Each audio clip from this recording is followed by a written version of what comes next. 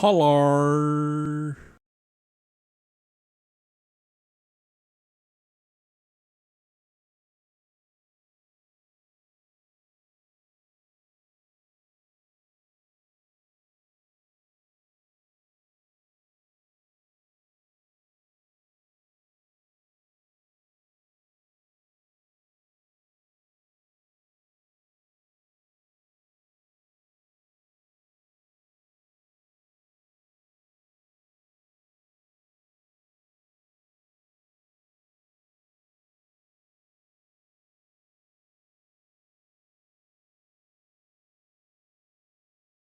Very, very thick, very chunky, and they are packed to the brim.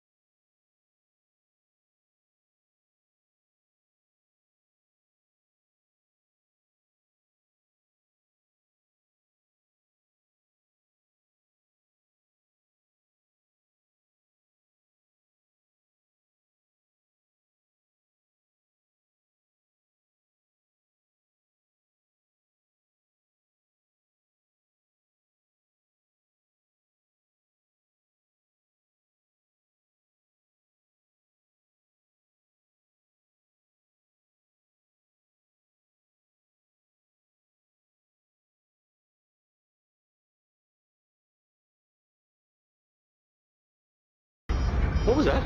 Did you see that? Was that the primary buffer panel? It did seem to Did the resemble... primary buffer panel just fall off like Gorham ship for no apparent reason? This landing is going to get pretty interesting. Define interesting. Oh God, we're all going to die? This is the captain. We have a little problem with our entry sequence, so we may experience some slight turbulence and then explode. Leave all that can be spared behind. We travel light. Let us hunt some orc. Welcome in, everyone. Happy Friday. How we going?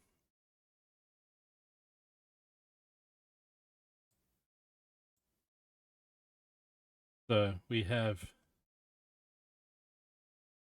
lanyard souvenirs from shows in Brisbane. So I've done my own state.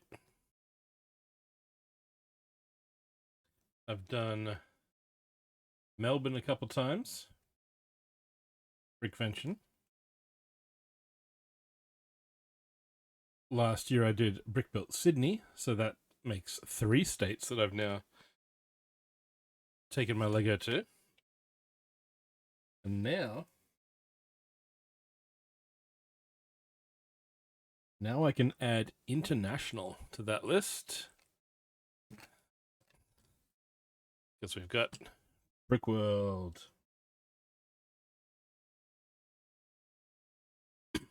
The plan today is just to go through some of that stuff and look at photos from the convention and not do it like a year late like I did for... Well, it feels like a year late for Brickvention and Brickbuilt. Got a whole heap of bricks. So I got some from Bricklink with their 25th anniversary. But then I've got some Twitch brick building community ones and got a whole bunch of other streamers 1x8 bricks. So we got 2 Twitch ones, Millennium Makuma, we got Quack, Local Brick Shop, Astro, EO, Coop, A Skywalker, Matt from Brooks Bricks, we got Og, Home Bricko, Medusa, and Silver. I think that's all I got, brick-wise. And I have a Quilt Lego Mama part that's signed. And I have a token from Bender. A duck from Quack as well.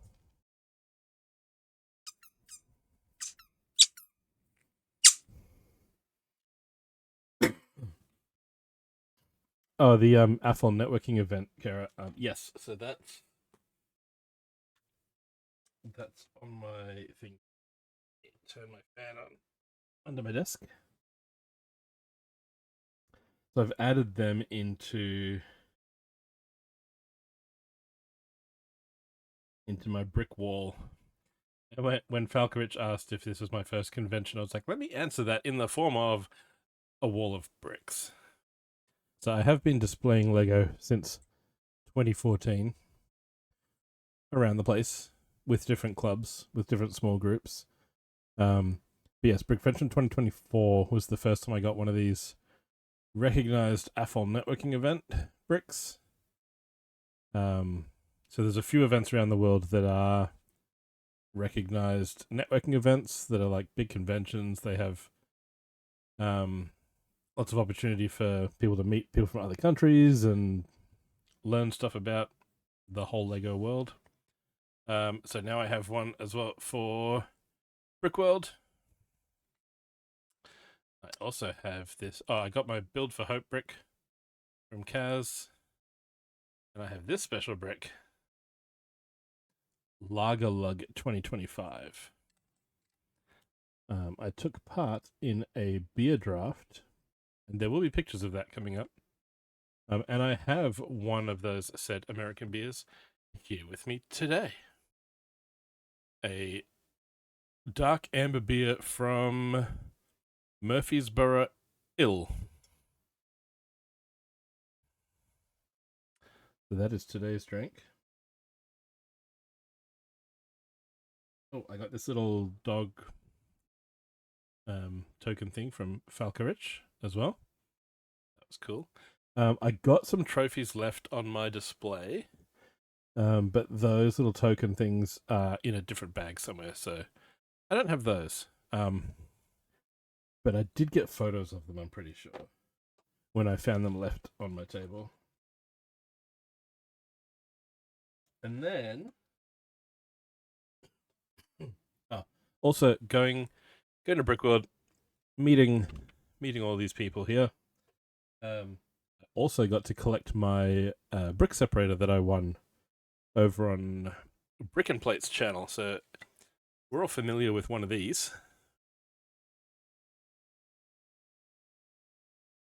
I now have one of these. I think it's... Thank you, Kara. It's 4 times the width. So it's 4 times the height, 4 times in all directions. And it's very cool, very thick, very chunky. I can just put that on camera and just confuse everyone. Brick separator for scale. You have one of the 400%ers. It's a good size. And hey, Og. Speaking of Og, look, it's an Og brick. And then my door prize set was this one here. It did not cope well in the flight home. Not like my mosaics. So obviously there's a lot of air in this. So yeah, it got beaten around a bit in the travel. So yeah, glad I'm not collecting the box.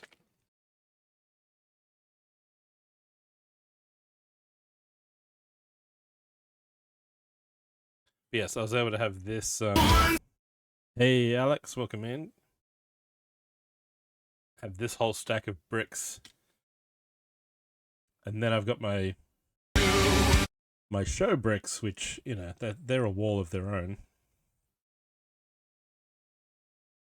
So yes, we now have...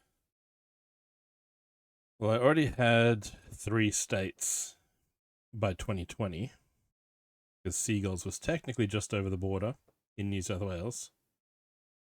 But now I've actually done the Sydney show as well, so I've done 3 of the big shows in the state capitals, and now we've done 1 overseas one. So what's next? UK, Denmark, New Zealand? I don't know. But yes, added to the wall, made a mini wall of these bricks. I need to get more of my own done up. I had a few printed by a local guy here. I need to get a whole bunch more done up now.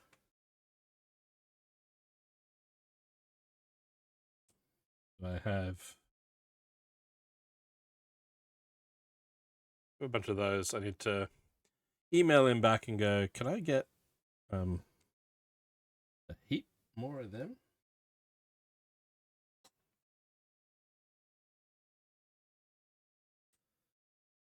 Oh, and I got a tile from Astro as well. Little maple leaf on it. And Kara wants a Mrs. Bricko one.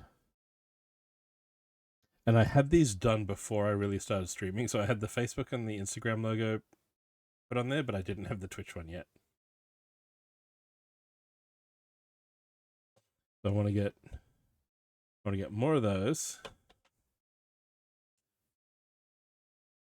And I want to get a handful more of these as well, if anyone's interested in these.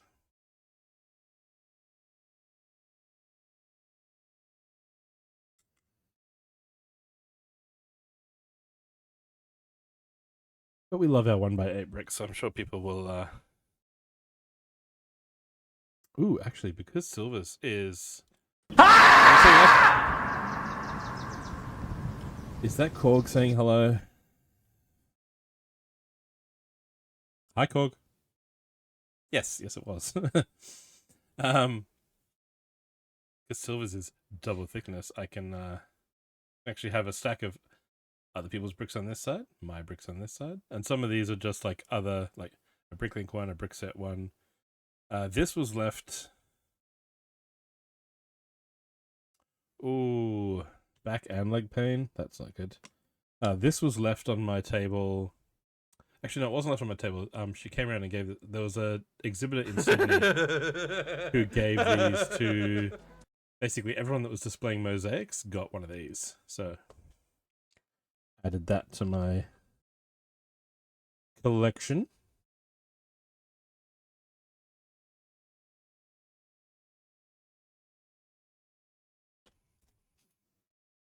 Look at this, and then this was very cool. In our pack, we got the new attendee brick. That was handy to see. Oh, there's a 172 ornithopter. How big we talking? How chunky?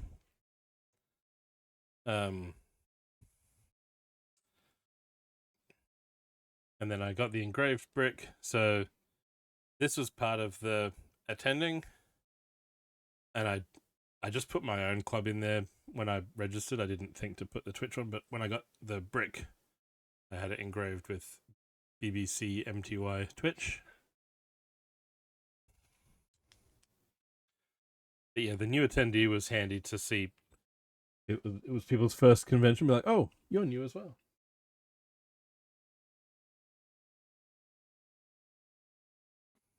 Right. Move those to one side.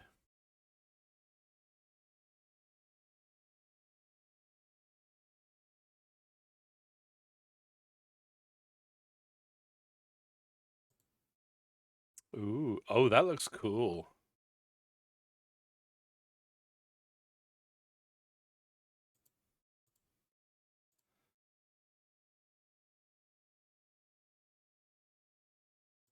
Oh, and is that it next to its the existing model? Includes 4 crew figures, transparent parts for the canopy, and a display stand. Nice.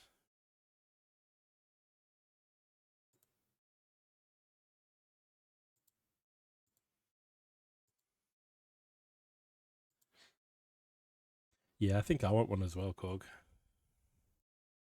Nice. All right, so let's get into some photos, shall we? And I'm going to crack this beer open, and we're going to see what it's like.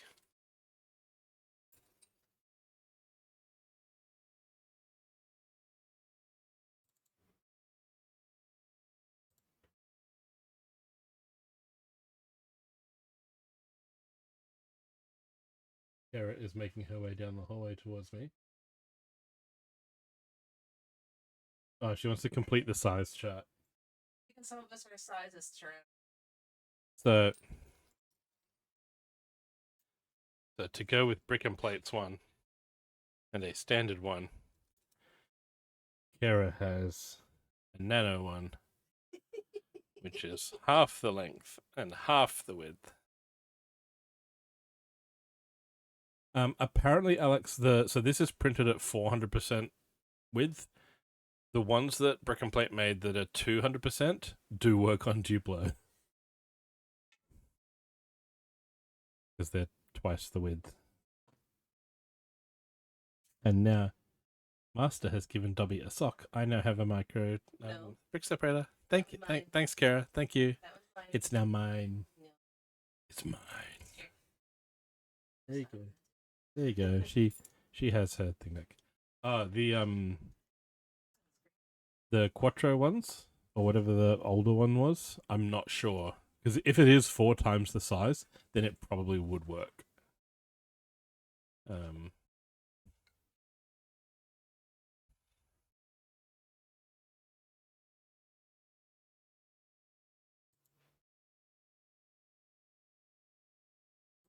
Let's see if I can do...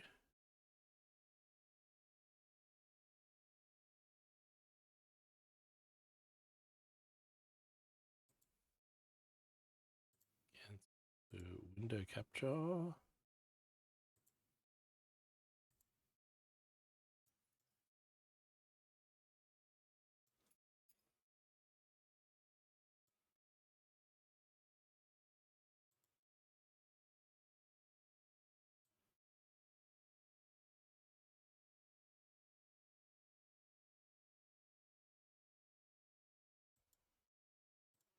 No, that doesn't like that, does it?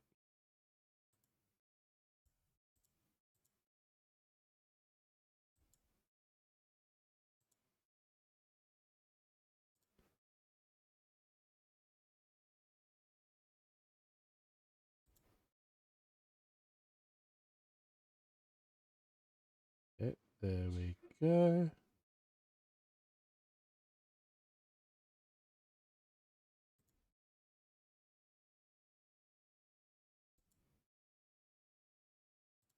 Hey, there we go. There's our...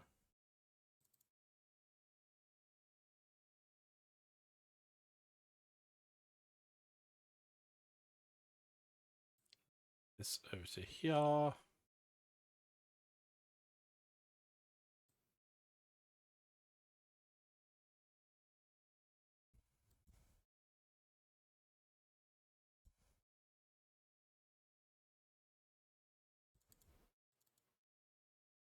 Okay, let's figure this out. Okay, what's going on? Nice legs.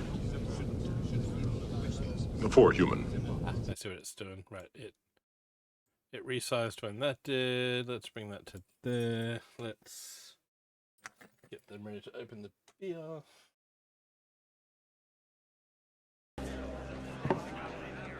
What's that? This, my friend, is a pint. It comes in pints. Oh. Hey, Rabri.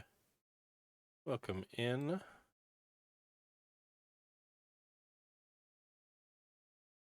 Gonna move this behind. And me there. There we go.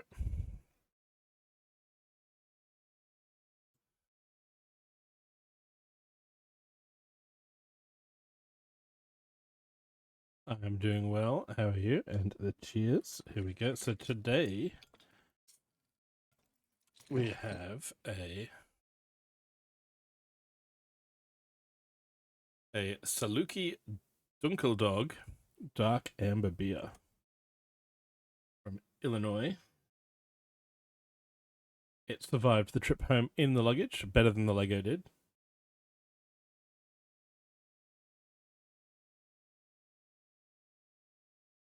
Nice legs.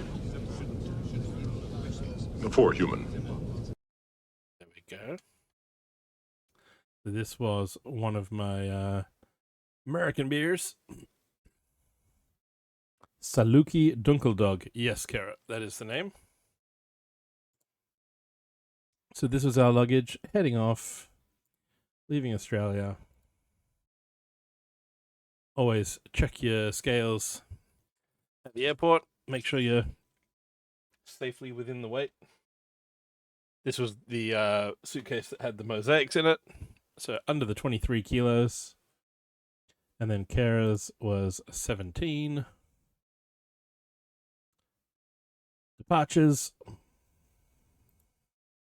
And Kiddles had scored us some lounge passes. So getting to relax and have some breakfast before the flight was much, much appreciated. Cheers, everyone.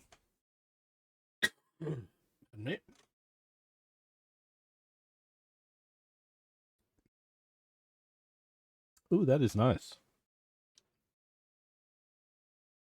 So yeah, first course was some apple juice and some fruit.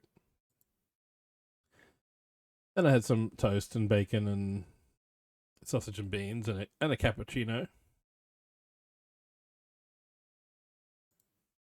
Then I had a breakfast beer. And that was more because it was Squiddy's 20 years at work. So, and it was rough. This was roughly around the time we normally would take our morning breakfast break at work. So I sent him a couple pictures, you know, with the doing a cheers with the coffee and with the beer, going, you know, living the high life, being fancy. as one does. That was the Plaza Premium Lounge.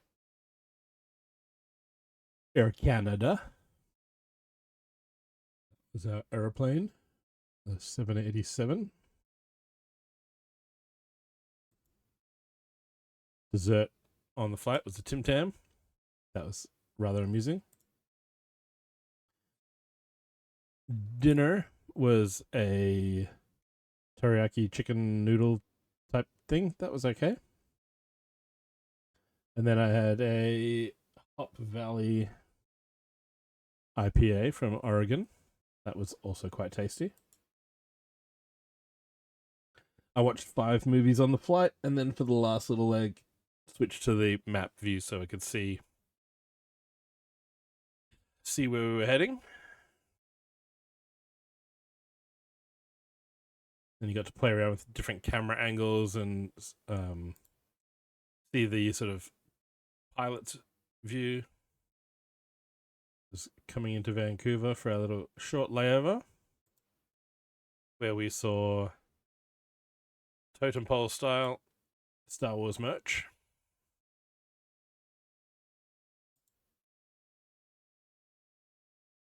Didn't get any, just took photos of it. And then this was the selfie to prove I'd been to Canada. I did not Very cool. I did not have a coffee, and I told my Canadian coworker when I got back to Australia, I was like, I didn't have any coffee. That was just proof of Canada. That was just like, yeah, I'm here.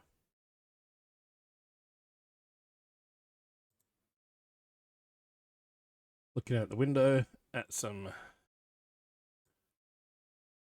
mountains and rivers. Getting closer to Chicago.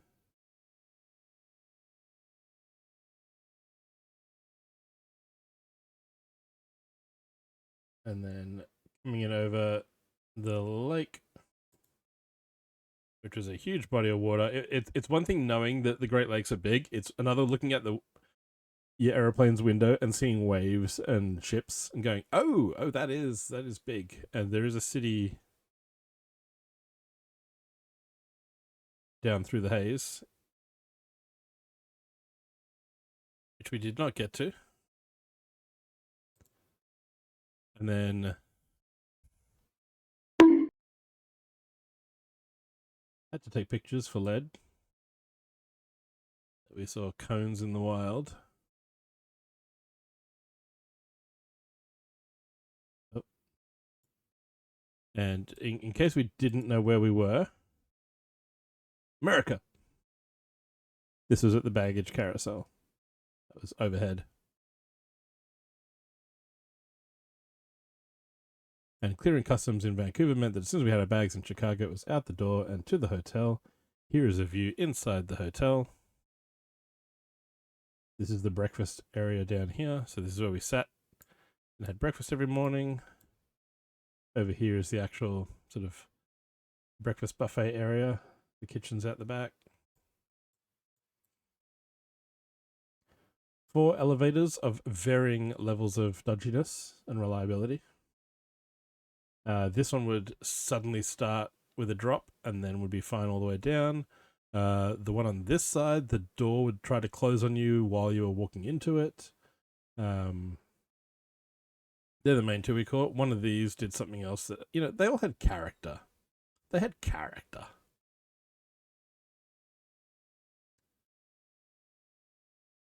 And then the view out our bedroom window was of the Renaissance Hotel and Convention Center. An 8-minute walk across the parking lots. So that was very handy.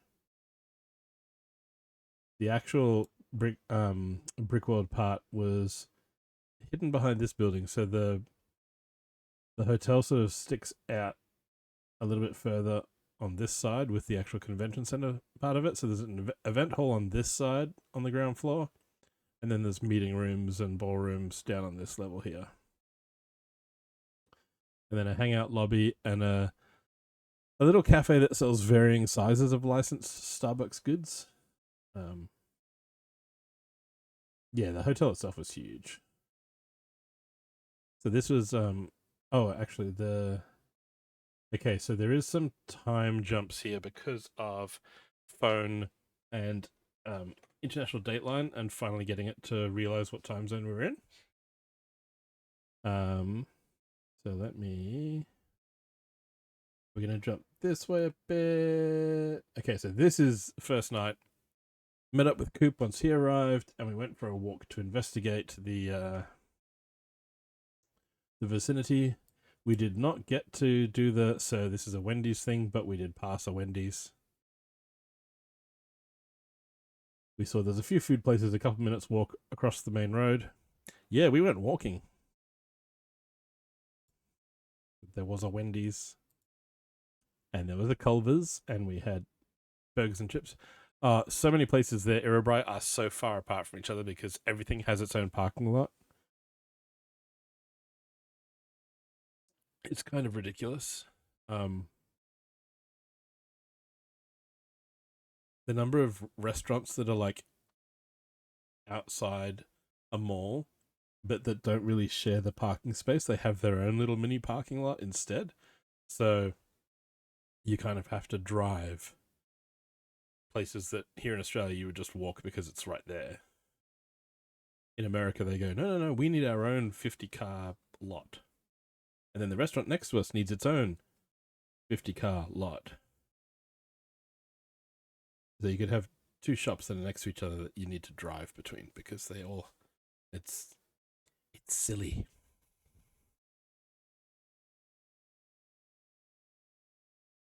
But yes, this was tasty. And there's Coop, not feeling jet lagged. Nice legs. This is not a jet lagged face at all. Poor human. This is not I've just spent 9 hours on a plane.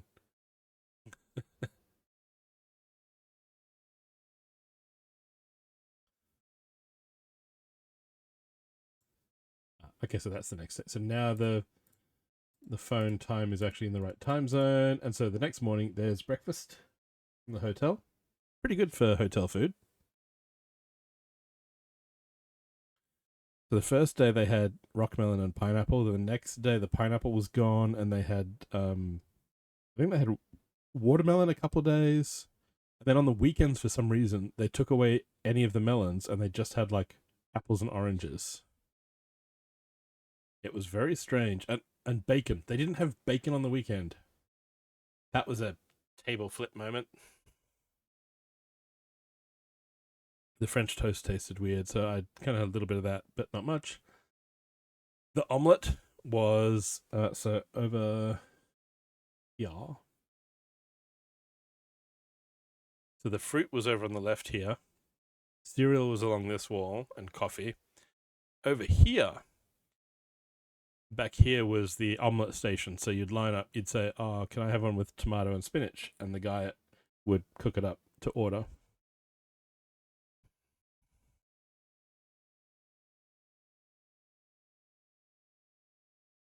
So that was my tomato, spinach, bacon omelette. And then we went out for another walk because we knew this time that where Aldi was, and it wasn't closed. It was closing, I think, when we went out for dinner the night before. So this is Kara and Kittles and Coop, and we are walking to Aldi. And the first thing I saw was chocolate lava cake stout, and we ran into some other Brickworld peeps who did the same thing I did, and as soon as they saw that, grabbed it. They saw me grabbing it, and they're like, "Ooh," and I was like, "Yes, I like every single word on this box." I still haven't tasted one, but I gave one to a guy at work, and he said it was really good. So yes, chocolate lava cake stout, and apparently he said it's very drinkable and does not taste like it's got 8% alcohol. And this was our highly responsible, look at us, we're adults. We're buying snack food at Aldi. We're buying cookies and Pringles and a carton of Coke and some muesli bars and some cider and some juice and milk.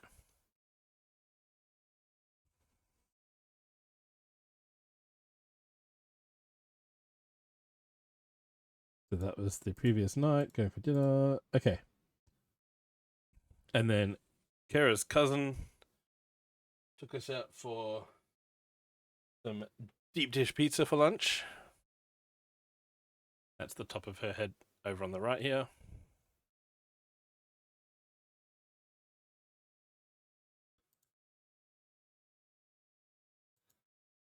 And this was my first Chicago style pizza. It's probably slightly thicker than it looks in the photo, and it's not as liquidy as it looks in, like this looks really shiny on top. And some of the tomato was a little bit, but it wasn't like oozing or anything. It was just nice thick cheese down the bottom here. And very pastry style edge. Yeah, yum. I could have gotten more of that.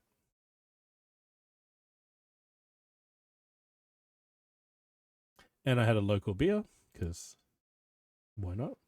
When in Rome. And then this was at 3-ish in the afternoon. I was going to head over and register and take my bag of Lego and find where I was setting up. Massive, massive event hall, bigger than anything I've been to in Australia. Just tables and tables and tables and tables. So there's my brick badge. And this is how my mosaics traveled. So in the Ninjago box are 16 mosaics. 2 stacks of 8 just slid in there, box taped shut, no padding, no plastic, just taped shut. The Jurassic World box has another 8 in there. And then in the space box, it had room for a few more mosaics. It had our panels for the Stream Team logo. It probably had like this brick stack and things like that in there. It had a brick separator. It had other tools and things up one end of it. And then that was all layered in an IKEA zipped up bag, which I had inside my suitcase. So they were taped up in the cardboard boxes. They were in this zipped up bag, so that when I opened the suitcase, I could move the clothes to one side, lift this straight out, and just carry it to the convention hall and be ready to go. And there we go. That's how they just literally stacked one on the other. The astronaut is such a cool set. The helmet that hides a minifig is so cool. And then that evening was the beer draft. So I brought a 6-pack of Brisbane beer with me. And that's these cans here, the Green Beacon Tropical Pale. And what happened was we all drew numbers, and then they hey Ebe, yes, Erebright, a beer draft. So I took, everyone brought 6 beers, and then you grabbed a number, and then they ran. There was 38 of us, so they ran then in order from 1 to 38, and then from 38 to 1, and then from 1 to 38, and then from 38 to 1, and so on until everyone had 6 beers. And they kept us honest. There were some people that only brought a 4-pack, and so once they'd gotten their 4th beer, they handed in their number, and they were out of the call. And so once you'd gotten your last beer, that's when you went back up, handed in your number token, and you got your Lager Lug brick. They also had 2 special one-off bricks. The person whose beer was gone off the table first. And I'm going to type this for the pun.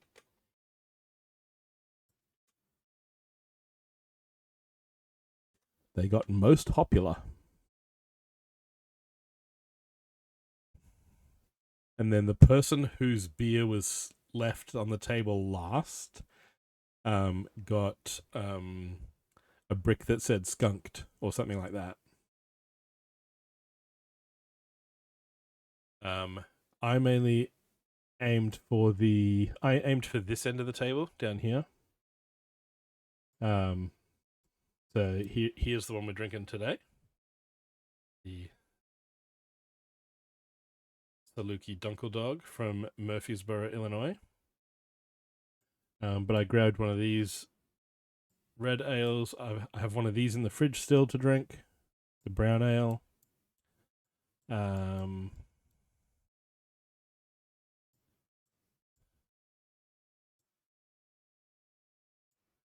What else did some of the other ones that I'd already grabbed are probably already gone by the time I took this photo.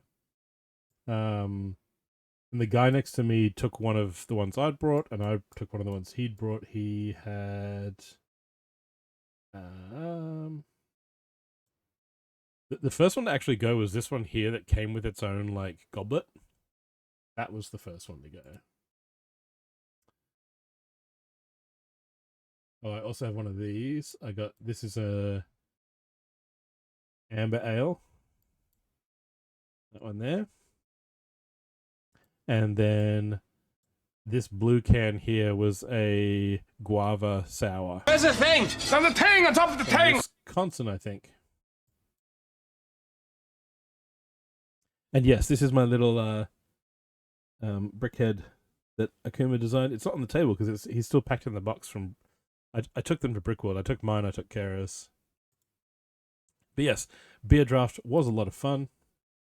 And you can see the numbers dwindling there as people go up and pick. And then the guy on the left here, his number's coming up soon, so he's just seeing what's left on the table, so that because they kept it moving pretty quickly.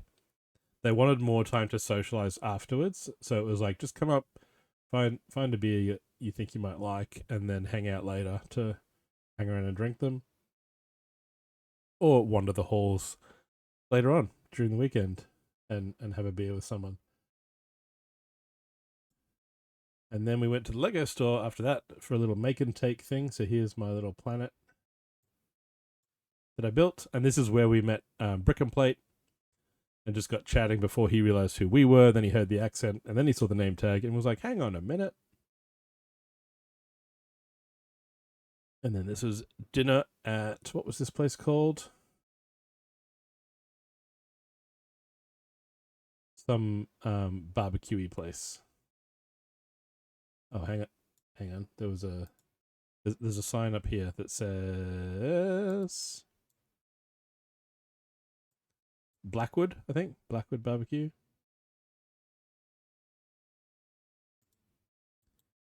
This is my pulled pork sandwich. Yeah, when you something Blackwood something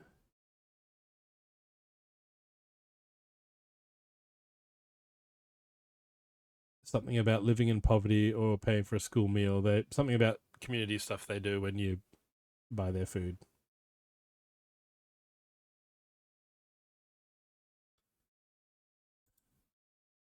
It was very tasty. This was a funny little box used as a place card.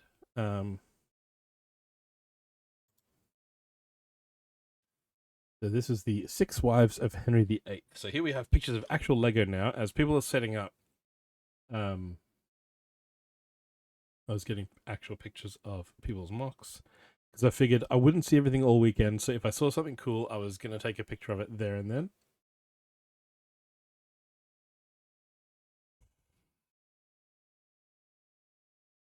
And this was a whole bunch of Belleville-sized figures as the 6 Wives of Henry VIII, all with a little name tag and like divorced, beheaded, etc.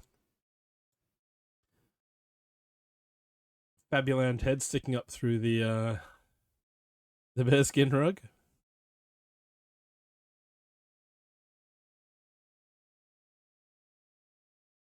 This one I think was nominated in one of the humor categories. Oh yeah, the stickers The stickers are not straight.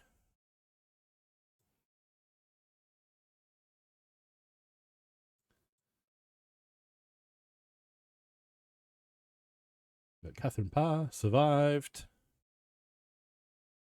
Jane Seymour died. This one was a not for kids Lego display. But nice use of a red minifig hand holding one of the pins.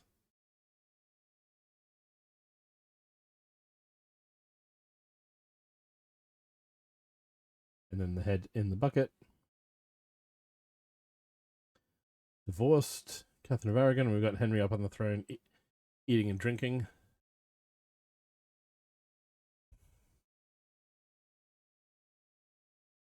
It's the suitcase from Inception. Complete with tubes and clear bits and lots of Technic and wiring because it had lights and everything as well.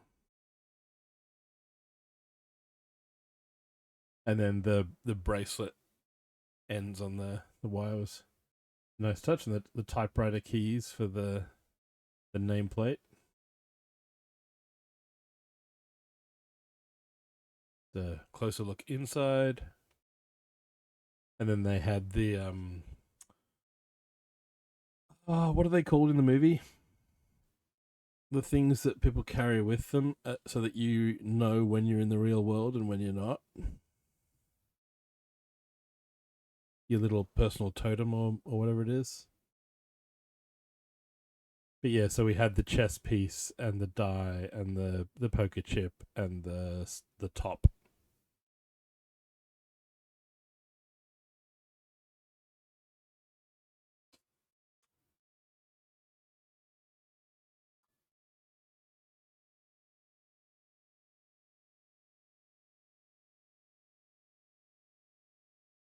Lego guitars are always cool.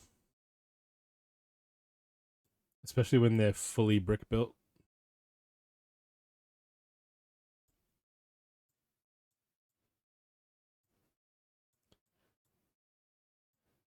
And you can see some empty space in the background. People are still setting up on this night.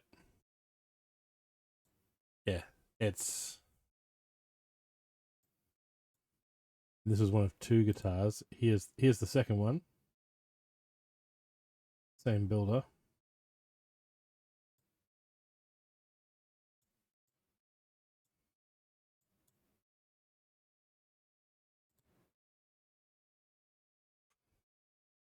That one's from Cyberpunk.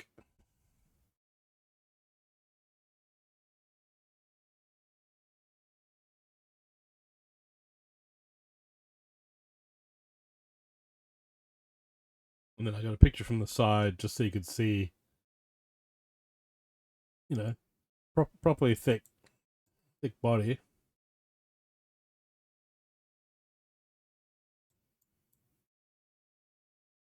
Yeah, incredible work on the, and yeah, you've got a strap, but then the Technic and the bricks to actually have the clip.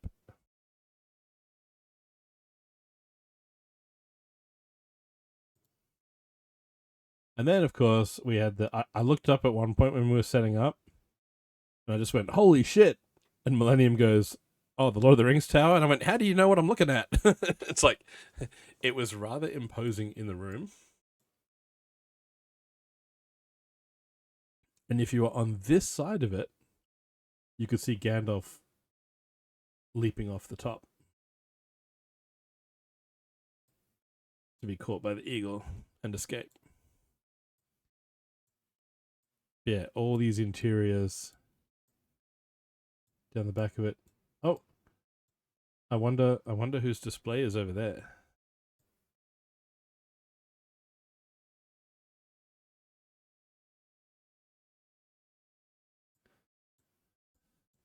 Yeah, all these interiors had the little mini forest garden between the wall and the tower. Had some Ents arriving.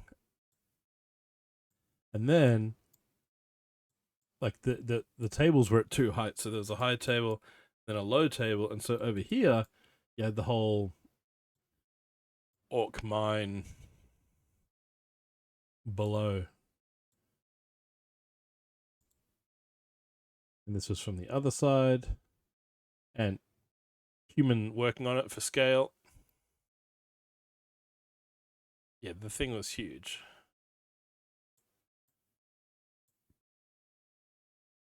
There's more photos of it later. Tower of Orthanc, mines at Isengard. And I made sure to try and get the picture of these cards with every build, so I knew who to look up later, who to credit. Skull and Cross Swords is this mosaic. And the way this was done to just be slightly 3D by raising these tiles out from the main surface. Raised by one layer. Raised out by a further layer. They had the sword blades. Yeah, and so many parts critical. Look at the size of this thing.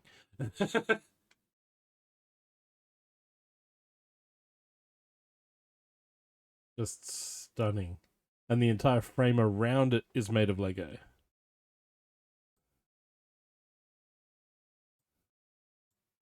Like, just an insane amount of parts. I don't want to know how many dollars go into making something like that. I know how expensive my mosaics were, let alone buying individual dots. And then, spoiler for what's coming up next in the pictures, but you can see right next to it. Welcome to the party, pal! Was a black pearl. And this won Best Sea Ship.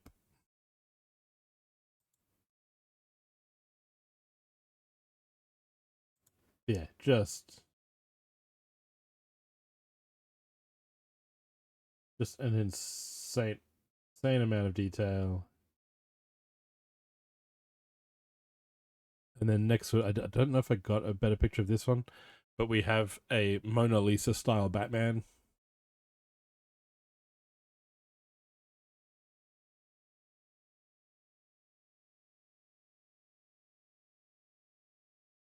This is the face I use on my sig figs, and someone made a mosaic of it. Andy Warhol style. I thought that was cool. This was a cool modern art piece using a whole bunch of different 1x1 type pieces.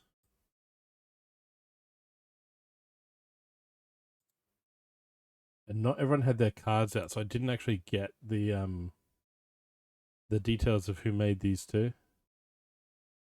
Like, I know, yes, Kara, that's the start, but like, who actually built the Lego model? I didn't get a card of that one.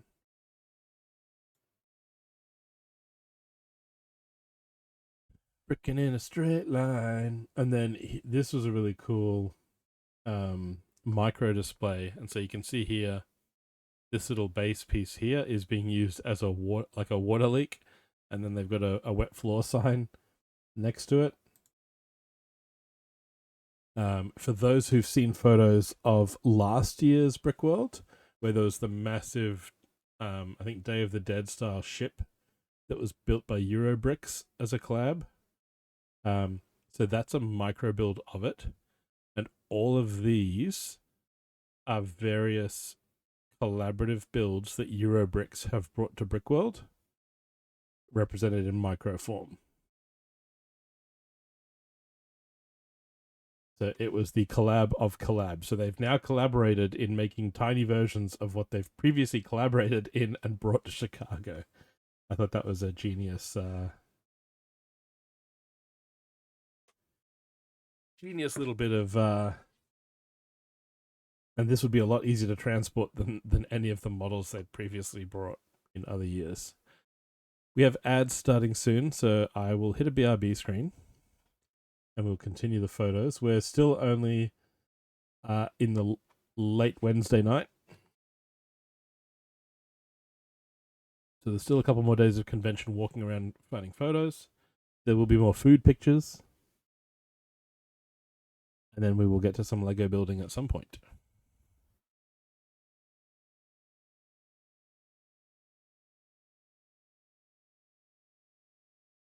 Bum, bum, bum, bum, bum, bum. Oh.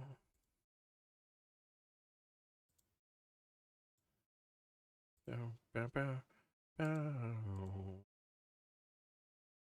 Bow. So I'll hit that be right back screen. Grab yourselves a snack or a drink.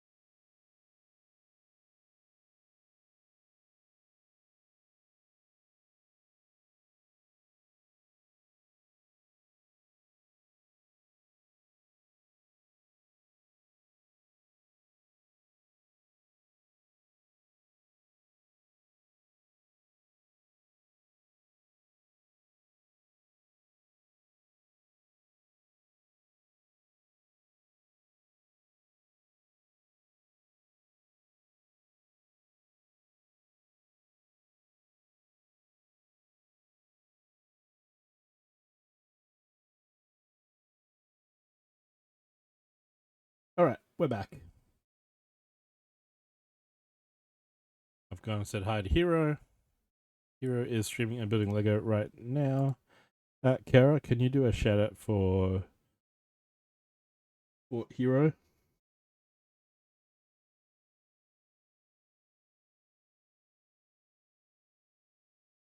And according to my beer app, this is my 15th different beer from a brewery in the US.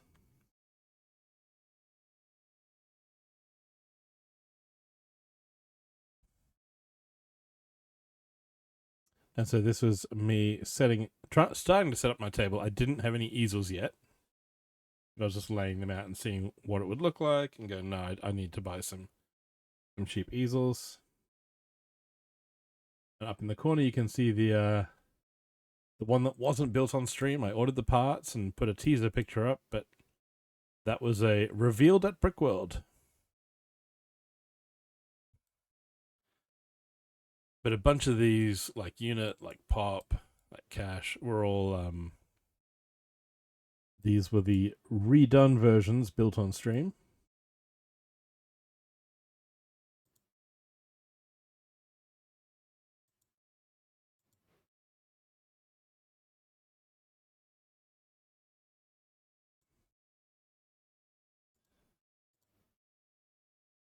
And then we have the Brick Building Community Stream Team logo. And all our wonderful contributors there. And this was on day one, we were still waiting for a few pieces to arrive. But it was taking shape. You'll see another picture later. It looks amazing. And you can see over here, some of Millennium's brickheads waiting to get unbagged and set up on the table. The Magic School Bus. And then this is my experience with Hotel Coffee. I'd never used a machine like this before. It was horrible. The coffee was weak, and I was like, It had caffeine in it. It tasted vaguely like it had some coffee in it.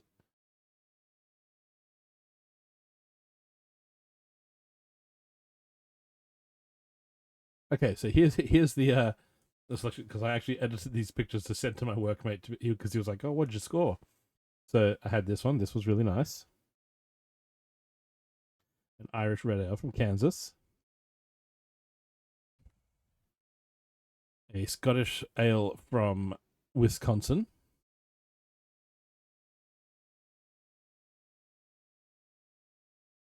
We have this one from what we're drinking today. The brown ale from Missouri is still in the fridge downstairs. The Colorado Amber Ale is also in the fridge downstairs, waiting to be drunk. And then the Guava Ghost was from Minnesota. And I'm not a fan of sours and those kind of fruit flavored beers, but this was... I've had some lemon ones that are horrible. I've had a mango one that was horrible.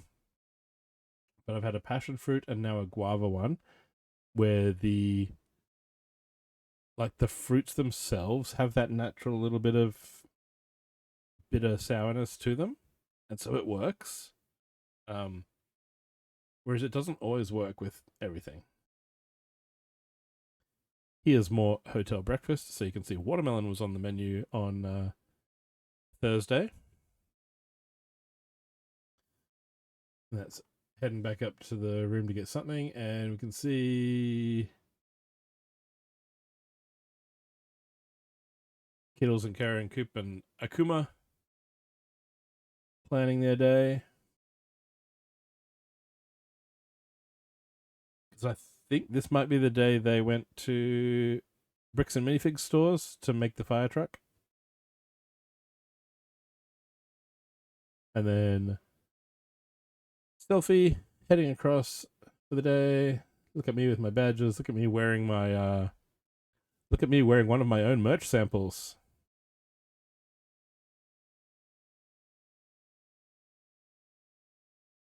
Hotel and Convention Center, walking past the water feature. There was a free bus thingy that went around to the mall and IKEA and a few other shops. I never took advantage of it. But I did go to, this was one of the, if it's your first time, we have these info sessions for first time attendees. So went along and found out how the judging worked.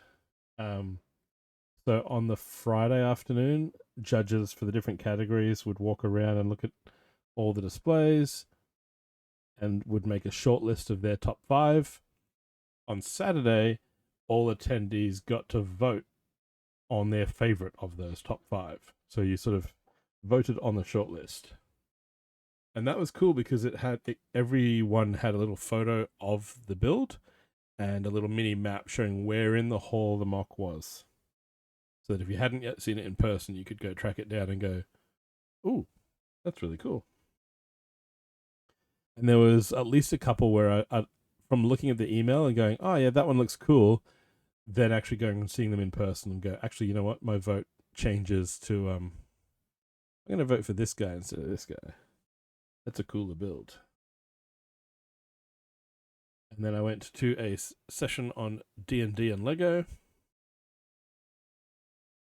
Talking about the different ways that people use Lego parts to make maps, to make characters.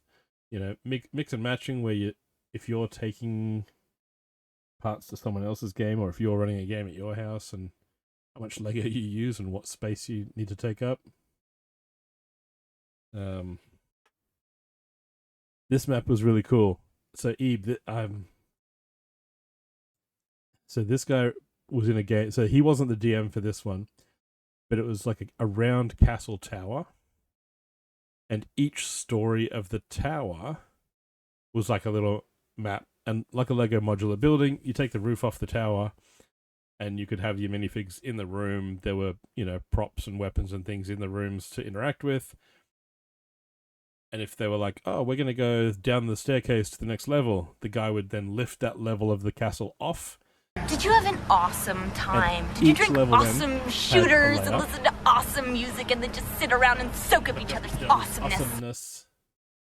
And then in this picture, what happened? This is actually the top of this wall is ground level in this map that the guy had made.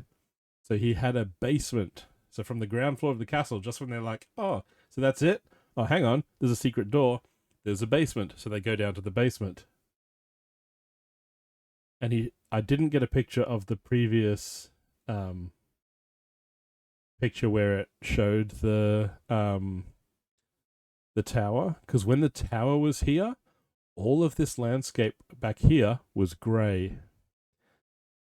It wasn't until they got to the basement that they found this little door, and the DM lifted off these panels to go, "Oh, by the way, there's also a tunnel back here." So I was like, "Ooh, that's really cool. That's some detail."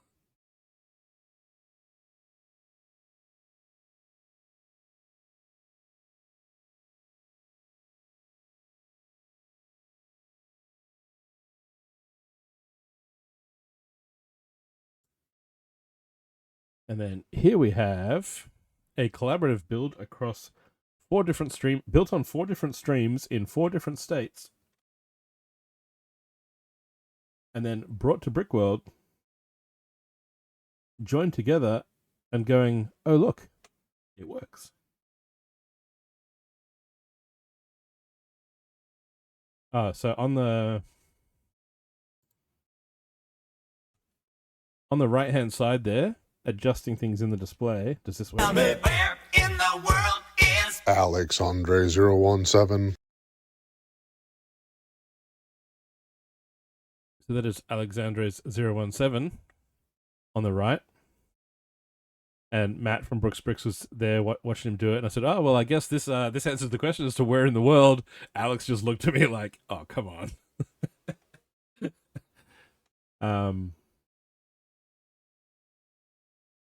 But I'm pretty sure this line here.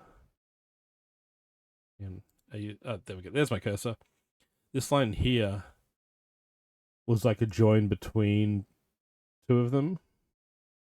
So Alex built this part, and I think TJ built this part. But they'd planned it out so that obviously the bodies of water lined up. Matt built a bunch of the ships that were around the place. Greg built, so it was Greg, it was Matt, I think it was TJ and Alex. I think that was the 4 that collabed on this one. And then Dave mapping the miles is, I think, sitting back here in this picture. He was part of this group that they were displaying now. Yeah, it looked really cool,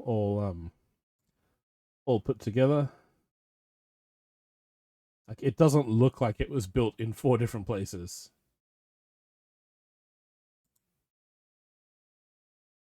And then that's them getting pictures of their work once they'd joined all together.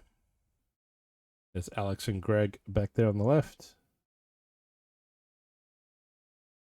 And you can see in the background the GBC, the Great Ball Contraption, where little Lego soccer balls will be conveyed up and over this bridge and then along different modules people build. This one in the shape of a giant excavator.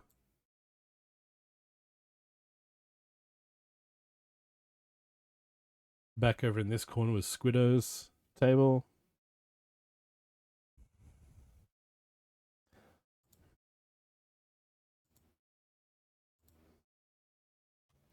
And then found a pirate display still being set up. Yeah, it's very rare for me to wake up exactly on time. But then I'm the kind of person that sets 3 alarms every morning.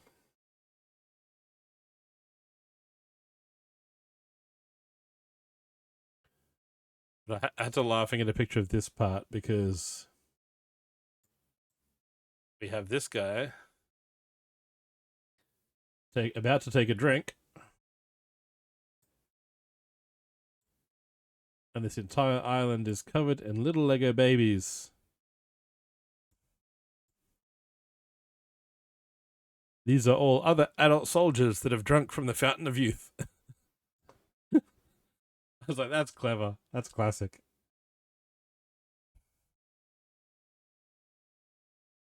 So yeah, it makes you young again.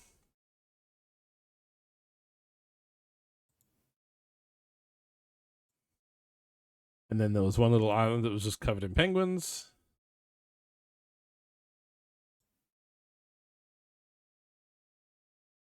And ships had...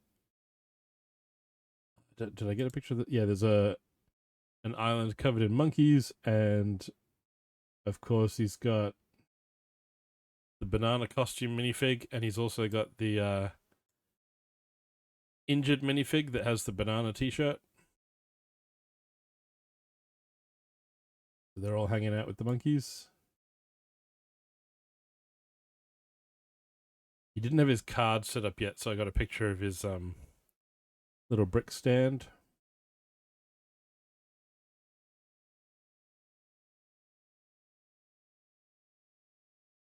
Oh, yeah, he did. He got the card out and was like, oh, here you go.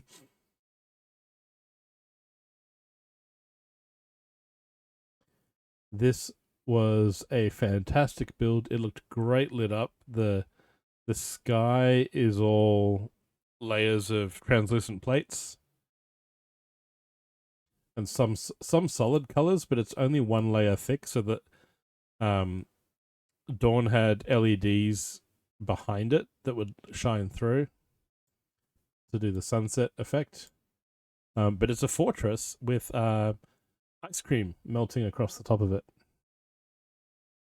Because it's not defending the Alamo, it's defending the Alamode. So, yeah, 10 pun points for that one. I thought that was fantastic. Very cool. Then she had a photo op mosaic. So all of this like light grayish white looking area around, that's not empty space. Those are 1x1 translucent clear pyramid pieces, like the little spiky Lego pieces by the 1,000. But that one was set up as a photo op so people could stand in front of it. That was also lit up at night.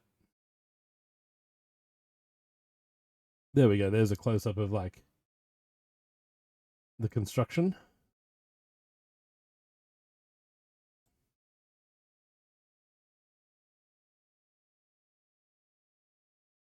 There's the builder information. She was on Lego Masters USA. I met her at Brickvention last year. This one was insane. I've just noticed the curved part they've used for the tongue. That's really cool.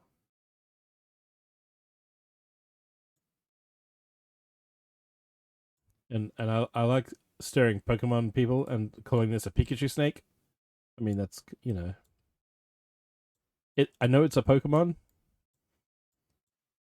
That's as much as I know, and it's a super impressive technical Lego build, that's for sure.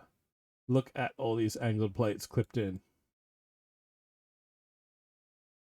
Look at the curves going on. The pose. Did you have an awesome time? Did you drink awesome shooters and listen to awesome music and then just sit around and soak up each other's awesomeness? There you go. Thrash. Creator. Zane Houston. Same builder built this mech.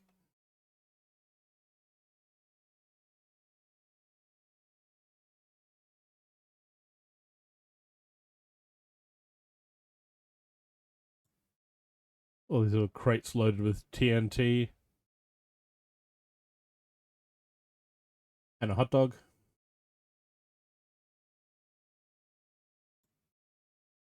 Crystal Cleaver is the name of that mech.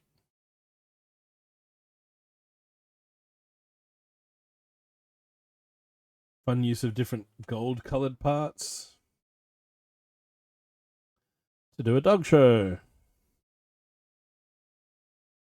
And using the little purple curtain around the outside was a nice touch. Nice use of like empty space to really look like a dog show. Simple, effective. 149th Westminster Dog Show. This display was still being set up, so I think there's other pictures of it later. But the stepped stand you see here, he brought in his checked luggage from the UK. All the minifigs were Ziploc bagged individually, and they came in his hand carry. Different fantasy style characters, all like official Lego pieces, but all custom characters. So he's mix and match parts to make different warriors, wizards, and pirates. And the insane part is he told me, and I was like, holy crap, that's impressive. And then he was telling someone else about the different characters, and I went, oh, he hasn't told you he hasn't told the really cool part yet. The crazy part of this is that amongst all of these figures, not one printed piece is repeated. So whatever headpiece he used for this guy, no one else has that same printed face in this entire mock. That every printed, there's one of that face. There's one of that torso. There's one of that torso. One of that torso. It's not like he's done two of the same pirate but done different heads on them. Everything is unique. I was like, that is some effort. Ran into local, got a brick. This is the map of the hall. As reference, the yellow rectangles are 6-foot tables, and the brown rectangles are 8-foot tables. So, there we go. So this table here, so I got an 8-foot table, but that gives you a sense of the scale of the room. We had vendors and things selling in the middle, but displays all around here, all around here, all around here. More than I could see, even in all the days we were there. Got a picture of myself pointing at where I was on the map, and then got talking to the volunteers that day who were manning the map station, and found out where they were displaying, so then went over and checked out their stuff. One of the couple built this big mosaic. I think the wife built this one, Laura Hammond. And then hubby built this one.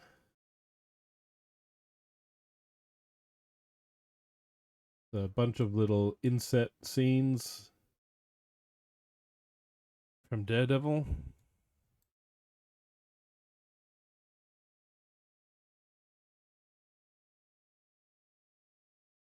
And then this.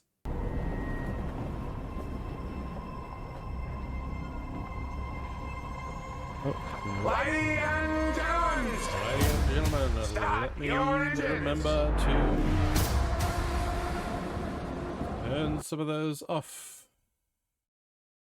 They're still there from the trucking stream.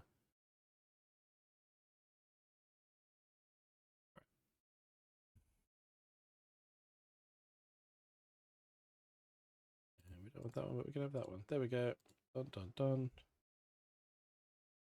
Also, hello Clockson. Yeah, so these inset scenes were really cool. This whole block rotated because the back of it will come up. Well, it will come back. It'll be in other photos. Water To drink. can do. Thank you, Carrot.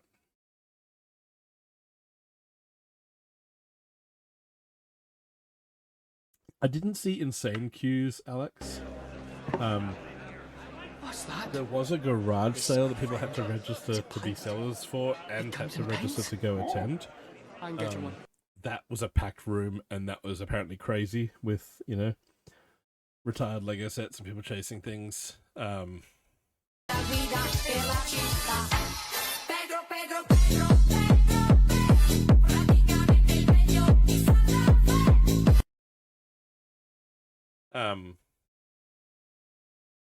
Yeah, I never noticed anything really crazy at like the vendors in the hall.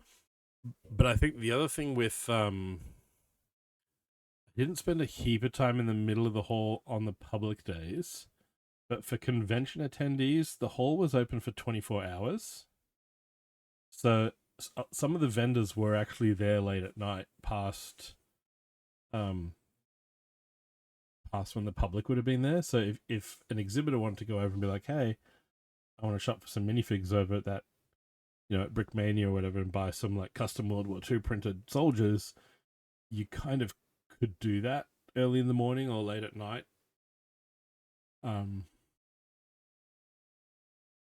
I wasn't really there to bring more Lego home than I left with, so. And then this is cool. I took a picture of this because I took a picture. Steve Reynolds built one at that was at Brickvention last year. It's a tree. What's it called? It's the inn of the last house or something. It's from some Dragonlance books. And so this one had like a flip up roof and fold open walls. So it could be folded up to look completely closed in. The Inn of the Last Home. That's it. Oh no. So yeah, it's super cool, like big chunky tree branches. Got a few pictures of some blurry pictures. The Inn of the Last Home.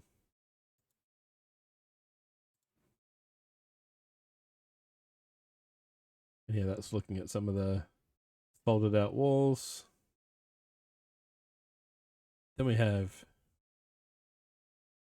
this is not a drill. I appreciate the humor here. And the use of a little spear tip piece to be the Phillips head.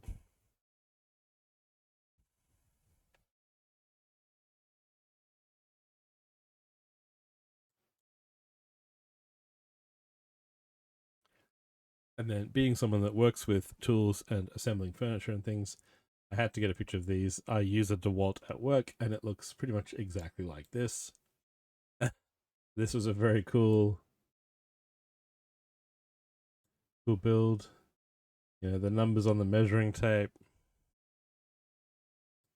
Pliers, the hammer.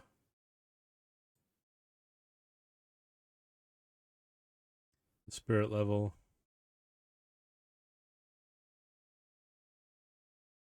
That was nominated for life-sized replica. I don't know if it got shortlisted, I hope so. But yeah, that looks pretty much like what I use at work.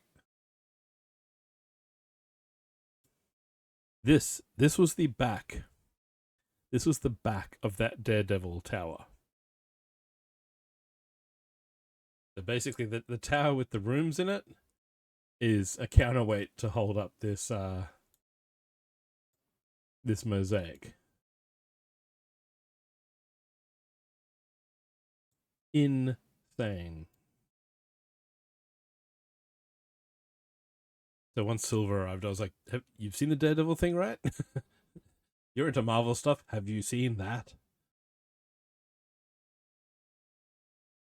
Oh, and also, so in the earlier picture, there was a white panel here with a little rail brick poking out. So this had a secret panel that he could lift out to show that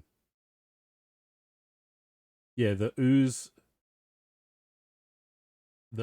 from the Oh No Daredevil's been blinded scene up the top, the ooze has leaked down into the sewers, and he had a rat and turtles eating pizza.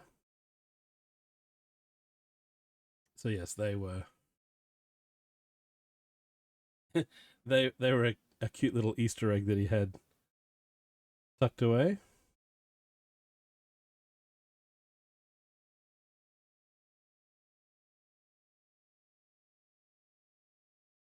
This guy, so this is still on, this is Thursday lunchtime.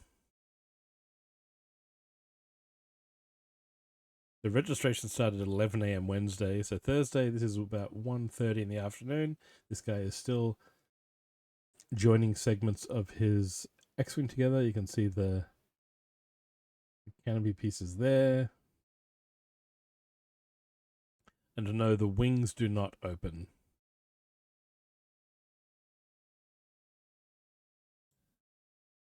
But there's some of the internal parts. You can see the skeleton that it's built around. The ball joint pieces here. So these white panels just curve around the Technic skeleton, and these slopes are just sort of rest in place to make the shape. And then they clip in down at this end as well.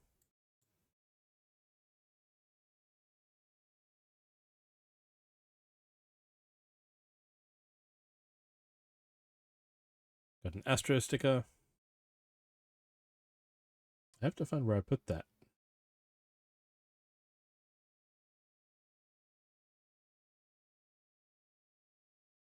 There were geese nesting between our hotel and the Renaissance Hotel. These ones over here, like, they're not babies, but I don't think they're fully adults yet. And if you walked too close, this one here would hiss. I got hissed at, but never attacked. It was just like, stay away. This is one of the food trucks. And I got a double cheeseburger. Look at that. Look at that oozing tasty food truck goodness for $8.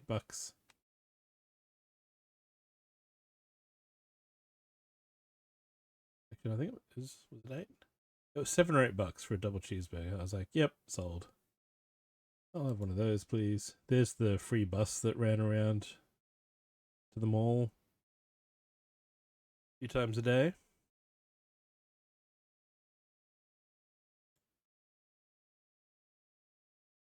There's another mosaic.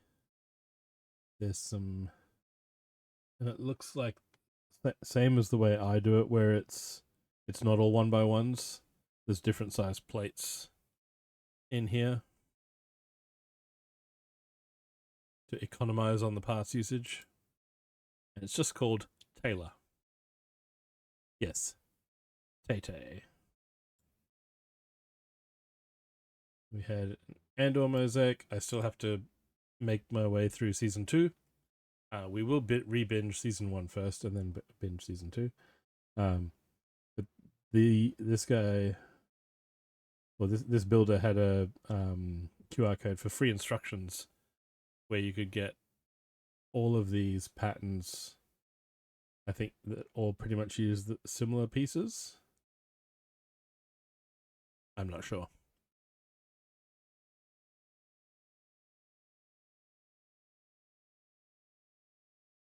This one was cool. The little brick-built beetles walking in front of a mosaic.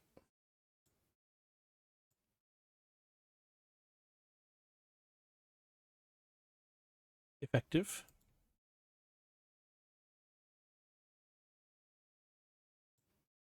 It's called The Crossing.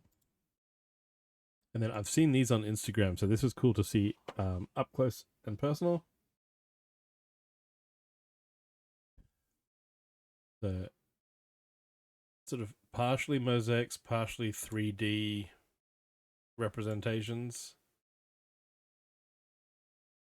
The build using the little micro figure trophy as the human figure there, with the actual vinyl in front.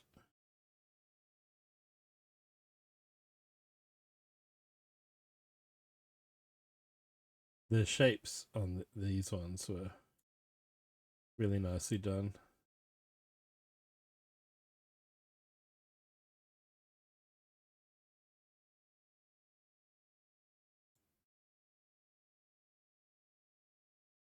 Slightly blurry.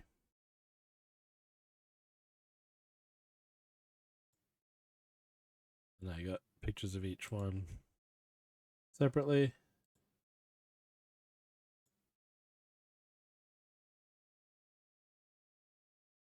You know, getting this cutout part of the wrist into the shape up there.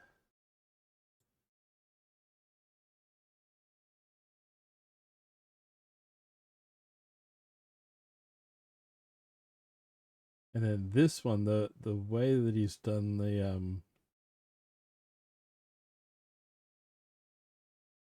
AM bands, you can see it's just little clips sideways and then just angled away from each other, back and forth. And so all these black clips just sort of fade into the background.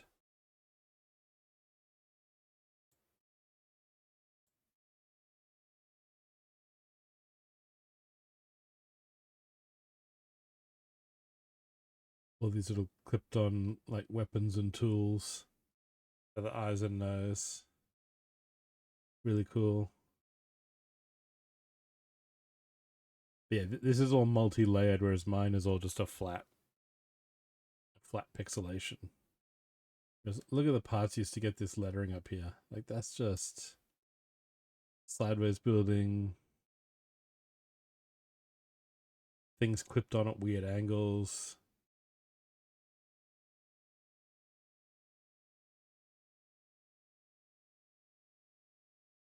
All sorts of crazy techniques.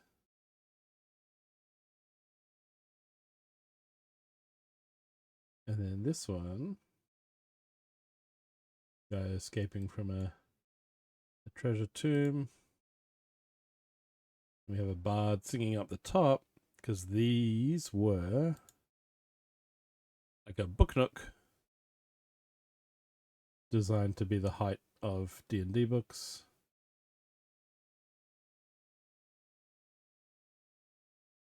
That was a really cool build. Here we go. Here's the full tower. This is the middle. He had three stands. This is the middle one, the tallest. But not one minifigure printed piece is used twice in this entire setup.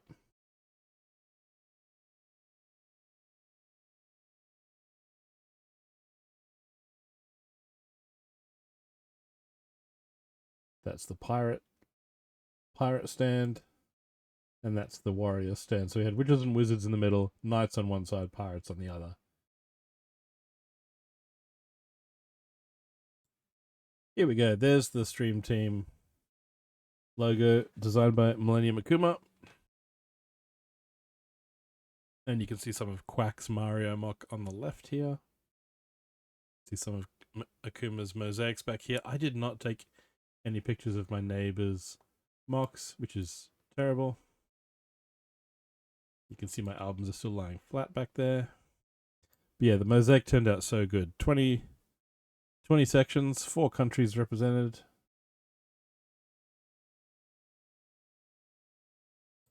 I built this square here. Kara did this top section. I think Kiddles was the next one over here. Oh. Build Time 13 did this square down here.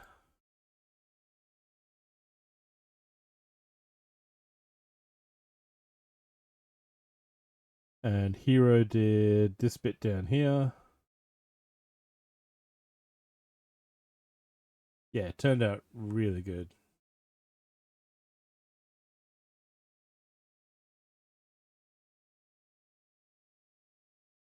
And there's the X-Wing. Hang on, let me just see what...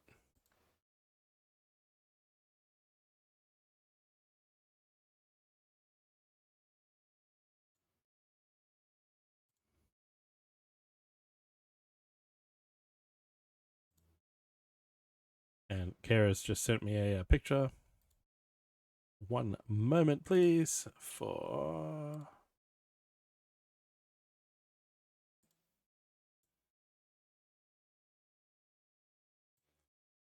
Megatron Prime!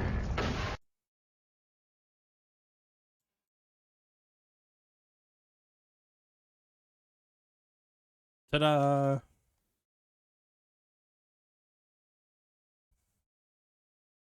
Kara got a picture of me on... I'm going to say, was that... What was the day we were all wearing our own merch? Was that Saturday?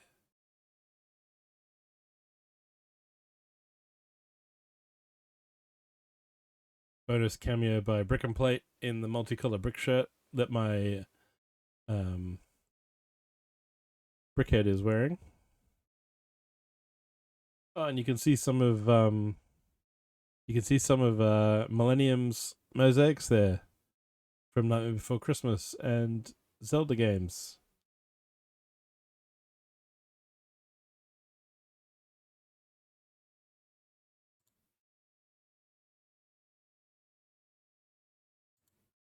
Yes, this is the finished X-Wing. So this is at 5:53 p.m. on the Thursday. He had it all finished. It is a 1/6 scale X-Wing with no metal supports inside. Barbie scale, about 91,000 pieces. Took him 20 months. Weighs about 100 pounds. And yes, the wings do not separate because of... because of the way he's got this landing gear back here. Yeah, this wing won't fold down because all of this is supporting basically that section.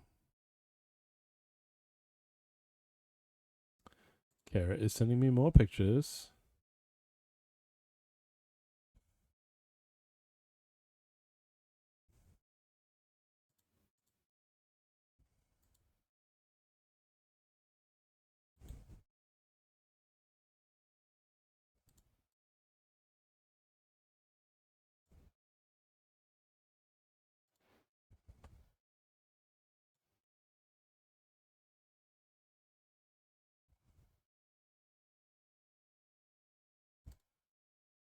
Kara is sending me a picture of Kara pointing at her square while wearing a Creator's Crew shirt. And then we also have Kittles in a Quiddles in a Kittles sweatshirt pointing at her square in the mosaic.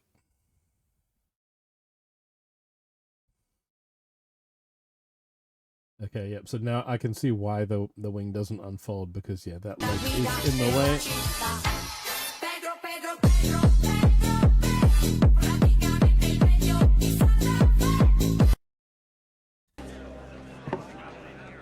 What's that? Cheers. My friend is This a is very pint. tasty. It comes in pints. I can get you one. It's a little sweet. It's not heavy. It's just very clear, but sort of reddish beer. Hang on, there's still some in the bottle. There we go.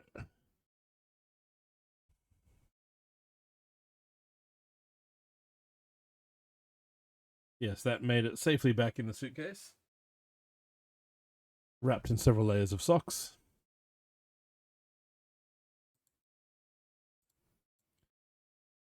And then this was heading to the opening keynote address.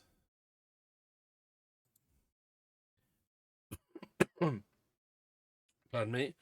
That is A Skywalker sitting next to me, and that is Coop and Millennium walking in wearing the shiny pants.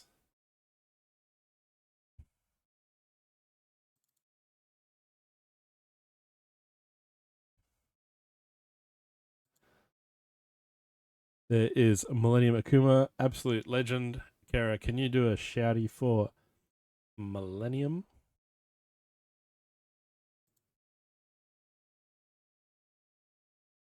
Who is often lurking around here. I don't know if he's lurking today, but this guy. No, he does not. Not yet. This guy's a legend. This guy designed the Stream Team logo mosaic. He designed the brickhead I made of myself. He was our chauffeur to different places around, like the mall, and to food places. Absolute legend. He slightly likes Zelda things. Slightly. Speaking of chauffeuring us to places, Coop going out for dinner in shiny pants. And thank you for the big shouty, Kara. This was much tastier than it looks in the picture. Chipotle, so I had rice, and then this was some sort of like barbecue-y beef, pulled beef thingy. And I had tomato, salsa stuff, some sour cream, some cheese on it. It was yum. It was much yums. And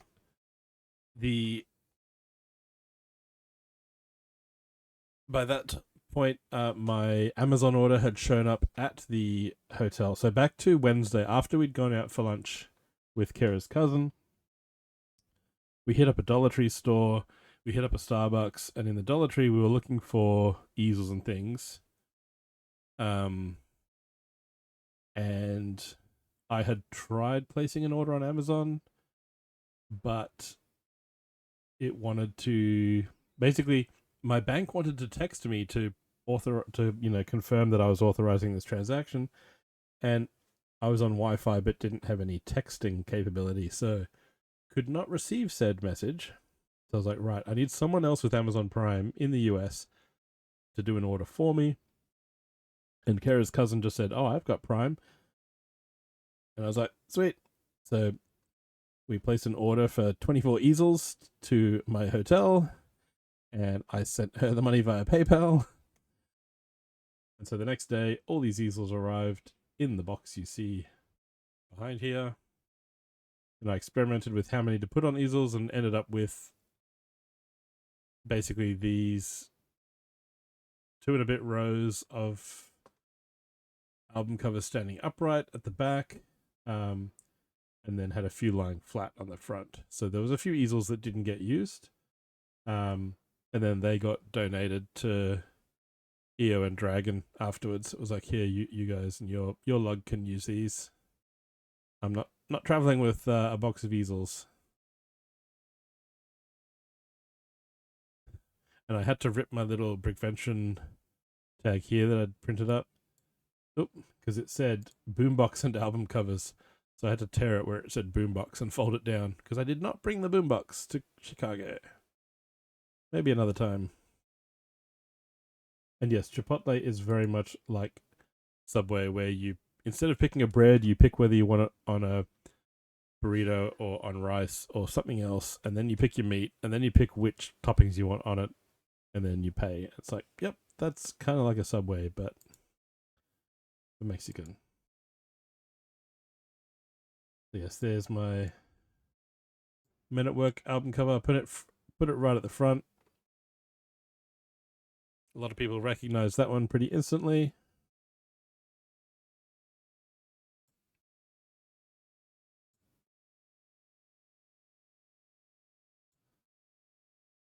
And then I had the little cards printed up for each one, and then just had them with all of them, so I wasn't having to explain what they were. There they are, all set up, all with the little cards, ready to rock and roll. This is at 10:30 on the Thursday night. Friday morning, cereal and fruit for breakfast, followed by bagel, sausage, and bacon for second course. And our breakfast neighbors at the hotel were displaying near us, so I went and checked out some of their displays. This was a massive battle between sort of traditional handheld weapons and held by penguins on one side, so swords, arrows, spears, and then on this side we had porgs in helmets with guns and tanks and things. And then up on the hill here, I have a close-up later, but yeah, we have a sniper and his spotter with binoculars. Very cool. Ice mock, cool fortress up the back. Cuteness War, Penguin's Last Stand. All sorts of little stories going on throughout the build. And yes, while the porgs had vehicles, the penguins were all riding wolves and tigers. They had an otter brigade. Little duel standoff happening on an ice floe. And unfortunate Luke Skywalker not saved from the Wampa. Chewbacca having a meal. Looking down from behind the fortress. The trebuchets were fully functional. There was another spring tension loaded thing. I don't think it's in this picture. But yeah, that multiple of the machines of war were fully functional. And looks like Brick and Plate left a token of appreciation over here.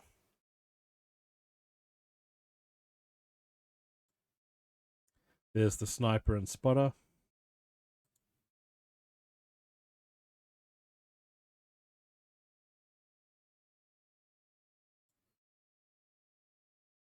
You will believe a penguin can fly. Eggs being used as cannon shells. The war room, the Porg generals all meeting, and then here was a very microscale version of the mock with the fortress and the plan of attack. There we go. There's the map. So here's the fortress in grey, and then the ice and the bridge leading up to it. A couple more angles. There's my sniper's view of the battlefield. all the little LEDs everywhere. And I went to some Bricklink sessions. And scored this building set. And then there's what it will get built into. So at some point I will be building this little kit. Celebrating Bricklink's 25th anniversary.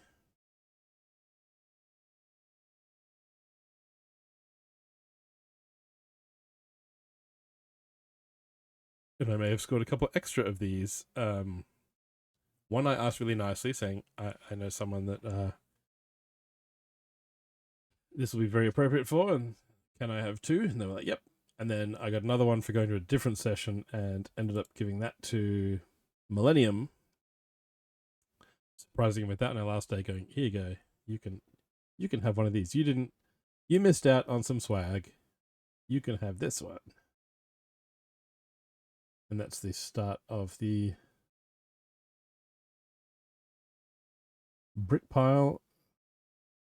So that was before getting Og, Homebricker, and Medusa's bricks. There's our brickheads. Mine and Kara's. And a little rubber ducky from Quack. With my event brick wall going on behind. Men at work.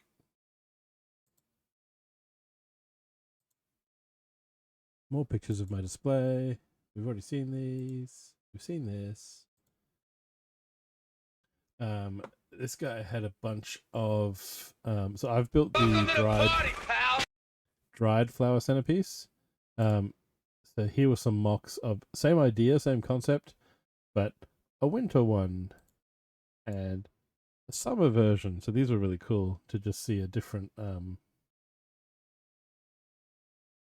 a spring one.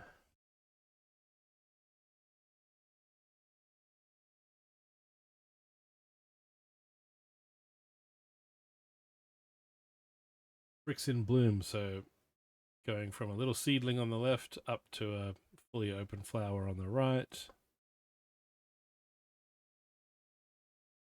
Bricks in bloom. Creator, red suit studs, and he was, that's him in the picture behind. He was wearing a red suit and tie. All of these different brick botanical pots.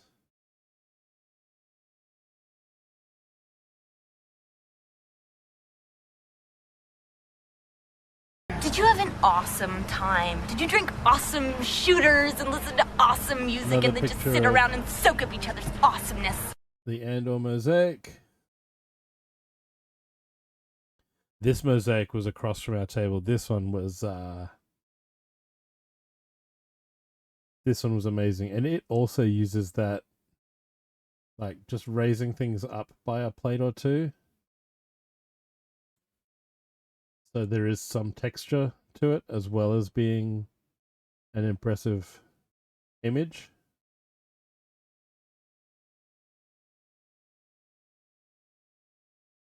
That one was super impressive. So is this one.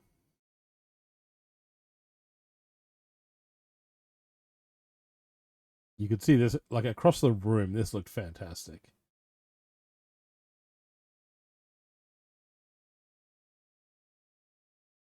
Oh, I didn't even see this. I used to play Descent. Nice. Okay, so I have a photo of something that I didn't even see while I was there. I was looking at the Muppets.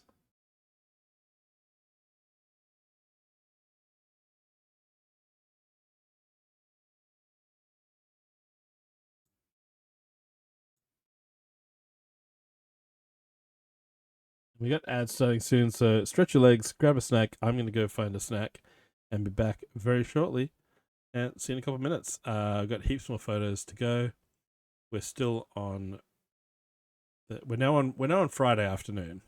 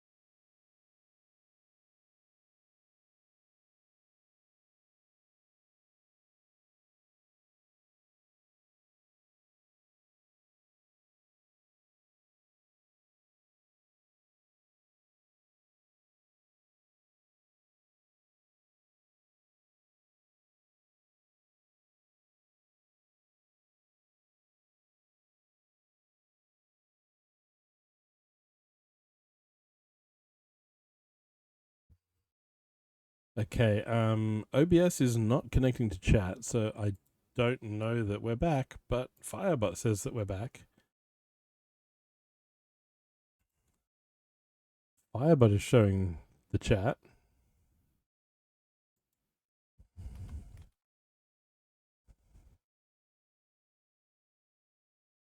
Okay. Nope, that is not.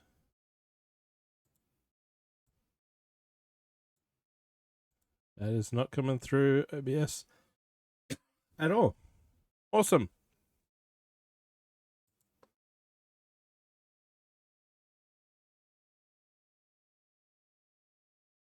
That's handy. The last thing showing in OBS is feel free to do the same and we'll see you in a few minutes. And now I've just got a spinning circle saying connecting to chat.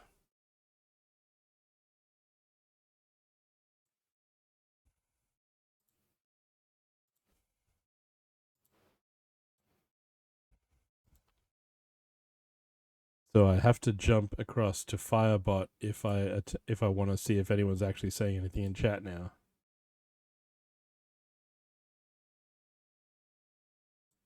Oh, now it's there. Welcome to the chat room. Yeah, thanks OBS. How about you do your job? Kara's question mark just came through chat now. Successful test. It did come through. All right, so the Muppet Show. That's where we're up to. Greater Tim Woods. Yeah, super cool. Super cool mosaic.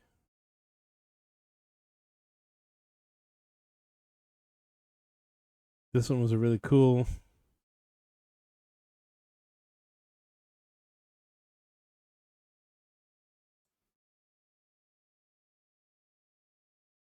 Rotating.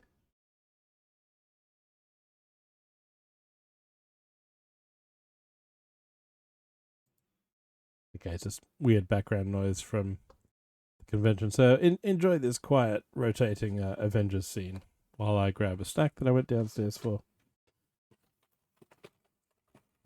during the ads.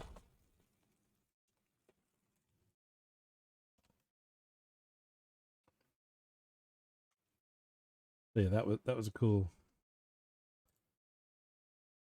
There we go, and I got vertical video of it as well as it goes around. Does the full rotating camera swoop around them all.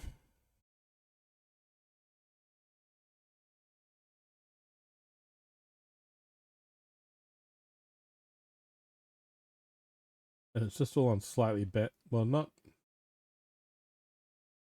I think the sections are about 2 to 4 studs wide. And then behind it, there's a, don't know if I got a picture. I didn't get a picture. So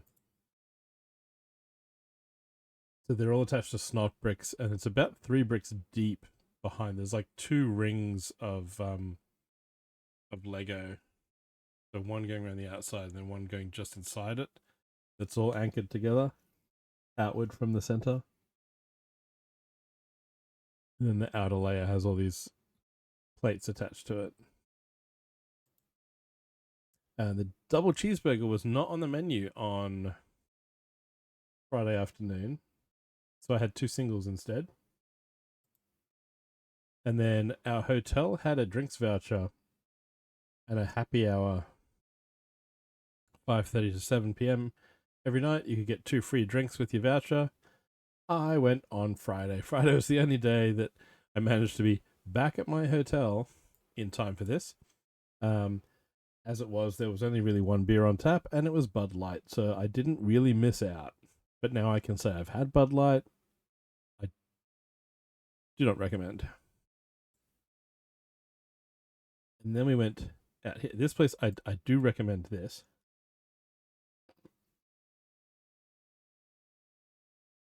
Chicken fingers.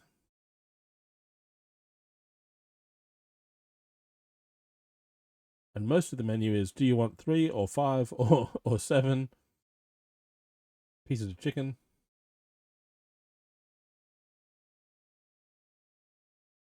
you get your crinkle cut fries, and you get your thick cut, garlicky, savory toast. That's fluffy on the inside and really tasty.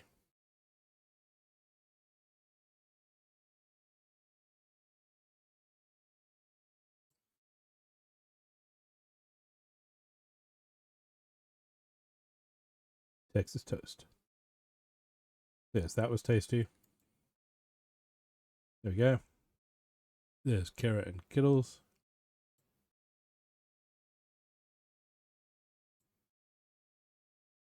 This is walking past this is at 8 o'clock at night, up at one of the concession sort of areas and just hanging out end of the hall. This was people had bottles of water or they had bottles of alcohol. So if you had like a water bottle, you had to drink the entire bottle and then grab a bag. And then once you finished your first bag of parts, you took another drink. So it was like drink, Lego, drink, Lego, drink, Lego. So if you had the stronger stuff, it was like a shot and then a bag of Lego and then a shot and a bag of Lego. Whereas the water drink, it was you have to drink your whole like 500ml bottle of water, and now you get to build. But you can't build till you've finished your thing. I didn't say to watch the full thing, but so they had the instruction book. So if you grabbed like bag 3 of a set and you had the booklet, you basically built whatever was in. You built it according to the instructions. And so if you grabbed the smaller bags, you were done earlier. But then once you had built the set or the part of a set, the final stage of this was to have another drink and then dismantle what you had and build a mock out of only the pieces that you'd gotten. So if you'd only grabbed the bag ones, those were the only pieces you had to build something cool out of. So it was an interesting mix of build part of a set, but then make a mock out of it, but also have a drinking game at the same time. The things AFOLs will do for fun.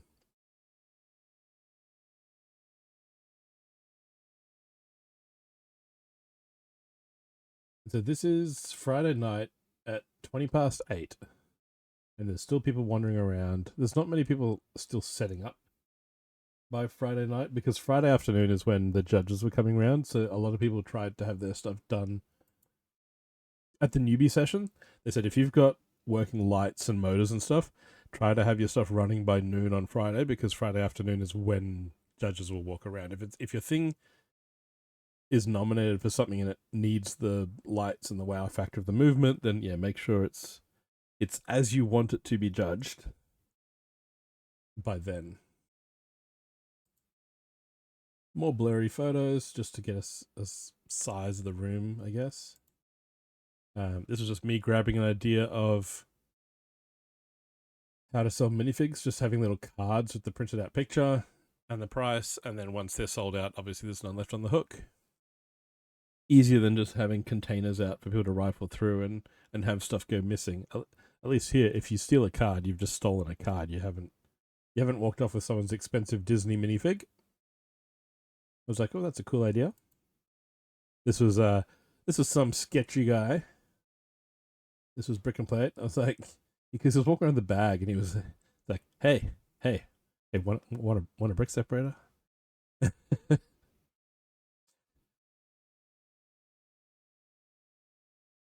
Y'all got any of them brick separators? This is hanging out in the massively open foyer in the hotel. There's Matt Brooks on the left, and I think that's M. Binder's fiance on the right. Just a nice chill out zone. and Victorious on the left, Organized Oblivion, and Brick and Plate.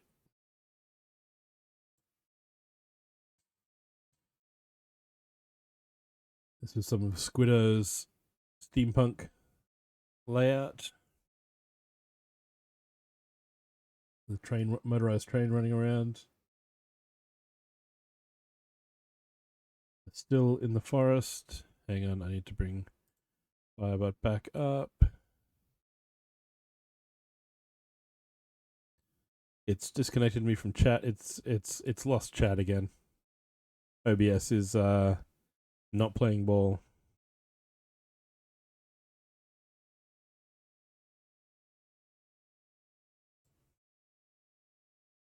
And now Firebot is also disconnected from chat, trying to reconnect.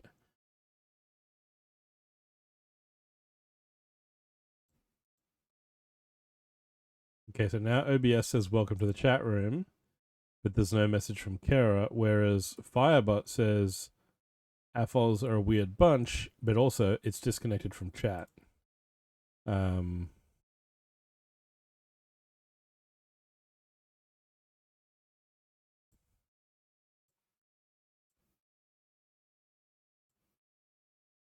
So I don't know what's going on. I can't see Kara's message in OBS, and Firebot's now says disconnected. So yeah, good. So I think this is a still setup in the forest. Little paddle boat running on the lake. Steam train running by. Kara, can you type something in chat just to see if it works?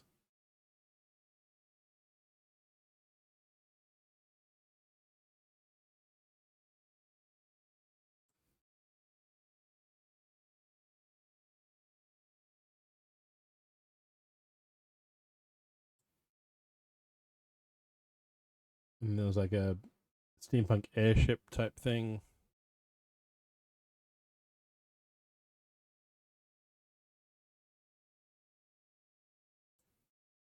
Squiddo's also a streamer on Twitch. I was hanging out there the other day. He plays metal while building Lego. It was fun to find some new bands.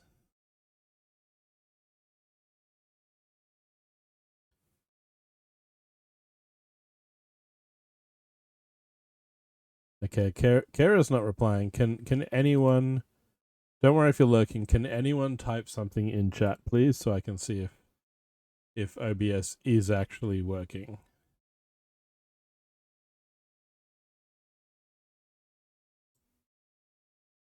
This Firebot still says trying to reconnect.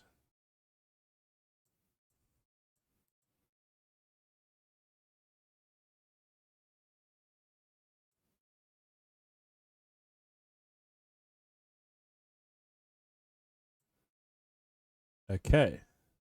So yes came through. Firebot still got nothing. I will disconnect from that.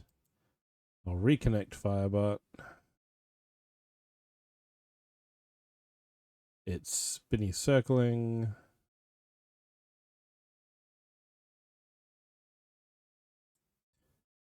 Oh boy, technical issues. Please stand by.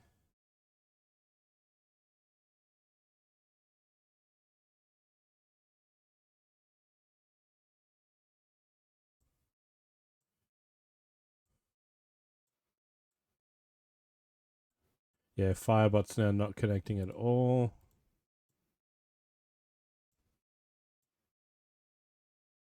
Right, let's just close that. Let's reopen that. But thank you, Alex. At least I can read that. But at least chat is working.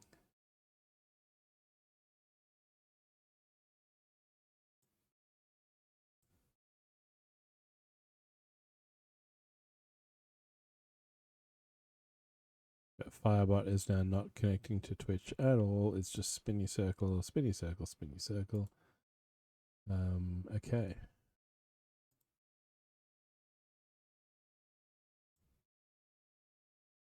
It has connected finally. Good for you.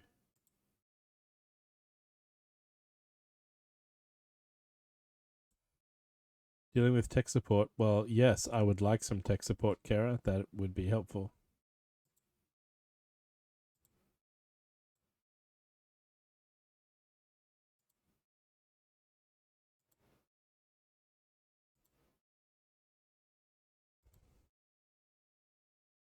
Okay.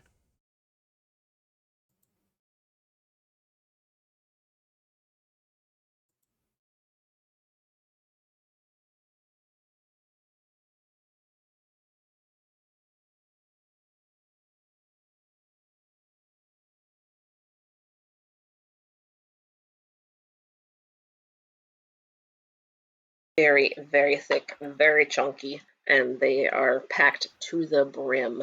And there's your Firebody thing again, now that Firebot's back. Alright, so this is another one of Squidoz's builds. This was shortlisted by the judges for, I think, artistic creation or some such category. Super cool use of horns and spikes and chains, little spiders. Nightmare Realm, Temptress of Despair. Yep.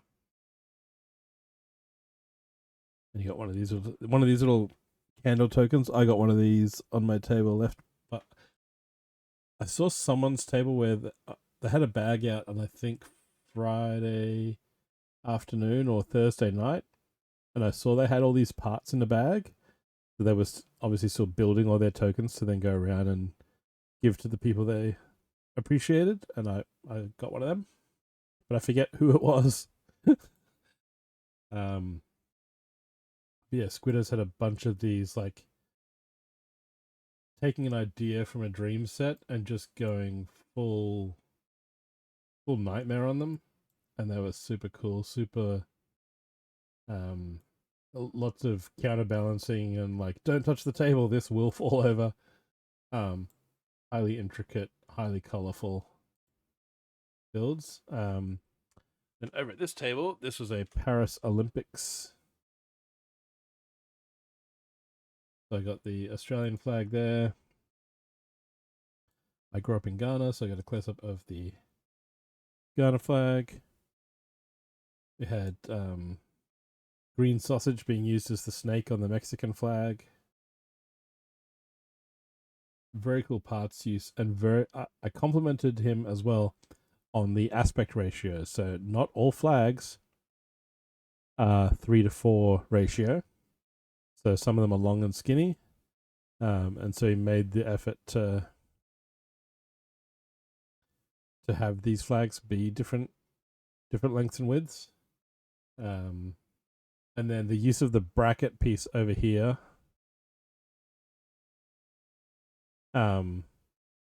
just to represent the, what I want to call it, like the squiggly lines along the Iranian flag.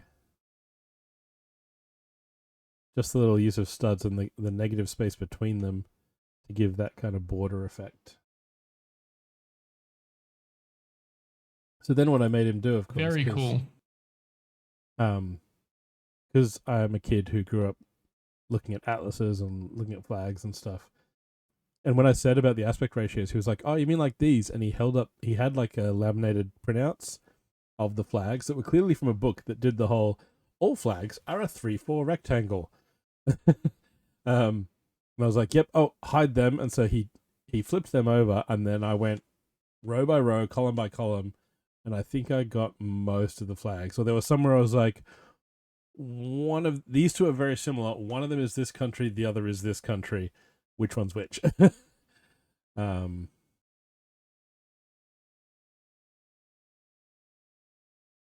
yeah, I was able to go along and be like, oh, that's Albania, that's Bosnia, that's Jamaica, that's Brazil, St. Lucia, Ethiopia, Sweden,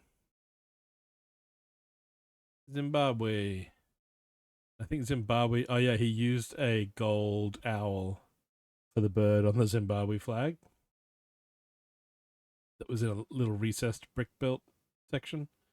Yeah, all his parts used to get the detail.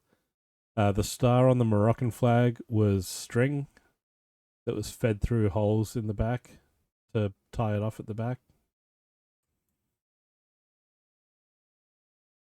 Yeah, I barely looked at the sports being represented. I was just nerding out over his flag designs and part use. I was like, yeah, the Olympics is cool, but the flags is the flags is the cool thing. This was a really cool artwork, comic line art.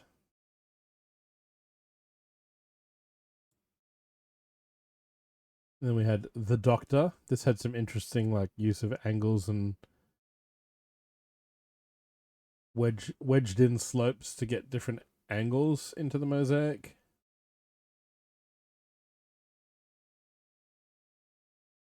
And it looks like they got it signed. The Doctor. And then a little minifig Sgt. Pepper's album cover. This is one I would never be able to get work as a 32 by 32 mosaic. It's just too much going on. But with minifigs in a shadow box, it's quite cool.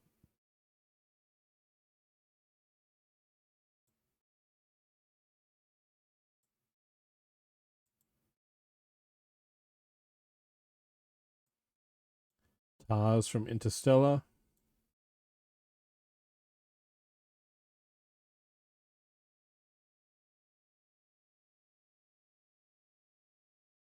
And this is Friday night at 11:52 p.m. by this stage. I'm still wandering the halls going, yeah, I should probably head to bed soon. Jumanji board game with minifigs. There we go, Kara.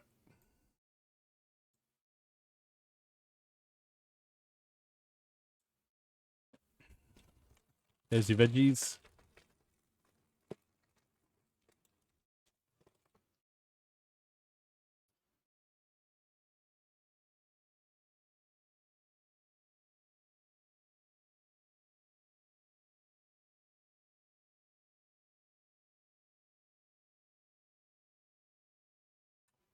So this animated characters was a whole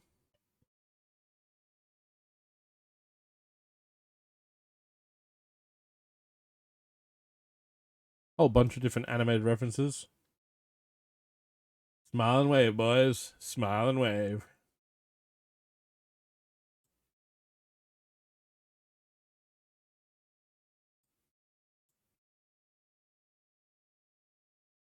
Nice use of the fender pieces for the eye surrounds.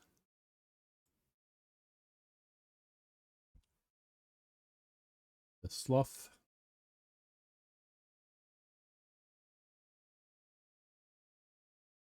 The little curved slope for the whites of the eyes.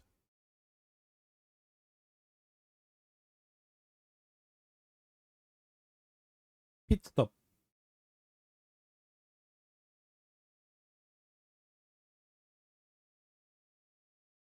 And then this was great part use of the visors. We had giant nail clippers. With all these little motorbike helmet visors representing the clippings.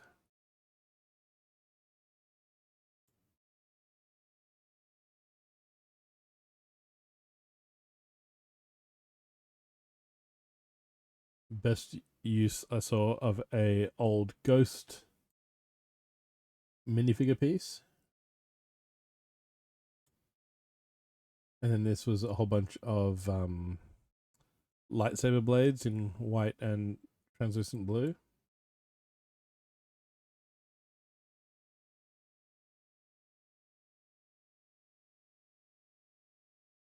Telephone. And all these like life preserver rings are also the loops on the cord.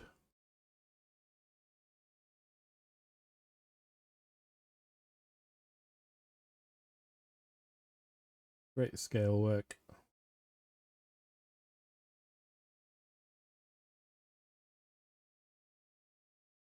Film camera, the Walkman, record player, retro collection.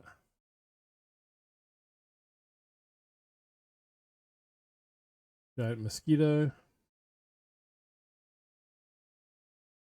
We got a spider there. We've got hair pieces for the eyes. We've got tires. All sorts of parts from different themes. We've got Technic pieces. V8 Texas mosquito. And we need a new TV. This one was clever. A Wii remote embedded in a TV screen.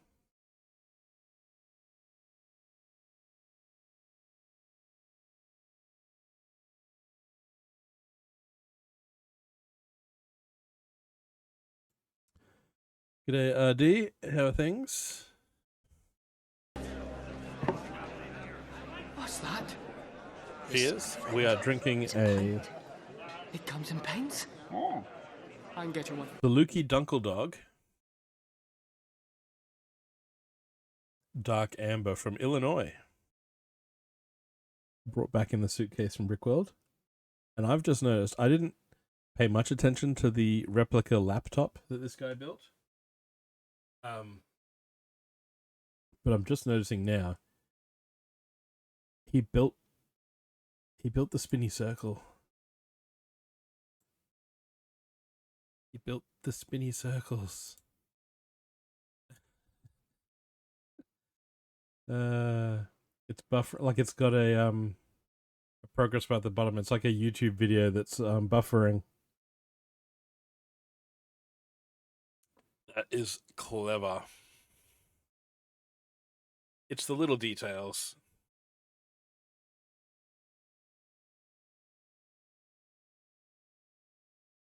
Another picture of this mosaic because I thought it was awesome. And look how good that Muppet Show picture looks in the background. It doesn't look like a mosaic.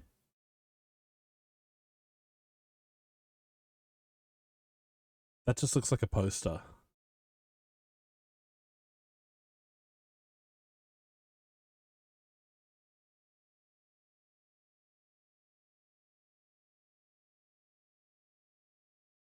This was getting close to midnight Friday night.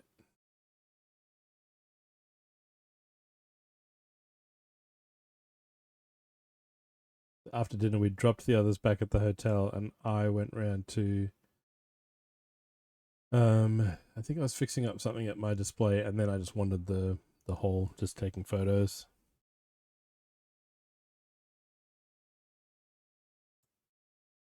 We had a How to Train Your Dragon mock. This was a collaboration between, I think, 3 young guys, and this was their first Brickworld.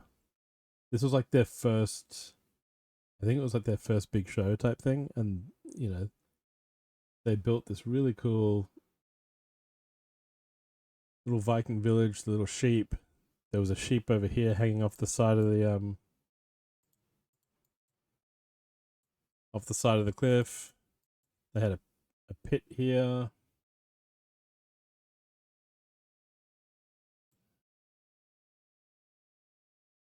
Had a toothless.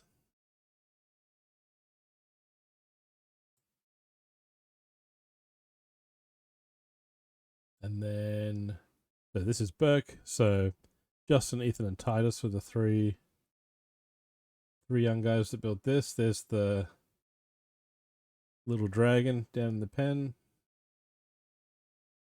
I really liked this. The pineapples being used as eyeballs. And then the yellow tile, the eye tile from the Dreams Nightmare King set.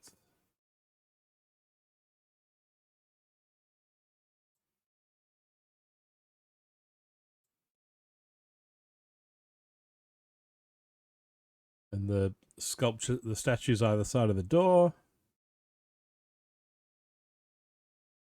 One's holding a telephone. Aquaman was down the bottom fishing. Bricker Builds had a bunch of models set up at their table. There's the Italian dinosaur. The legally distinct Italian dinosaur. And the Italian plumber.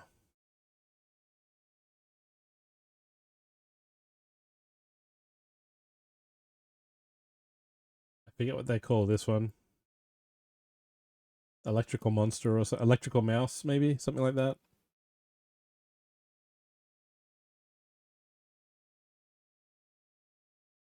And according to the timestamps of these photos, this is getting close to 1 a.m. Saturday morning by this stage. This one was really cool, and I don't know how it shows up in my photos. But in the black sections here, you'll see some of them seem to be a little bit different colored. Some of these black bricks are matte and some are satin finish. Because this is using Modulex, which is a different scale of Lego, not compatible with normal bricks. Here we go. Originally made in the 60s for architects. And so they used glossy and matte bricks to get that, the different texture. But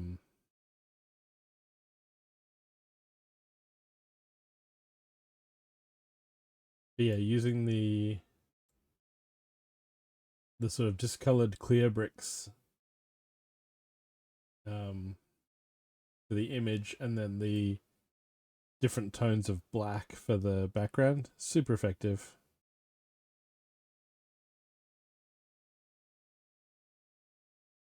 Then we had the Enterprise D. Star Trek The Heart Lake Years. Uses Friends colors. It uses Friends and Disney mini dolls rather than minifigs. But we have a Geordi, we have a Picard, we have Riker with a beard, and we have Disney's Beast as Worf.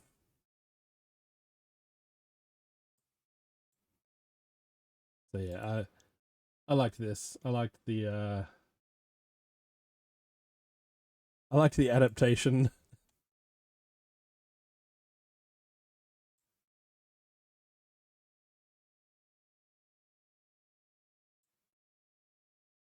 It was nicely done.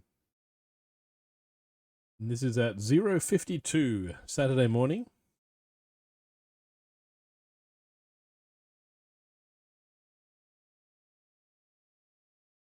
Lots of different Easter eggs and references in here. We have Trogdor the Burninator as the main feature, but you know, we've got Dorothy and Unikitty and some others on the Yellow Brick Road. We've got the Kool-Aid Man breaking through a wall. We had Luke Skywalker trying to sell blue milk while the Droogs from Clockwork Orange wandered past.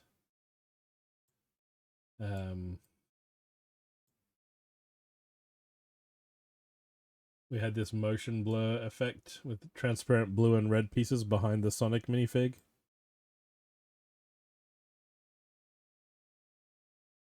There was a Jay and Silent Bob hanging out in this build as well. I don't know if I got a picture of them. But yeah, for people who were not aware of, you know, the ancient internet, he did have a image for people to go, oh, that's what he's built.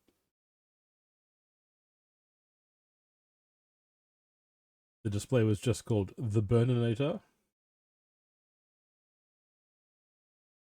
He had a Stonehenge of brick separators, which was really cool.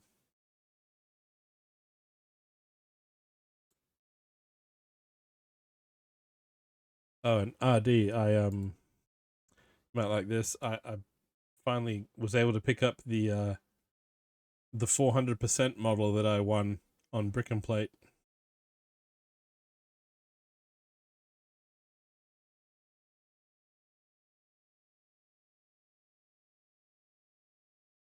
Nice legs. There we go. For a human. For scale reference. That's... How close do I have to hold the real one to camera to cover the other one?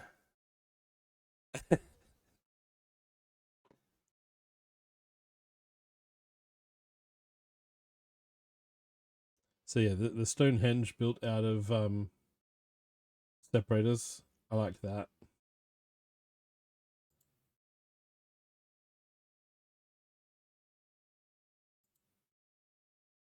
I loved this one. This was amazing. So modified the endurance set to be in a, you know, somewhat wrecked form. But just the angles and the shapework in these cracking ice. Oh, probably. And then we have the lifeboat being towed here. We've got the photographer set up here. And even the little details, like you've got the smooth tiles here, and then recessed down here one layer, you've got the exposed studs. That's where the snow's melted and they've made a path. Like they've walked, this is where the photographer has walked to come and set up. So behind them all, it's cheese slopes and studs because, you know, they're stirring up the snow. The path to the campsite is all studs. The dogs have studs around, like they're all... And where the rope is for the flagpole, you know, the studs walking out there because obviously they've had to walk out there and clear a path to do it.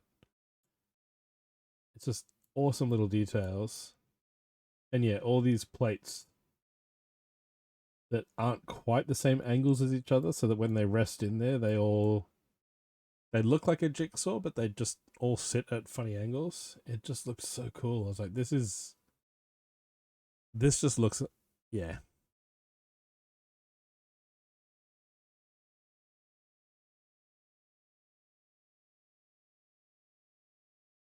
Yeah, display goals.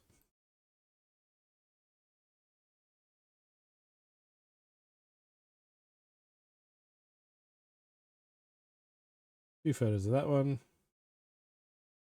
The wreck of the Endurance. And then this was the hotel at 1:27 in the morning. Walking back over. And now we have Saturday breakfast. Oh, Hero will show us Endurance. Oh, hello. Hello, Hero.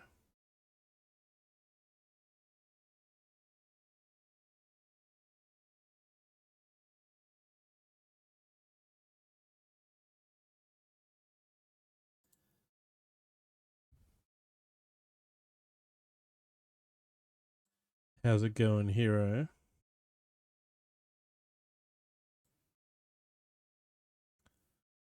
Working on our Illinois beer.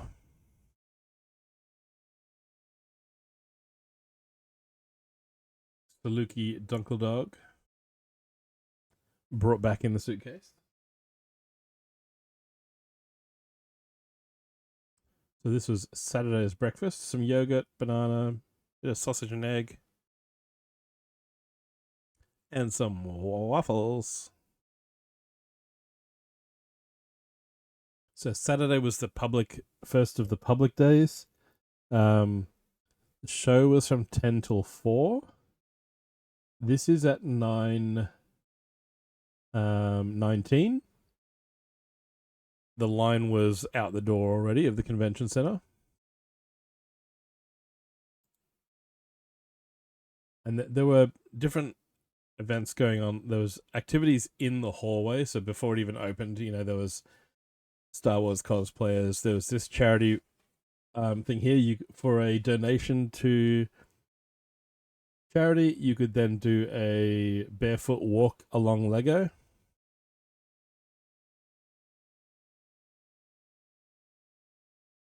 I did not partake. I do like my curling. We had 2 rinks here. The purple and teal rink was built using mostly parts bought online from Pick-a-Brick. And then the rink on the right, this one here, this was mostly pad wall from an actual store. So all the dark blue was just lots and lots of 1x2 plates.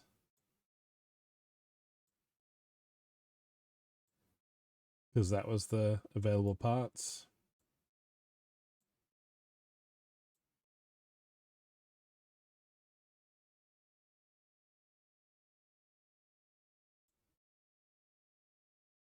But yeah, all the cool little part details in it.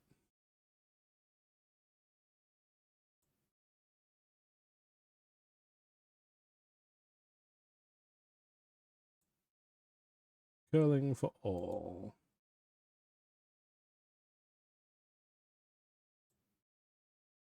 And wheelchair curling on one side. Hack. Scoreboard. This is a graphic novel series that I've got in our library. Why the Last Man. I got a picture of that. That was a cool parts used to do the cover. And then because of the puns, it's been a while since we've had some puns in here. So here we have Just in Case. You're welcome.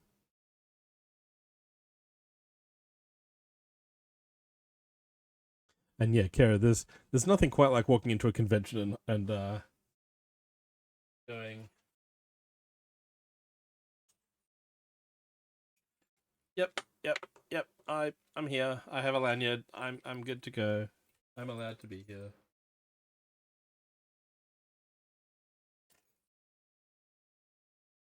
Flash the badge.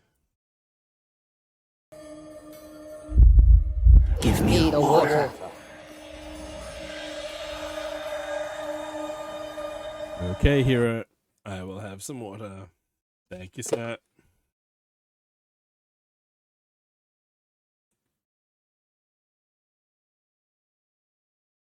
Thank you for using your 10,191 channel points responsibly.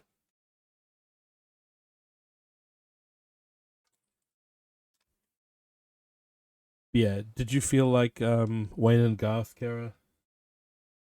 Flashing the backstage passes? Holding them up? Like, yep.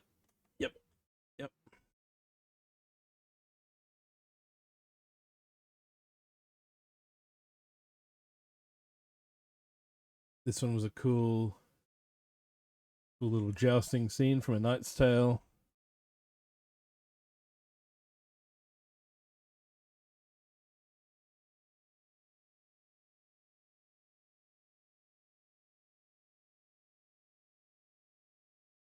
Cool Marvel build. Marvel Mayhem.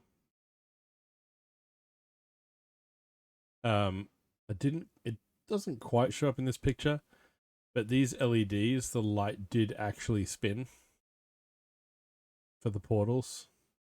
You can just see a bit of an extra glow here as it spins round and round. We had Zombie Strange up on the roof. It had Iron Man falling down the side of the building as the suit flies down to assemble around him.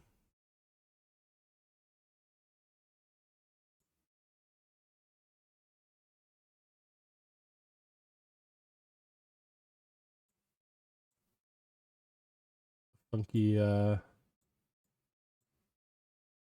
futuristic building. Motorbikes out the front. Ghostlight Spire. This is Brickspace 9's race car.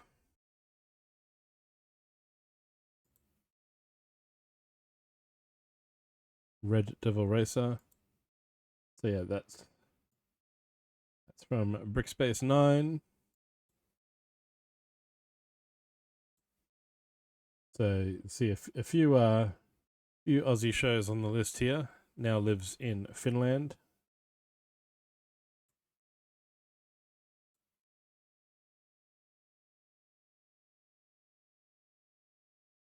And then it was mounted on just an IKEA Lazy Susan to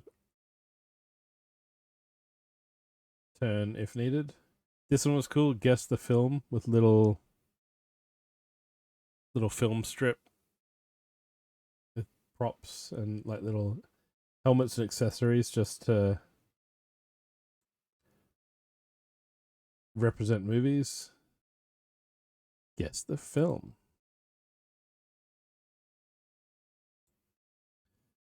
So we had Alien, Little Mermaid,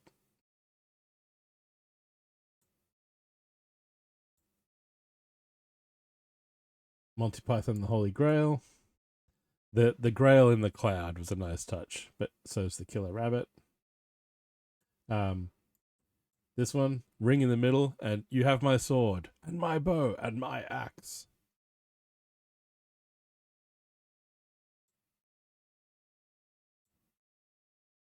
The Bike Passing the Moon from E.T. Rage of the Lost Ark.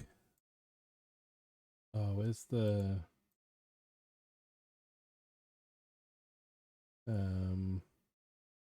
this one over here. Clicked away. We'll go here. So Beauty and the Beast. Just the candelabra, the rose, and the teapot.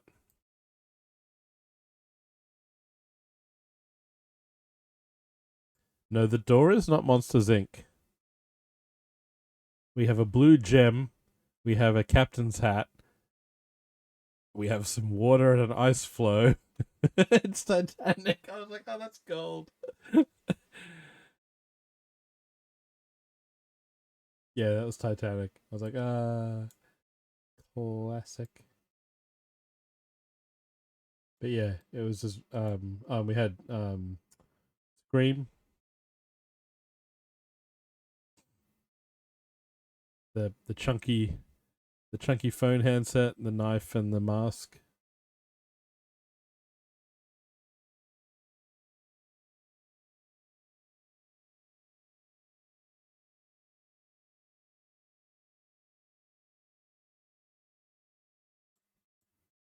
And then this was the same builder, I think, did this like 3D graffiti thing. Look at the shapes here. Like this is Lego. And then even just the cracks in the wall. Very cool. Because it's 2 bricks deep. So then they have a 1 brick deep crack. Where the angles don't quite line up in all the places. Yeah, this graffiti just looked sick. Close up of the cracks. Resist. Business card. A lenticular mosaic. So we had Sherlock Holmes from one side. That was looking straight on. And then once you walked past, you had Big Ben and the Houses of Parliament. Sherlock emerges from the shadows of Big Ben. This was amazing because we've been talking with Millennium about different ways that people design mosaics, and like with a lenticular, you could plan out picture 1 and picture 2 and just build and leave yourself a space. This guy actually just scattered all the parts out first onto the base plates, roughly made the shape he was going for, and then just kind of left a row between each one as he stuck them down, and then just would look from one side to be like, oh yep, it still looks like it's meant to. So all of the black parts for Sherlock were stuck down before he started designing the Big Ben picture from looking from the other angle.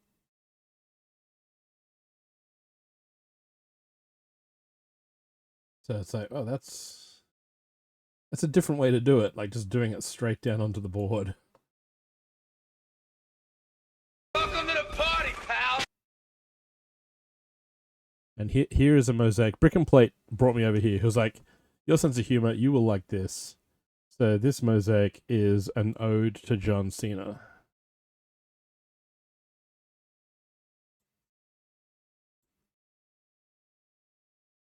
Classic.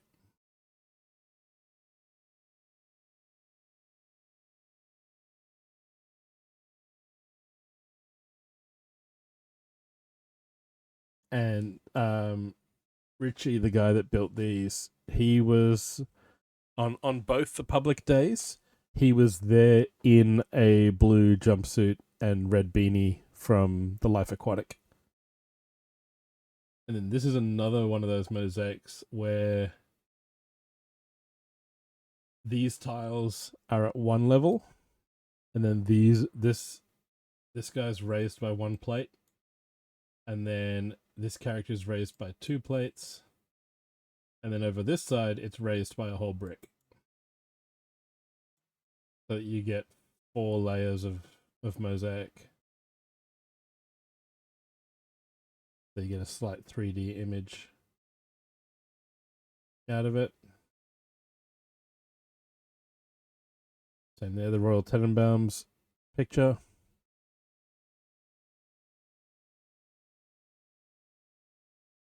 And the Polaroids for Fantastic Mr. Fox.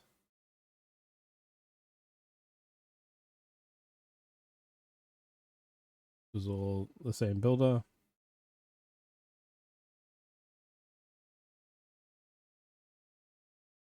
Ode to the Royal Tenenbaums. Ode to the Life Aquatic.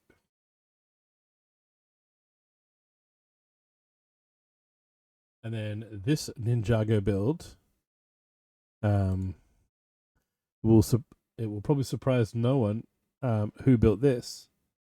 And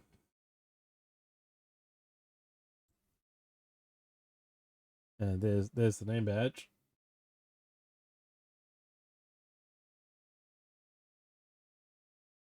This is TJ with his Ninjago mock. So he was part of the collaboration with Brooks and Greg and Alex over on the other table with the space one, but then he had his own table over this side of the room as well, where he had some Ninjago stuff. These scenes on the left here, they were his as well. I really only got pictures of the big temple mock. Ninjago Temple of Ejitsu.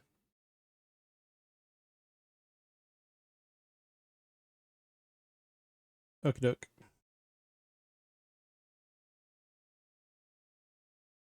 Some nice waterwork there in the pond, and the border shape around the stone border around it.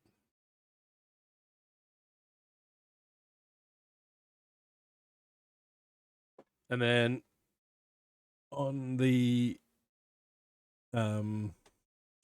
most mornings, I think I went on Thursday. I definitely went Friday and Saturday and Sunday. They had like a basics of studio workshop, and studio is what I use to rebuild all my mosaics in. But even going to a session about the basics, I learned something new every Live single long day. and prosper. No worries, hero. And so like here the move tool's being demonstrated, and I was like, oh, okay, there's a use for that rather than just dragging things around. Or if you want a brick to levitate above another one, you can use the move tool and nudge it into place. Then they had a live reveal of the finalists for the Bricklink Designer Program Series 8. What those sets were going to be. There was some audio technical difficulties with that one, but I went along for a bit of that and saw what the sets were going to be. Then hung out with Ark and Steph for a bit, and Ark was doing cards.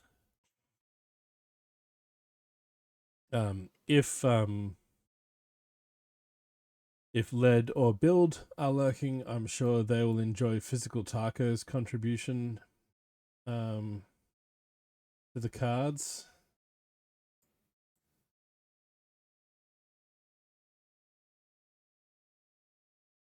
Congratulations, everyone.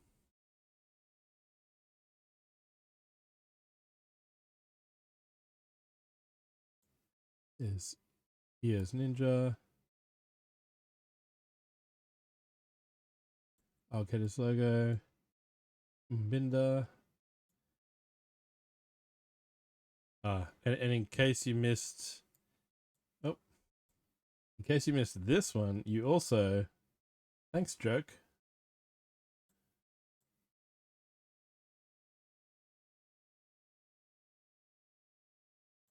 And then this one, I wonder who drew that. So I drew that one.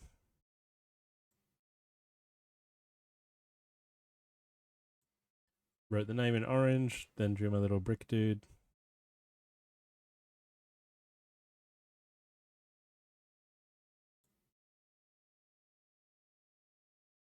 And then here we have a bunch of teenage dragons playing houses and humans around a table. They've got the little mini set up. They've got the little landscape modules.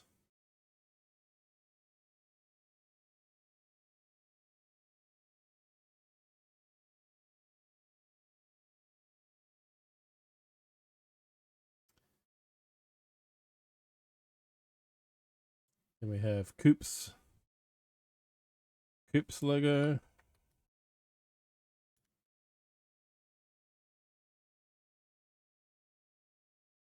Oh, brilliant. I thought that wasn't working for a second, but obviously OBS and Firebot are having some delays today.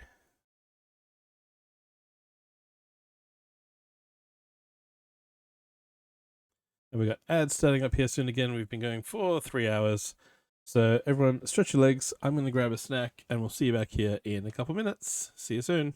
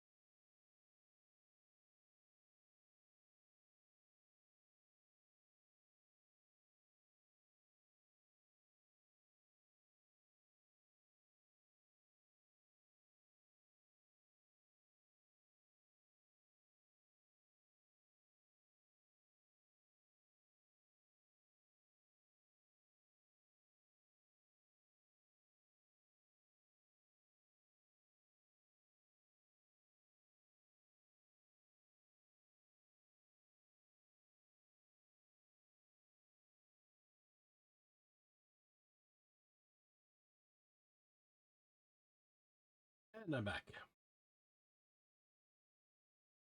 Managed to get a snack and a bio break in. So there's Coop's logo. Coopman85.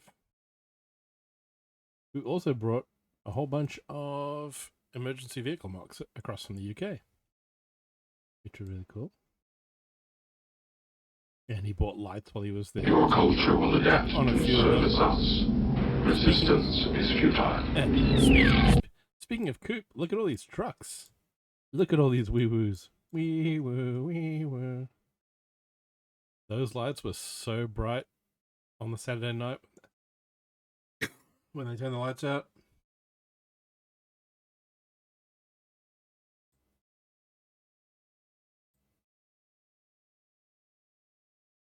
All sorts of makes and models of truck. Very cool. We just saw your logo here as well.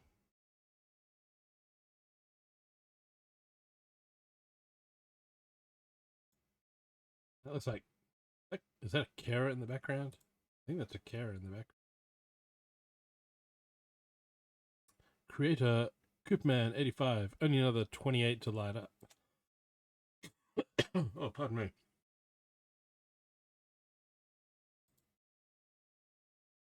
Gonna go all out with the light and sound.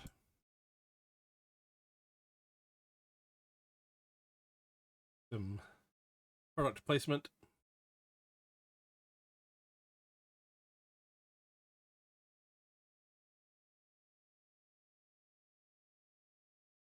Is this the one that you built while you were there, Coop?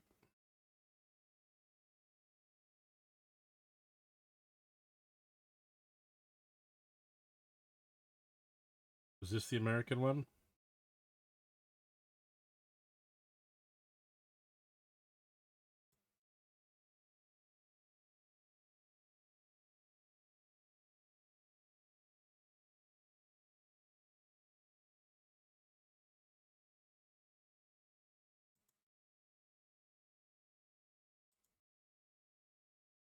And then we had, this one got nominated. I don't know if it won. It may have.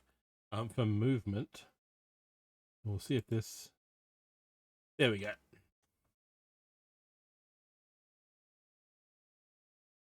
The sound's not going to come through here.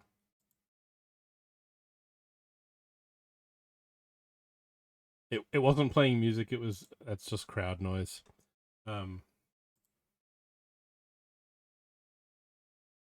Yeah, the duck bobbing up and down while its tail waggles, the speakers moving. And then over on this side you had the bakers rolling.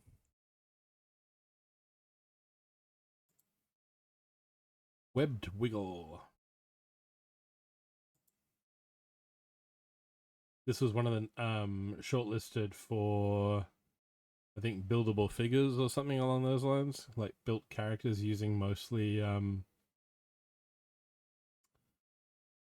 buildable figure and bionicle type parts. Stormfang. Really nice use of like the feather piece here. There's the side of the jaw.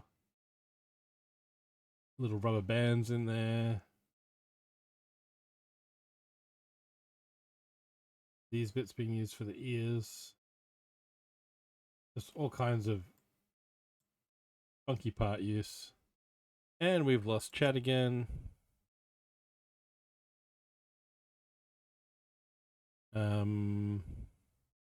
Okay, so the last thing I can see on chat is that Coop only has another 28 to go. I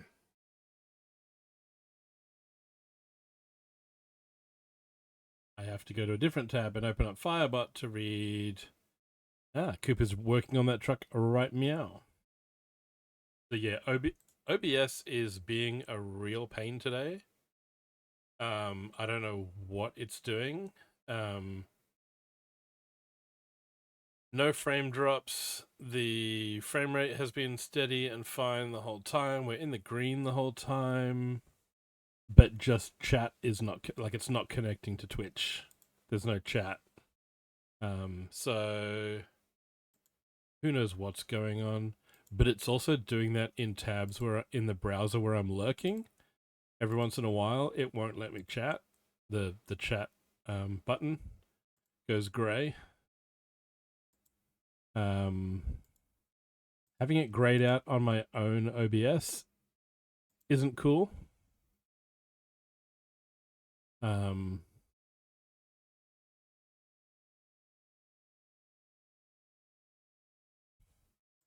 I don't know how much longer I'll keep pushing on through all the photos before I just go, that's enough for today. I don't know if we'll get to a Lego build this afternoon. This was nominated for, I think, vehicle. And it was, I saw the photo of it and then I went over and saw it on the table. It is so much bigger than it looked in pictures. Like, the telephone pieces there. The 1x1 plates with clips over here. Thing is huge and lit up.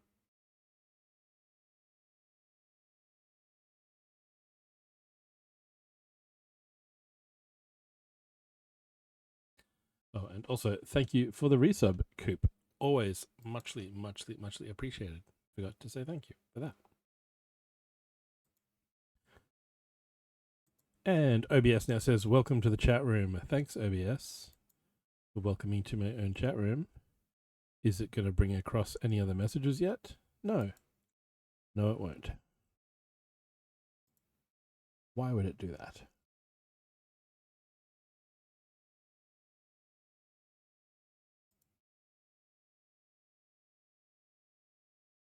That was the rover. And then this was one of the nominees, I think, for spaceship.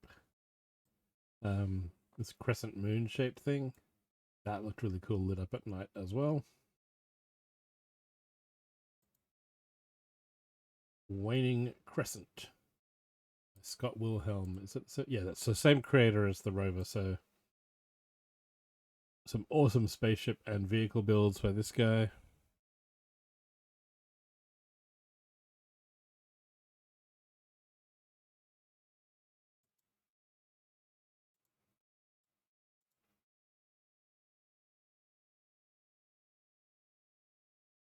Got another Star Wars display. This is the Invisible Hand bridge. Bunch of droids down. Got a lightsaber duel happening over here. Grievous down here.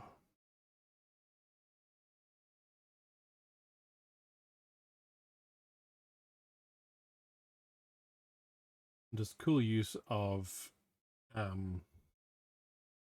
lights and just these big open sections here to give the illusion of windows, but no need to actually like plate or tile them, just leave them open.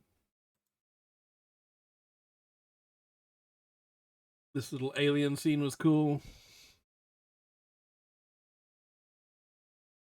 Nice little xenomorph with, I believe, black hot dogs as the back bones.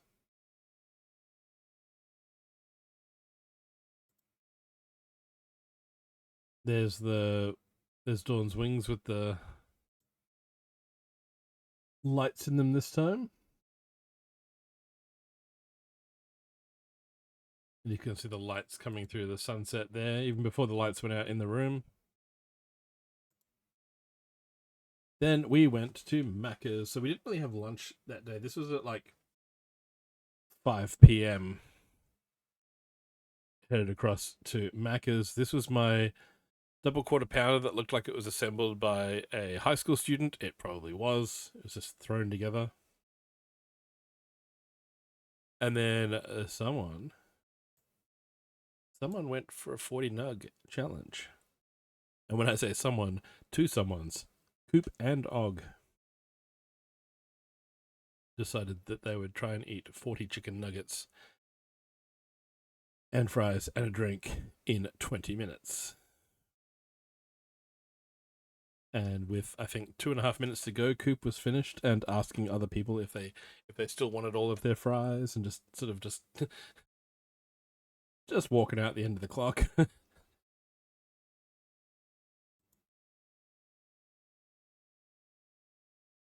there is Og with his 40.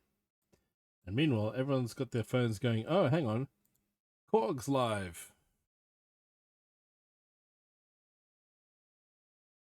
And through the speakers, we could hear little bits of lag, little different bits of lag.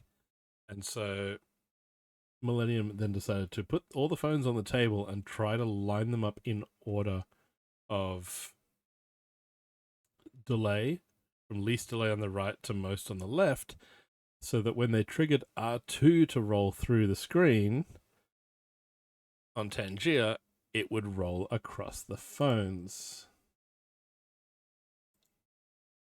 So here we go. You can see R2. Wait for it. Hey, there he goes. And then there was a long delay for the 5th phone.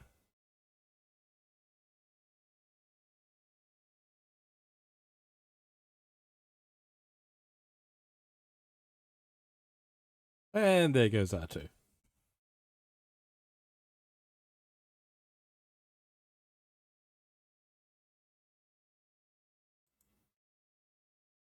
And a table not too far from my display had a massive collaboration build. A big Fallout diorama. The mushroom clouds all lit up from inside at night.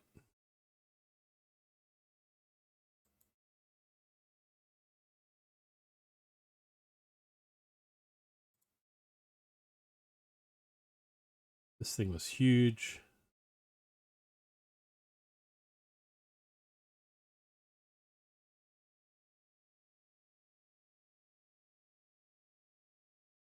Lots of little details.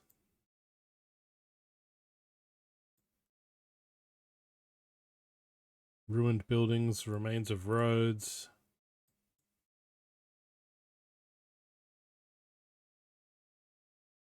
So I've got a picture of there's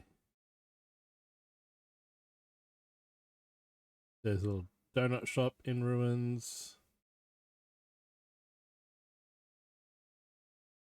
Fighting off some monsters, as you do. This brick-built road surface using side-on bricks. Ah! Don't go next. Click the mouse in the wrong place. But yeah, this brick-built road lying on its side with the caved-in pothole sections. I really liked that. That was really cool.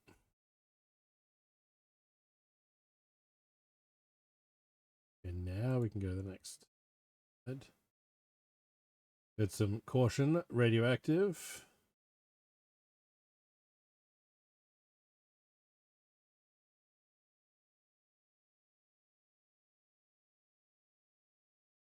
Radioactive waste does some weird things to minifigs.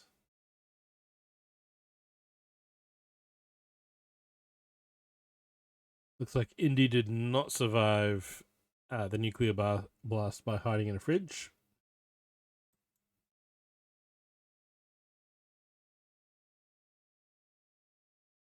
Then we got the vault doors opening. Yeah, mini ghoul. And then around the sides of the build, so under where the vault door was, go back to here. So down this end of the table, around the side and back of the table, where it was raised up to this level, we had a whole bunch of little rooms, like in Fallout Shelter.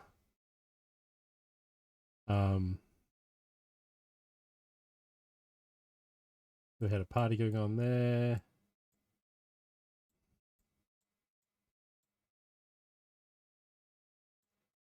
gremlins walking around with plants being grown. This is the first time I'm noticing the xenomorph hanging from the roof in that power plant.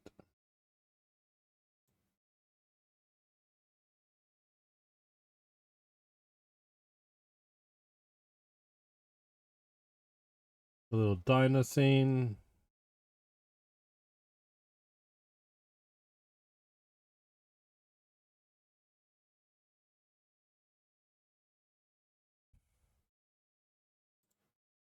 Okay, that's weird. So I've now got there's chat messages in Firebot that aren't showing up in OBS and vice versa.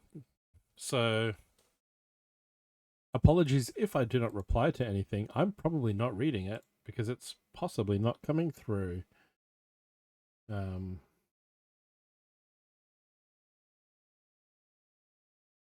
got a weapons room. We've got minifigs getting makeovers in the barber's chair.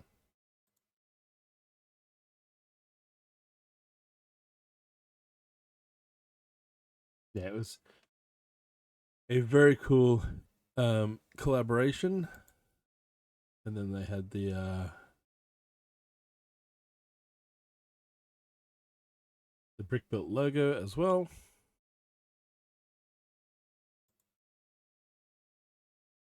And then this builder built a city that was made to suit brickheads. So all of the buildings were very cubey renditions of, we've got an IKEA here, we've got a Lego store.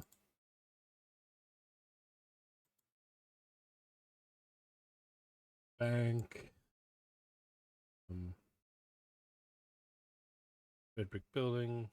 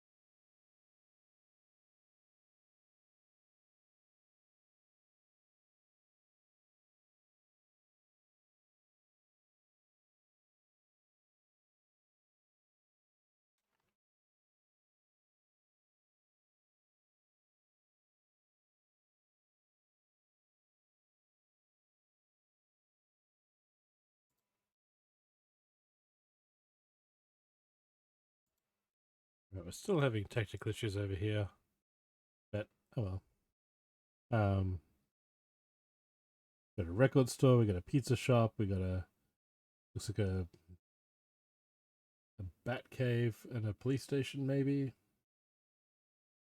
But yeah, very cool use of the brickhead idea of the little cubed heads to make cubed buildings, and all the trees are blocky.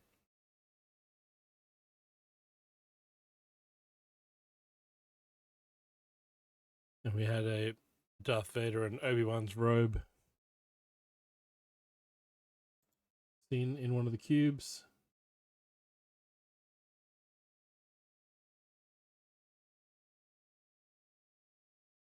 This was a cool mosaic background on here, but the frame around it was just so detailed. All these little gold parts attached in weird and wonderful ways.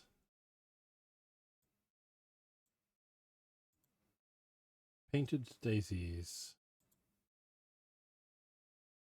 This is, by this stage, it's like 7:44, so we've come back from dinner. The public have gone for the day. I'm just wandering the halls. There you can see a real Duplo brick next to some upsized Lego bricks in a whole heap of different colors. Bricks. And then a supersized red one where the studs are 4 studs across.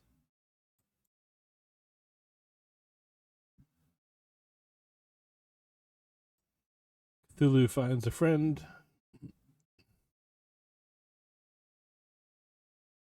What's the name of this one?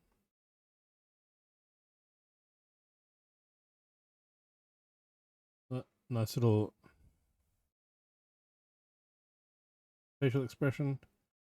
Right. Okay, so Cloxon, oh, okay. Now I get why the, okay. So I've got a thing in Firebot where it TTSs in my ears people's names when they first type in chat. It didn't trigger when you said minifig or minighoul because that only came through OBS. Firebot has just brought through the public have gone for the day and we're just wandering the halls. And so that triggered the TTS because Firebot has no idea that you asked about minighoul earlier. OBS has no idea that you're talking about Aphol ghosts. My chat is broken.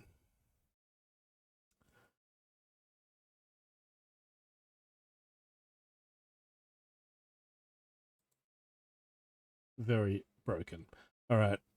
So I don't know what's happening on Twitch's end, but it's like OBS is now saying connecting to chat and spinny circles. So OBS is going to be doing nothing for a while.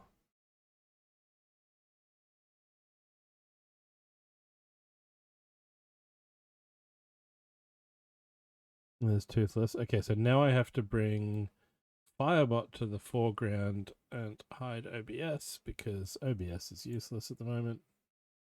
Yes, there's Toothless. And, you know, everyone's going to do a Taylor mosaic, right?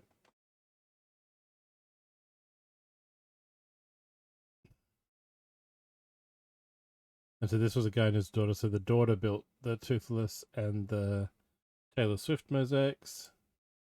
And then the dad, I think, is the guy that built this one.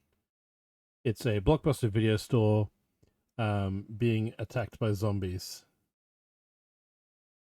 And then the survivors are on the roof leaving messages in hot dog form asking for help.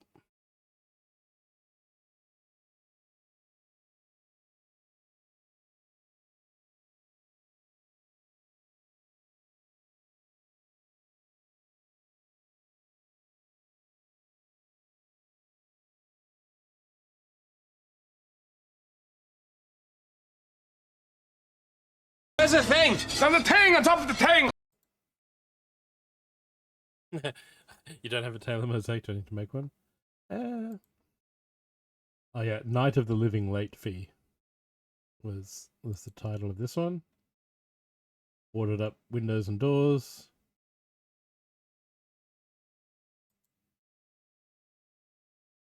And for the pun inclined, here is an F-bomb.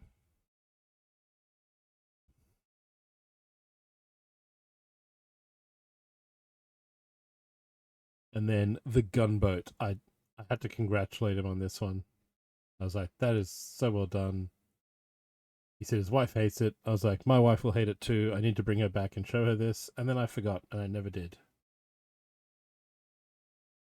But that is the gunboat. Showing off, look at these guns.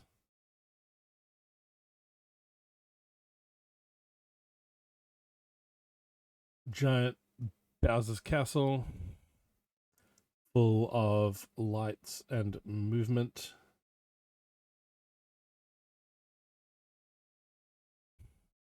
With a bonus photobomb by Alexander017 in the background there in the red.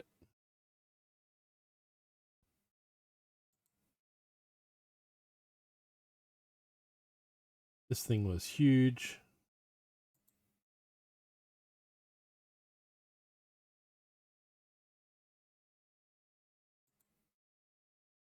Bowser's Lava Castle. And the new attendee.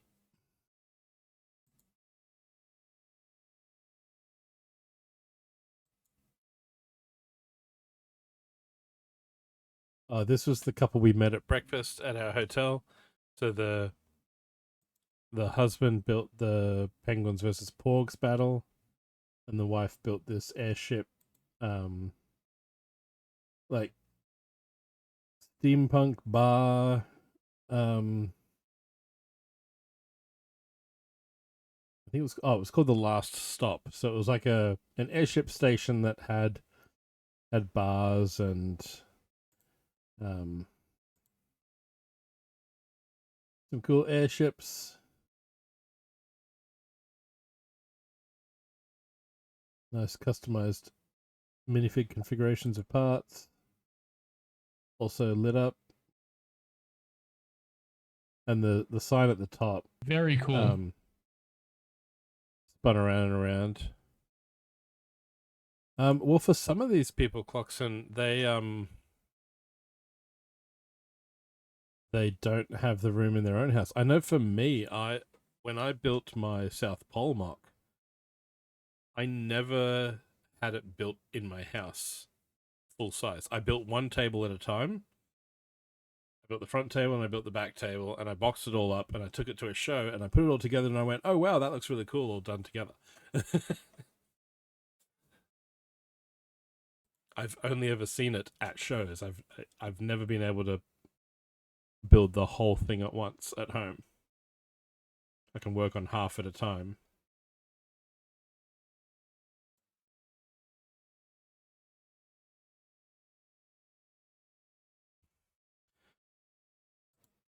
And what's cool to me is that, yeah, you can see some that are like this big where they bring them in boxes from home and they spend 2 or 3 days setting it all up. You know, I'm really hoping all that mountain work came modular in crates and that they just stacked it in one go. But we're coming up on some... Oh, sideways photo. You know, you've got your mosaics that transport really easily. And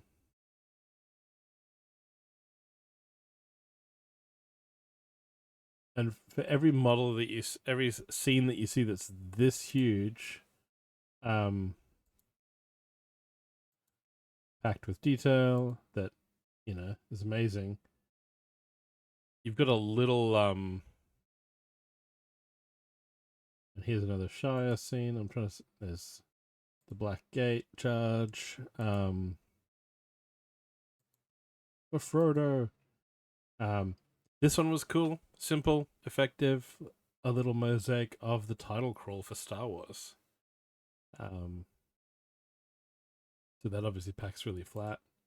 But you'll see something like this. So this Star Wars build is...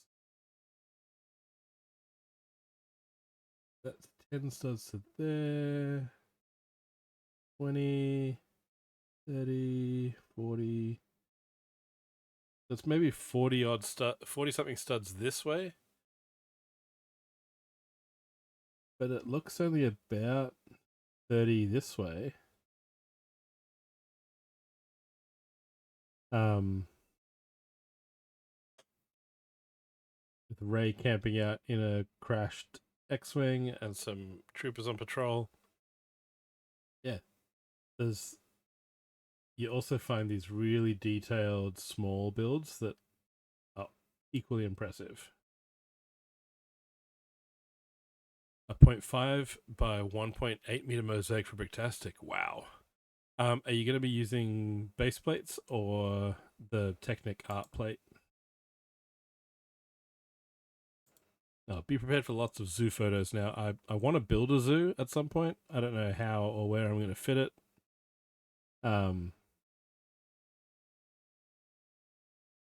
But all these enclosures with their irregular shape, like just zigzaggy brick walls, the fencing going around the top. like nothing is square. And there's the lions are kept separate from the ostriches, which are kept separate from the camels. The leopards have their own enclosure. The black panthers have their own enclosure. Different species of monkey are in separate treed enclosures. Yeah, I loved this one. This was really cool. It had a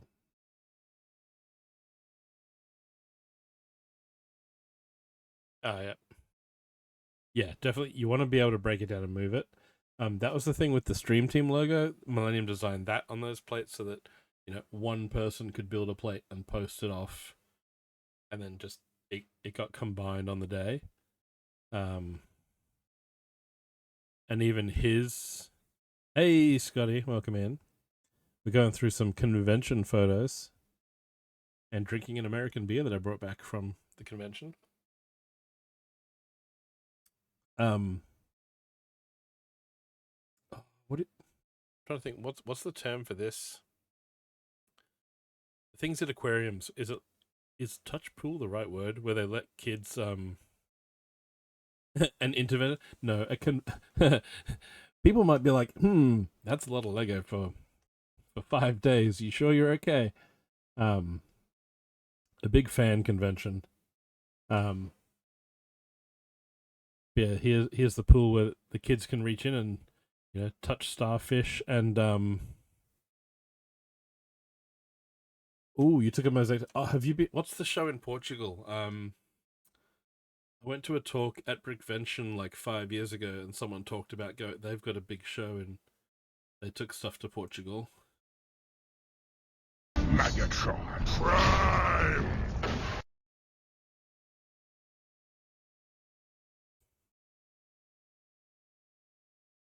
It's probably the same thing they went to.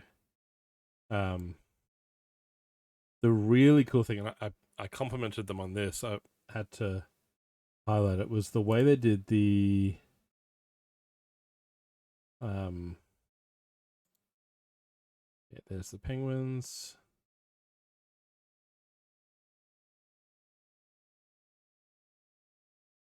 Crocodile section, and this one coming up like being below the level of the water.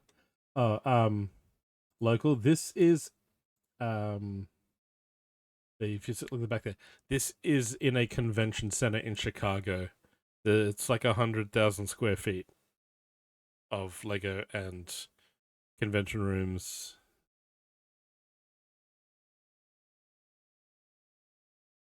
The crocodile coming up, but no, this bit here.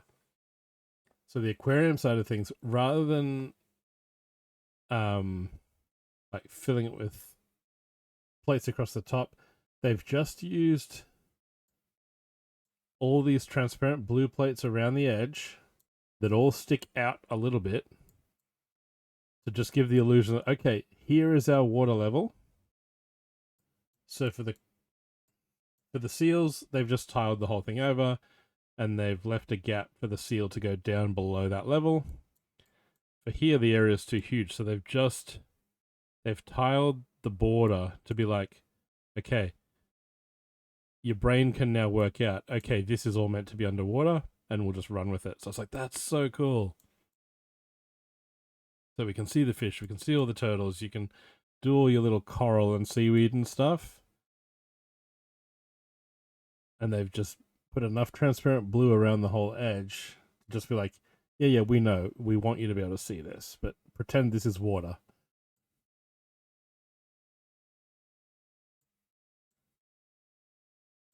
So yeah, I thought this was really well done. All the walkways through the zoo were at different levels. You had staircases going between them. Turnstiles at the entrance. Red panda enclosure in the middle. Monkeys and bears at the back. In separate enclosures. There's the koala section.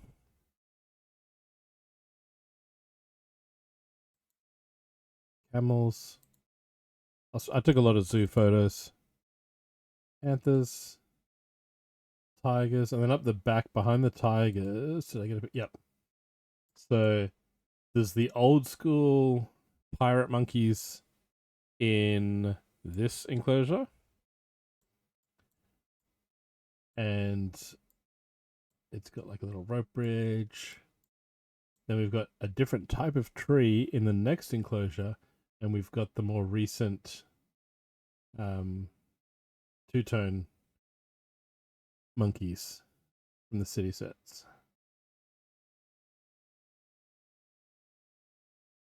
More mosaics. But yeah, Cloxon Millennium's mosaics that he made, they were 3x3 using the art plates. And he would keep 3 joined together, wrapped in bubble wrap. Hang on, I've got to jump back to Firebart again because OBS has disconnected from chat. Your wife borrowed your phone and came back full of polar bear pictures? Yep. So I am having to jump back and forth between programs right now to be able to read chat. But yeah, here's a Survivor logo mosaic. There was actually 2. I don't think I got a photo of the other one, but there was at least 2 of this same idea where it was the Survivor logo, big scale, all made out of Lego dots.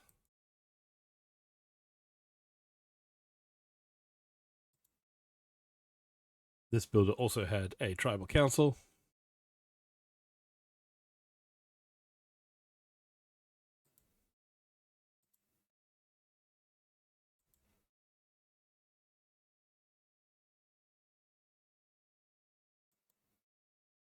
Harvest Festival.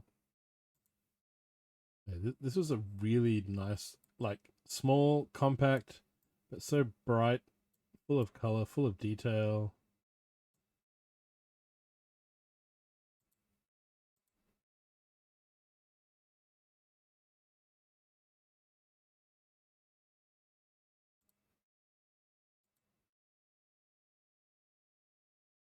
Theater. From Severance.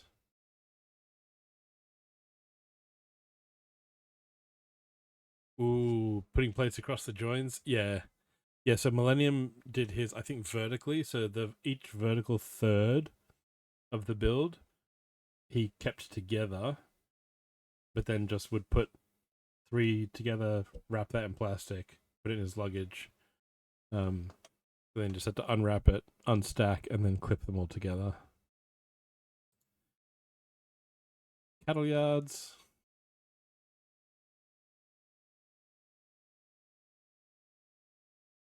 Old West cattle pens. The figures and the shapes in this one. Fight of Frost and Flame. Did I get another? Yeah, so we had a wizard down here, and this was all lit up. Don't know if I got another picture at night. But there's all kinds of tiny LEDs built into this. So he had the blue flame in his hand and twirling around his staff. The grey leaf elements for the mustache. The headlight brick backwards for the open mouth. I think that's a hot dog for his eyebrows. And then his opponent, and she's like flying through the air, one leg bent forward.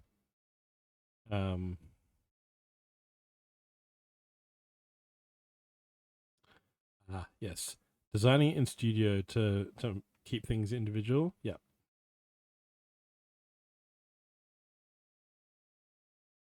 And like glowing gem on the necklace.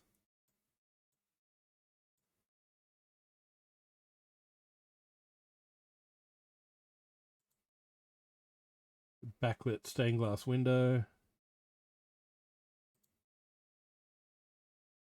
A little flying monkey up near the ceiling. Like, just so much going on. Oh, here's one for scale. That's a tiny Neuschwanstein castle.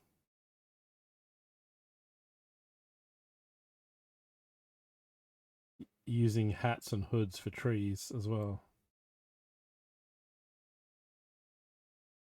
Little waffle tiles.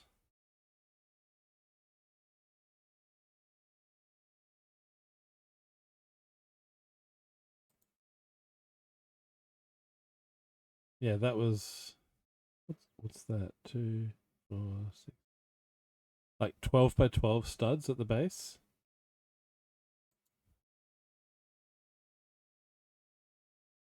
I had to take a picture of this. I've built a saw mock that's roughly this size. Same idea. Transparent red tiles in the floor, bathtub up one end, pipes in the corner.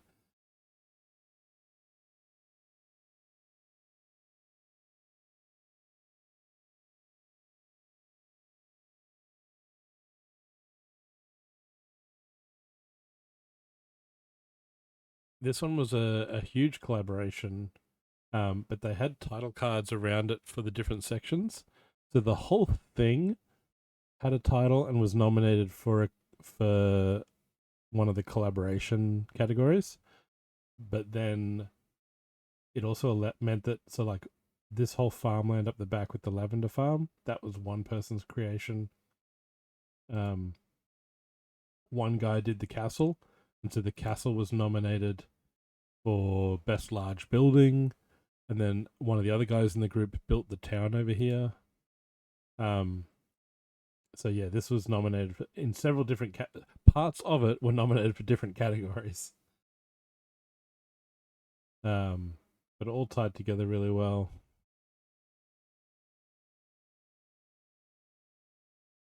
The Sienna was the collaboration, so it's six guys. And so one of them did the castle.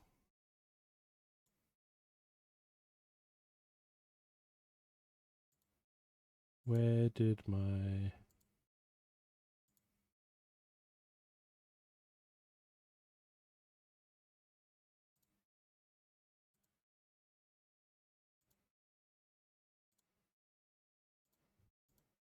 Where did my arrow go? Is that as far as I... Hang on.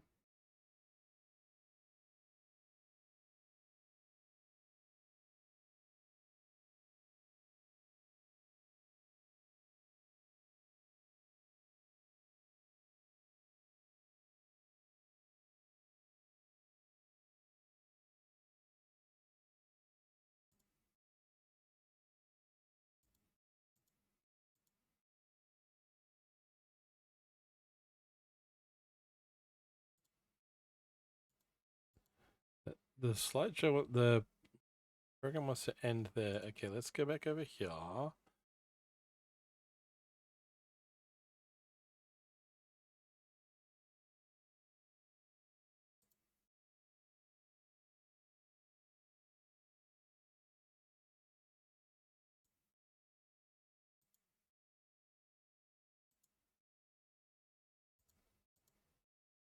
Okay, why is that? What if I go to this window? Can I... As far as it wants to... Okay, what about now? Hey, okay. Just changed window capture to a new instance of the photo app. So now we're just going to scroll through in this window instead. There's the castle. The castle was very impressive. This was another nominee for Best Spaceship. Again, completely different scale to the Crescent Moon one. But nice use of angles and like these panel parts, these curved pieces down here. They just look like a container ship.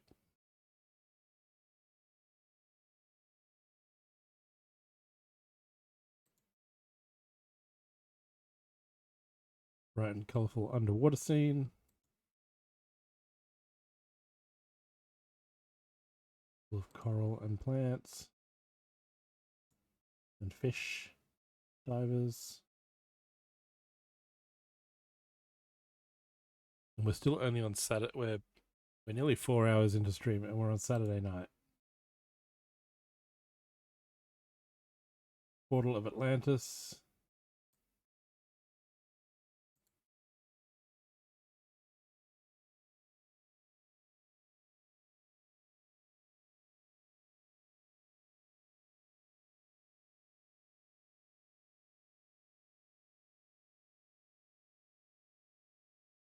Lots of little tokens left by other builders that liked it. This one was really cool. This was also, you can see the little flag here. By now the nominations had been, or the shortlisted stuff had gone out.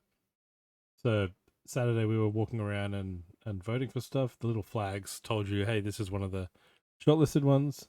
This is one of the ships. I can't remember if this was a spaceship nominee or like a seagoing ship nominee, but it was like it's a really cool, intricate model.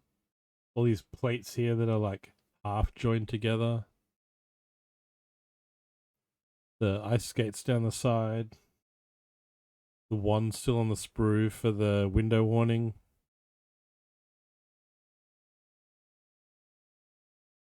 Flying tugboat, that's what that one was called. And even the base that it was on. Look at the detail and the color that went into that. Just to be the boring base that holds the flying ship. Oh, and then the plume of translucent pieces behind to be the trail of smoke or steam behind it.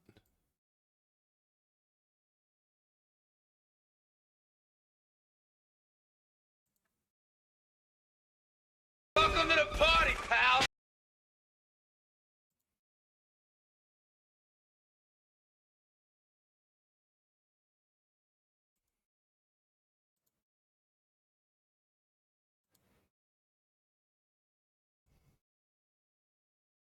Okay, here's one of the other ones that I really liked. Clarkson, check these out. So this was nominated, I think, for use of color, but taking that striped sky idea from the space postcard set and doing these little national park vignettes.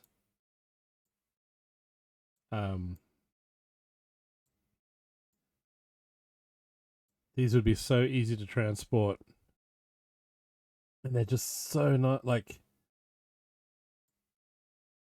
they're just beautiful. And the little 3D rocks and mountains. The Grand Canyon one. Look at that. Look at those plates.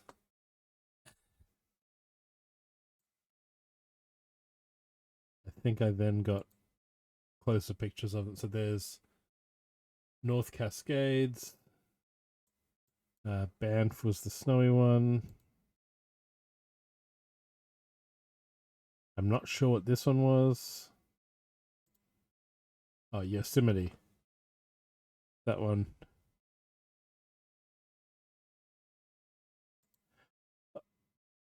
Yeah, Grand Canyon.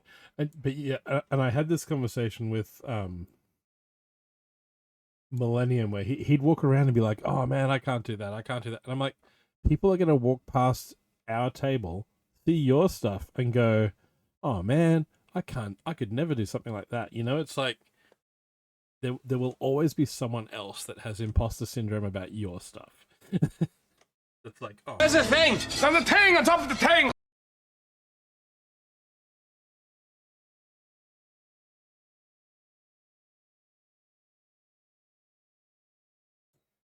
Like, I want to do something involving the space postcard set and make my own mocks based on it. And then I see something like this, and I'm like, well, like my idea pales in comparison to this Grand Canyon one. I'm just like, okay, cool, thanks.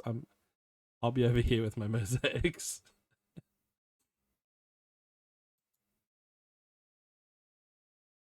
These guys brought this from Australia. I don't want to know how they what they had to do with their luggage to get this to, and how long it took to reset it back up again. They had a little video screen up the top playing. They had lights and sound.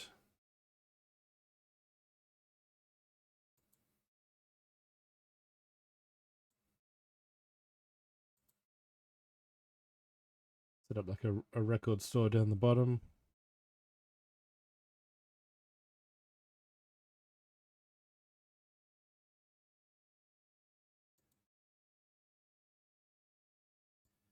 Yeah, and one of the at one of the Bricklink talks, they were showing how there's part on the website where people can upload their models, and but when you upload them, you can choose to make them downloadable, and a lot of people go, do not make them downloadable because then someone else can tweak it and do their own thing with it. Sadly, there is a lot of that where you put something on Rebrickable and be like, yeah, this is cool, and then next minute it's off and being mass produced by someone else. And here we have Chewbacca, just the normal one for reference, because then we have the holiday version.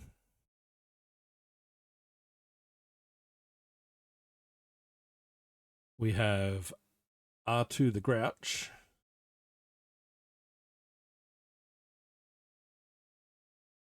And my favorite, we have Wookiee Monster.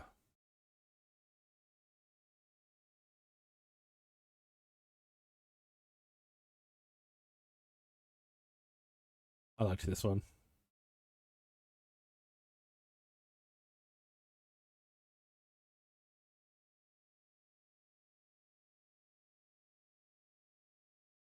Pictures of the cards. Yeah, I want to do various sci-fi movie related things. Hang on, what? Did I miss an Easter egg literally? Oh my goodness, it's a Millennium Falcon cookie. I didn't even see. Oh my god. Rocks in that. See, that's not the first thing I've seen today where I've zoomed in on my own photo and gone, oh, I never saw that on the day. But it's in my photo. I didn't see the cookie. Oh. That's brilliant.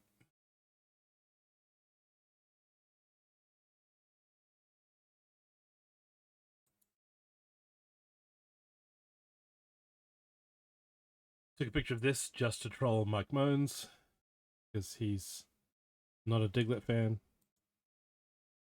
There's another picture of if we didn't see it earlier in my photos, here's a Saturday night picture of Orthanc.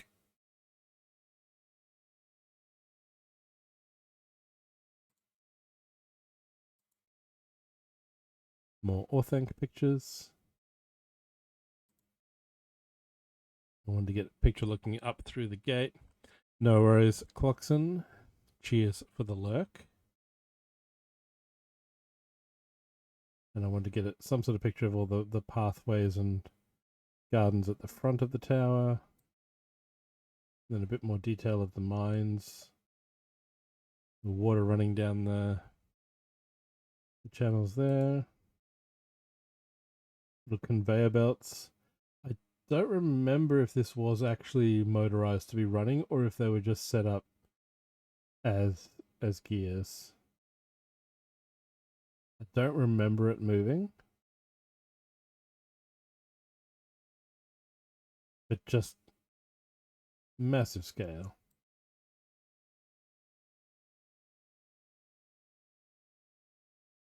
Elevator. Ents arriving with Merry and Pippin on the shoulders.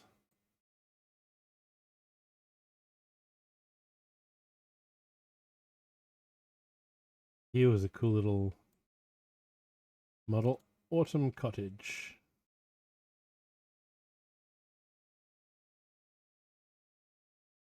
Just nice use of, a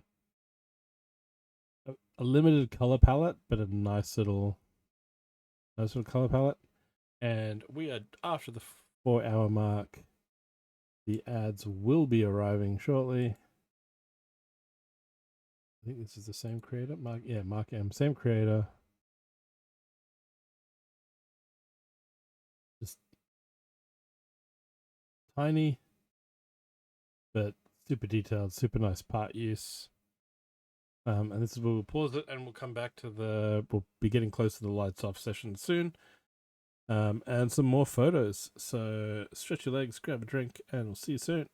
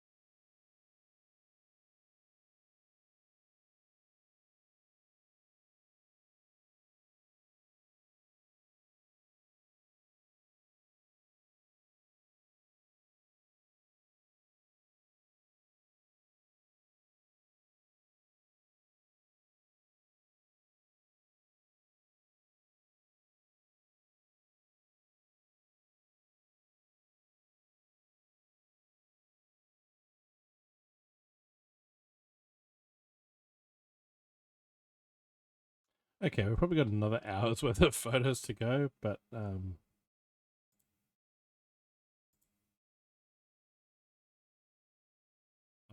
pick through a little bit quicker on some. We had a life-size pinball table.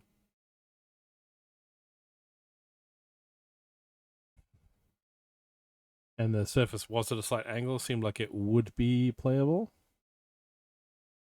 Creators info there. Had a leaderboard and everything.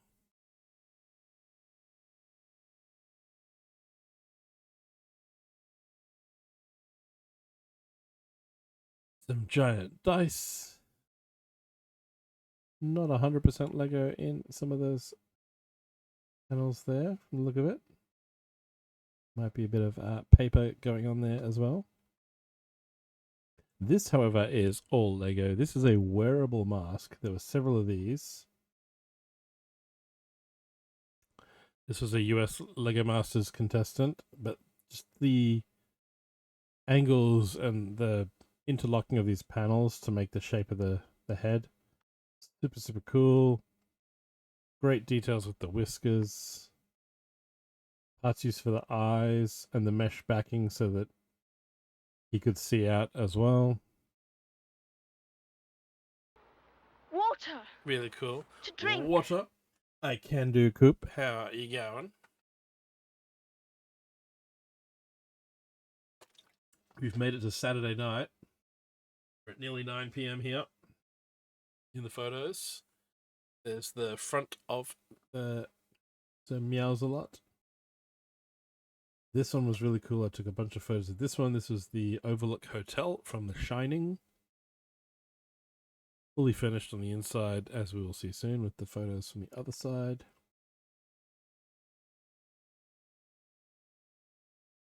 This Stanley Hotel.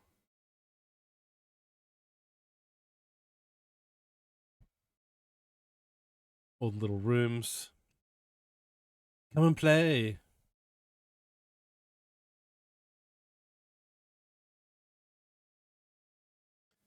The laundry down the bottom.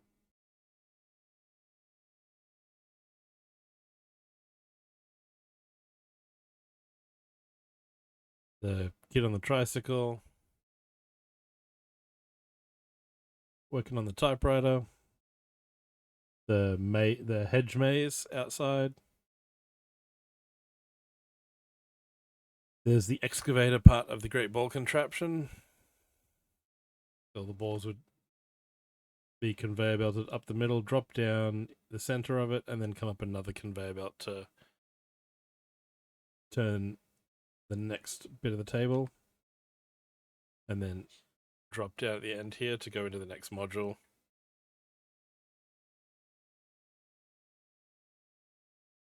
So the whole thing could either be used as a GBC module, or it could be motorized and like turn around and do stuff. But it couldn't do both. You couldn't have moving conveyor belts and balls bouncing around the internal parts and move it. It was one or the other. But super huge, super impressive. There's the buckets that would scoop the balls up and start them on their way. This was the tire fire underneath one of Squiddo's builds. I ducked behind to have a chat to him and saw some of the behind the scenes, as it were, behind the... Look at these, the use of pillars and ball joints to balance all these angles and stuff.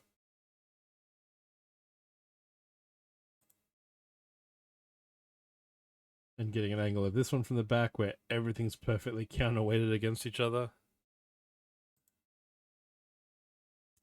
And then Silver dragged me over to look at this one, and we never got to see it working while I was there, but one of the other exhibitors had video of it. This central page folds completely across. It can lie flat on the left. All of these little cones as trees stick up higher than this lip. But you see these Technic bits here and here. Oh.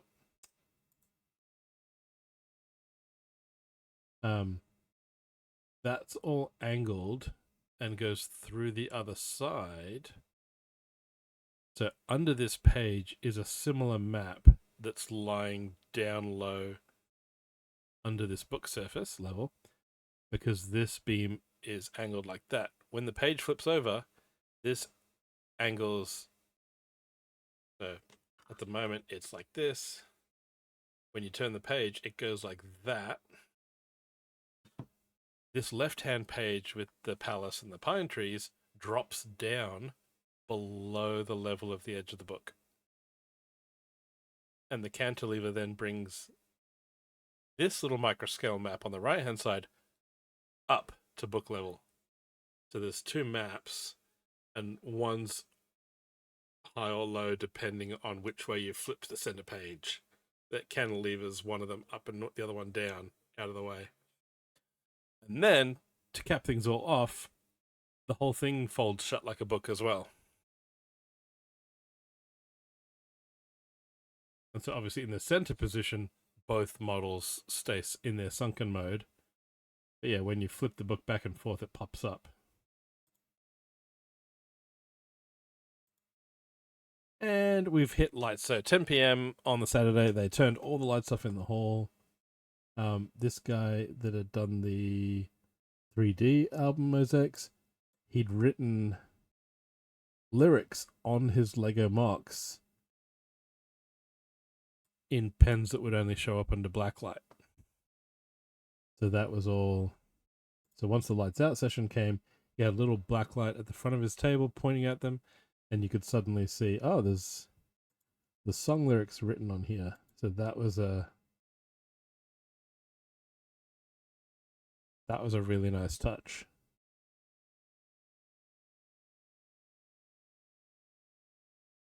And a nice way to make use of the lights out session rather than just being like, oh, well, I'll put a light on my mosaic, because, you know, a mosaic in the dark is just a dark panel. So there were some safety lights up the middle of the room, but they were not very not as bright as they appear in this photo. There we go. That's a bit more like what it looked like. There we go. That's how bright Coop's trucks were.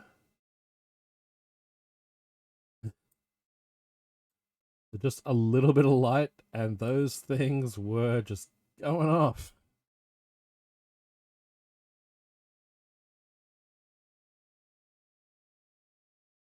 That was a cool city, but I don't think I ever got this, any pictures of this in the daytime. But I went past it at night and went, oh, that looks really cool. All the lights everywhere. Bowser's Castle, blurry photos of it in the dark, but all lit up from the inside. And you can see down the bottom here where the door is. So door closed, door open. He had a motion sensor, so you could trigger it to do the lights and sounds while you were nearby.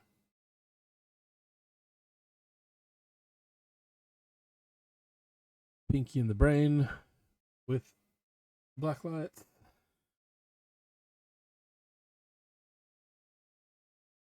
This is kind of blurry, but it's kind of effective at showing the way these lights were done. Okay, now OBS and Firebot have both disconnected from chat. And they've both reconnected. Today is really frustrating. I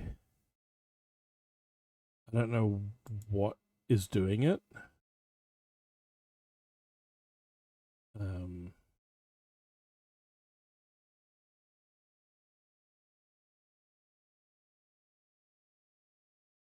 But it completely derails my train of thought.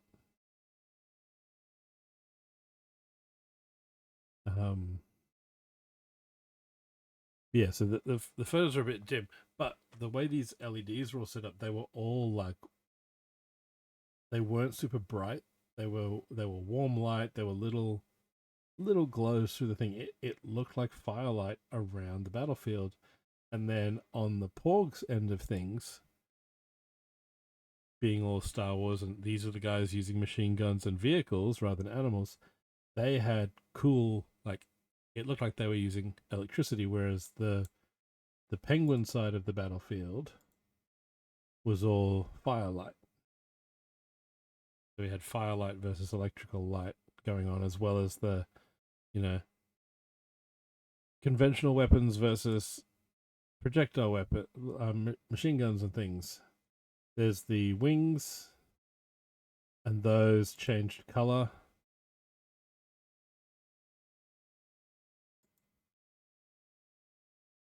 The theme of the convention was braving the elements, and so Dawn built this Earth, Wind, and Fire concert scene, and that was really cool, lit up.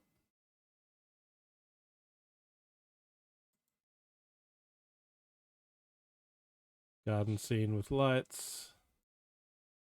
There's the a la mode, just with the sunset glow behind it.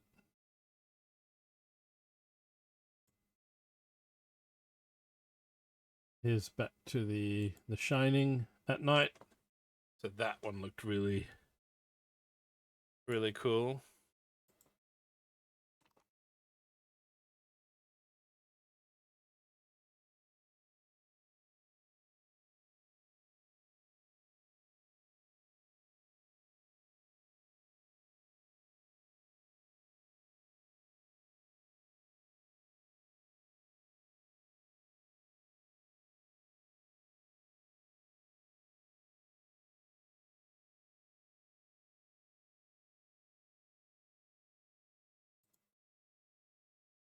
Yeah, there's the Overlook Hotel, all lit up from the inside. I'm trying to get pictures of the maze lit up was a bit tricky with my phone.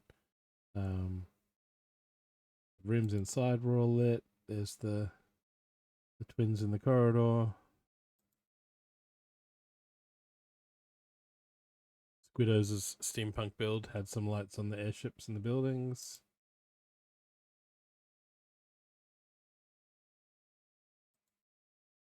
And the train had a light as it raced around. This was a WM lug, had a big pink city collaboration, so everything was pink in it, and then of course lit up it was rather bright. Blurry photo. There's Orthanc slightly lit up within. There we go. Lots of little lights inside. Grand Admiral Quack's Mario mock.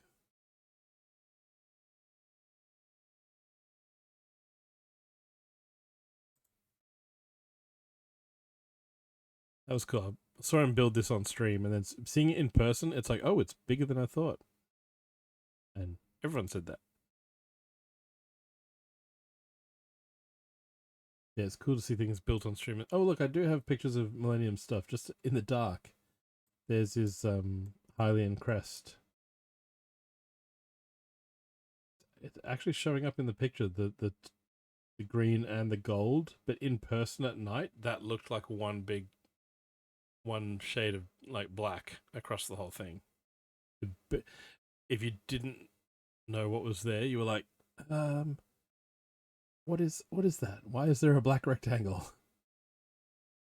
And then the use of the colors reacting to a black light over here on the mask. And then 0 under black light. And so we've got the fluorescent yellow, the high-vis yellow around the outside, but then these white ones in the middle are actually glow-in-the-dark ones, and I didn't get a picture of that. When the black light turned off, the white dog shape would still glow. And then at 11:30, we went for dinner to Buffalo Wild Wings. Big sports bar that was like open till 1 a.m. I managed to eat I ate all my fries and I ate half of my cheesesteak, and kept the other half for brunch the next day. Here is hotel breakfast on Sunday morning. Cereal, waffles. The guys that brought this, it took them most of the first 3 days of the convention to get this all assembled and together. And then for the public days, they had it out in the hallways. This table at the bottom that it's attached to was motorized.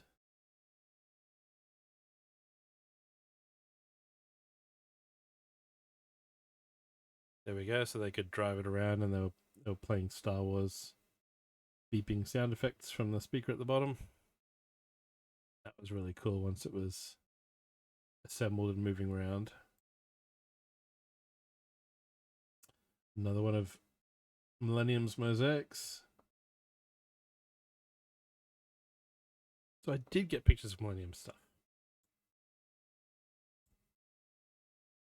And then this is I think it's called a Gujik, so the previous year's Brickmaster from the last year's convention makes a little micro build, and I didn't get a picture of their actual build, but it was a big sort of spaceship style yacht like this, and this is just a scaled down tiny rendition, and they made heaps and heaps of these, and then the idea is they leave it as a token of appreciation for like everyone that brings something. So if you've brought 50 marks, you'll get one of these left at your tables. You won't get one per thing you bring. It's just like, okay, thanks for coming. Here's a little thing. So that was left, and it was being left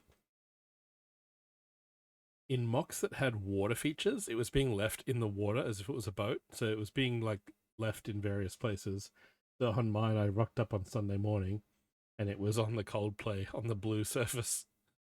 That's nice. Someone left.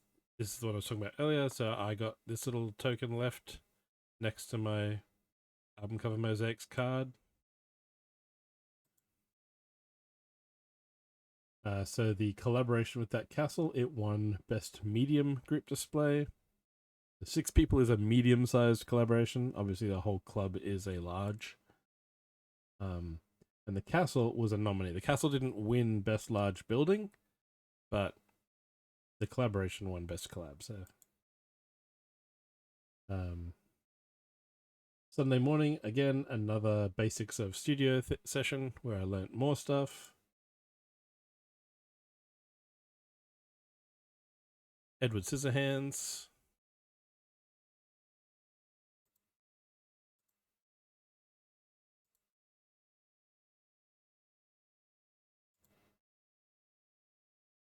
Really cool use of slopes and angles to do the face and the hair.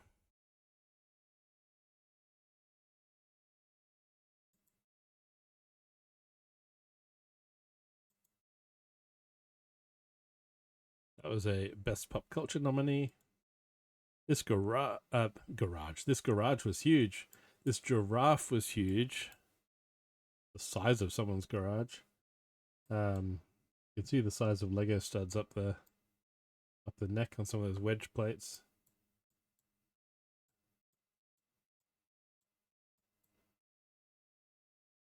Yeah, super impressive. Super huge. Needs a millennium for scale.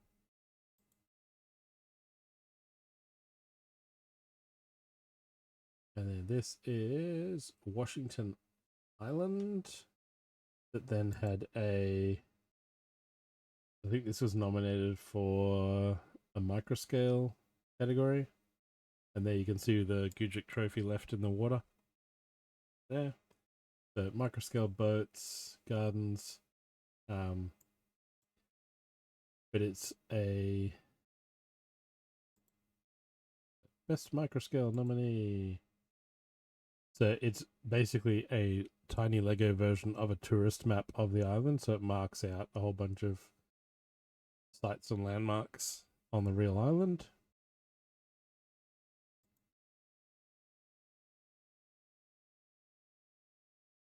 Love detail at this scale.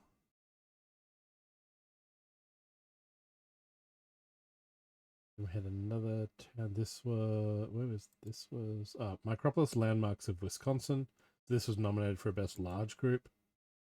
This was a big club collaboration. I don't know Wisconsin, so I don't recognize any of these landmarks. Approximate piece count 37,500 in this Steamboat Willie. Are you prepared for this? Ready for this? Ready for this? This thing was massive. That was a couple meters tall.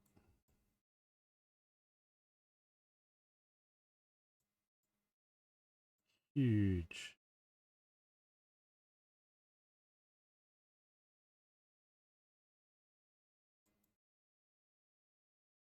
Then we had a Jurassic Park visitor center. This table rotated.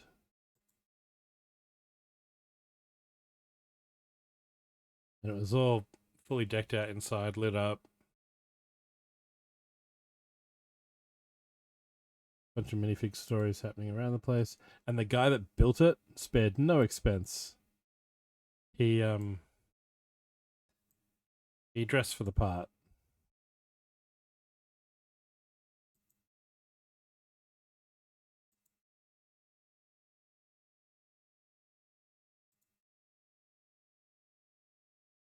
And then next to it, he also had this scene in the original movie where they're hiding behind the tree log, and then the T-Rex comes bursting out of the forest, attacking the herd.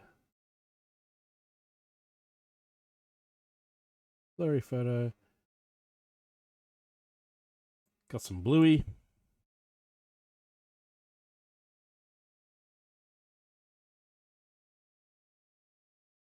And then this, I think, was just a series of tables in a row.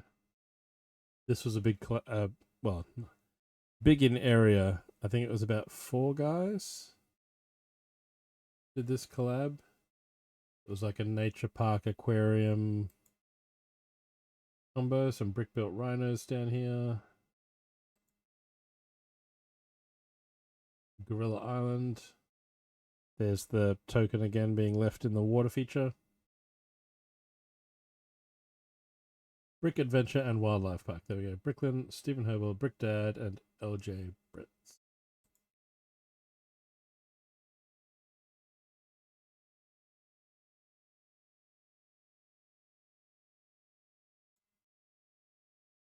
And then farmland and stuff next to it. And then like a theme park ride section.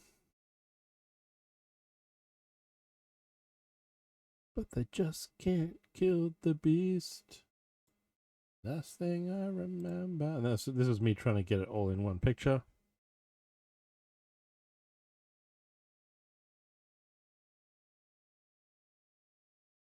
More mosaics that are slightly blurry.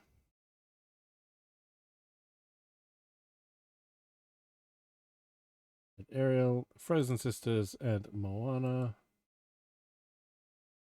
This one was, I think, yeah, this was nominated for use of color. Petals of the Mind. Yeah, best use of color nominated. There we go. Helps if I go to the next picture.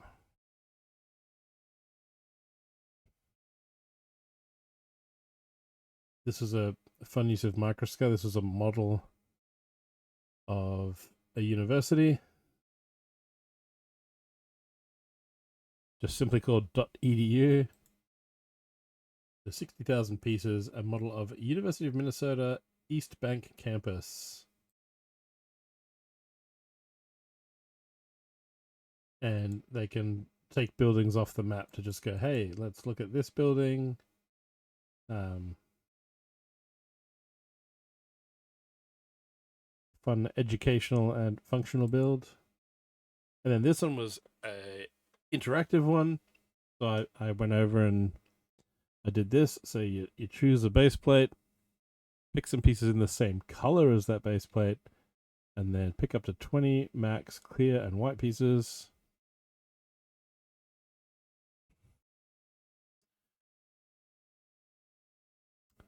No worries, Alex. Thank you, as always, for hanging out. And then the little micro building. Oh, there's my contribution. Tried to get a few little uses of negative space in it. And then added it to the map. So then these are all built by people during the weekend.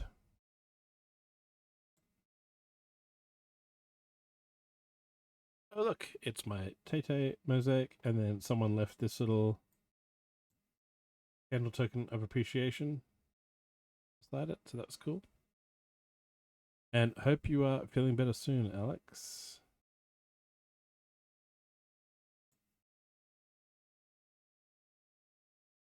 There's some of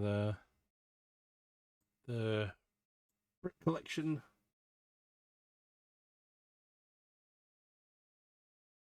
So earlier, there they are.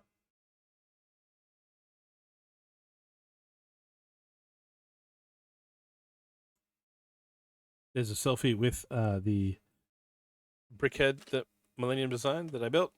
That's, I think, Millennium holding it up for a selfie. I went back to the Burke table because they'd finished adding the top of the mountain on from the last time I took photos, and that these two dragons here could actually rotate around and fly around the mountain in this gap here.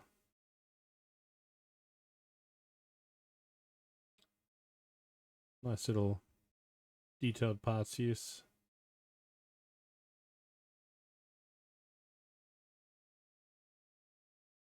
Yeah, just enough clearance there and enough support in the middle to still hold the mountaintop on.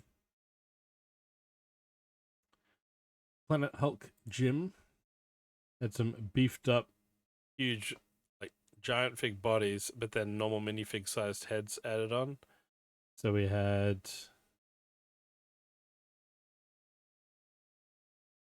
Swalmo. And then, of course, now that Yoda is supersized, he gets to carry Luke instead of the other way around.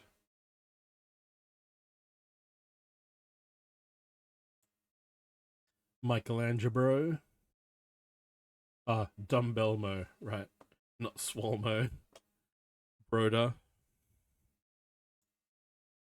And then this was a mock of a Star Wars ship using these old rubber rings for this part here.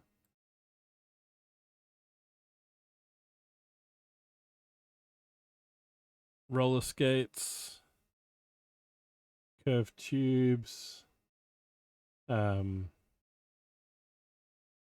single row track, some copper tubing parts. Like there was some.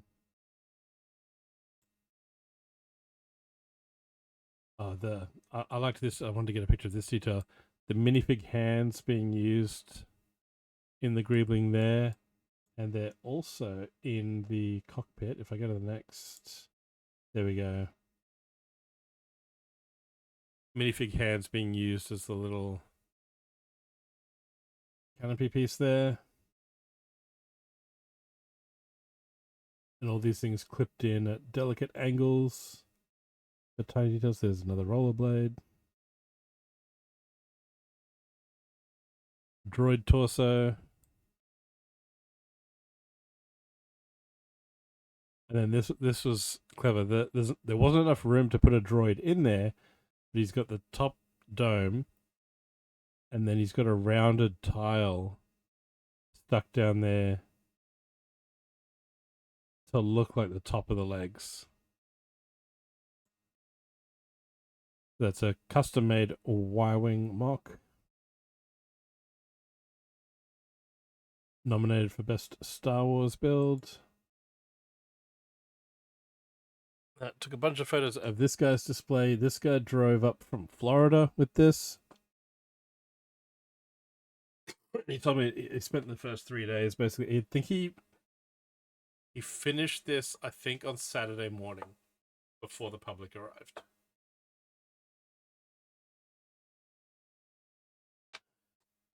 But he brought it in segments and then had to like join it all back together, make sure all the wiring still fed through the right way.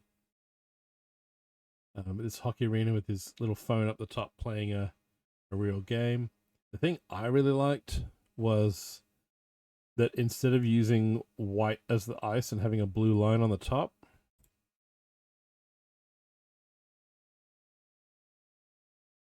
okay, hang on. Sorry, Alex, I've just reopened, brought Firebot back to the top because OBS is only showing me that you unfortunately have to go physically. And now it just says connecting to chat, connecting to chat, connecting to chat.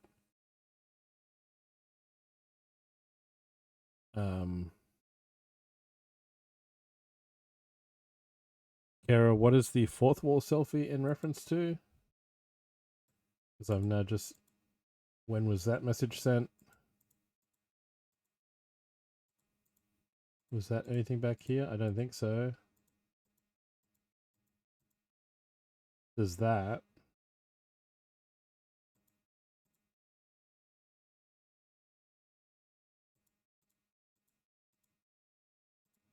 Nope.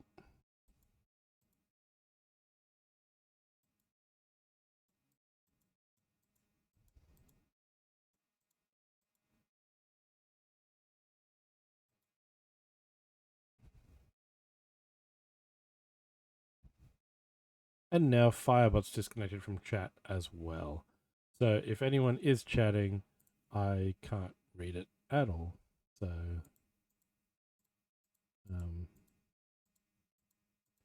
where were we up to? We saw the Y-Wing hockey arena. So yeah, instead of using just white for the ice and instead of having the lines in the tiles, the painted lines, just like in real ice, they're under it. So he's done a hockey rink in white with the red and blue lines, and then he's completely tiled over the top in trans clear. Okay, OBS has reconnected to chat. Firebot is still trying to reconnect.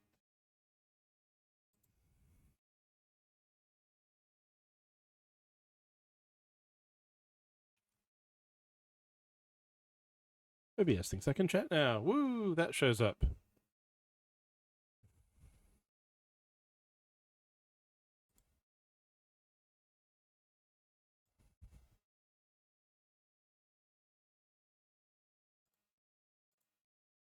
Megatron Prime!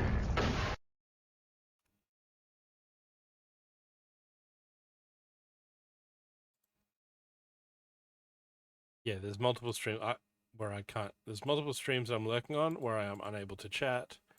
And then when I am able to chat in one, I can't chat in the other. OBS is being a pain. Firebot's not connecting.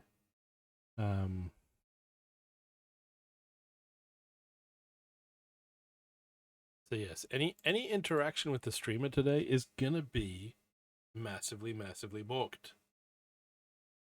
So welcome to me just talking about my photos for 5 hours and occasionally being relevant into what you might be commenting. Hockey arena, there we go. Aiden Deutsch was his name, but he has a... Oh yeah, I got pictures of the seats there. You can see the goalie net.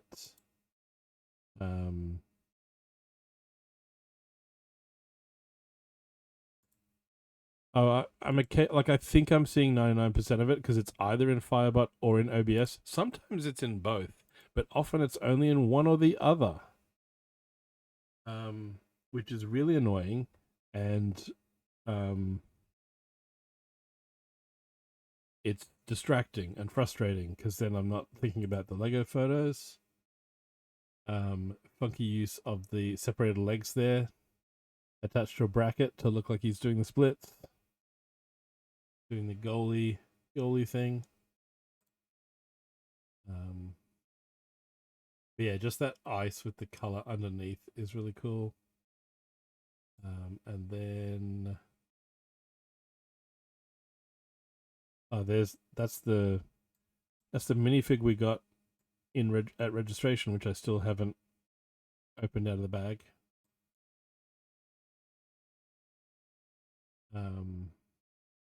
Got a picture there looking through the glass. Down at the ice. Thought I got I definitely picked up one of his cards, and he's got a different name on Instagram. Then these are some tiny little Star Wars habitats that he made. Did I get a picture of his card? No, I didn't, but that's his card right there.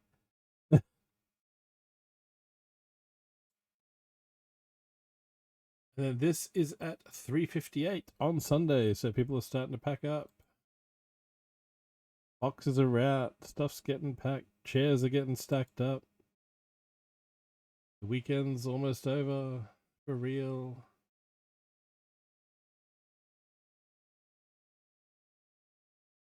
And there it is, that's my display packed up into a bag And then I've got a few little things in my backpack, but that's me done. Tablecloths are folded. Things are getting packed up, dismantled.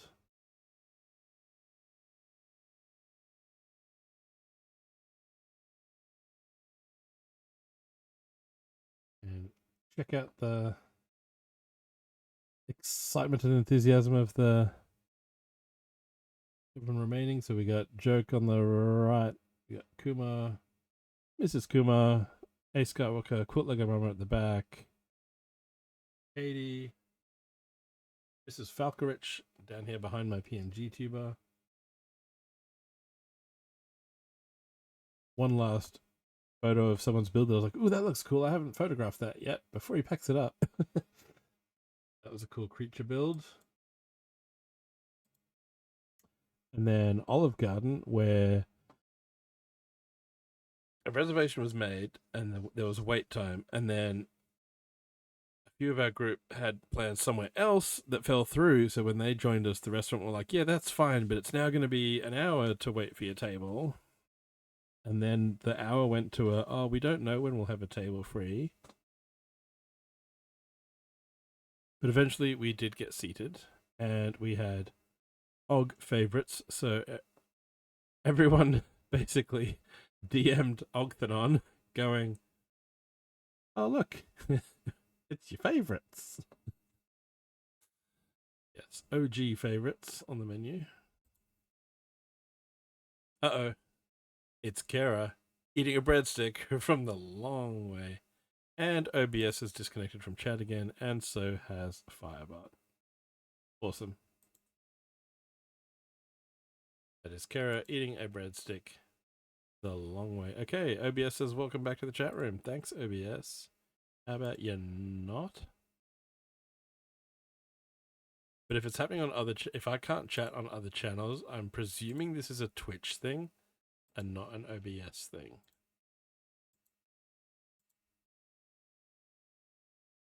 Yes, Kara had to do the Beauty and the Geek thing of the burrito and eat it from the long side.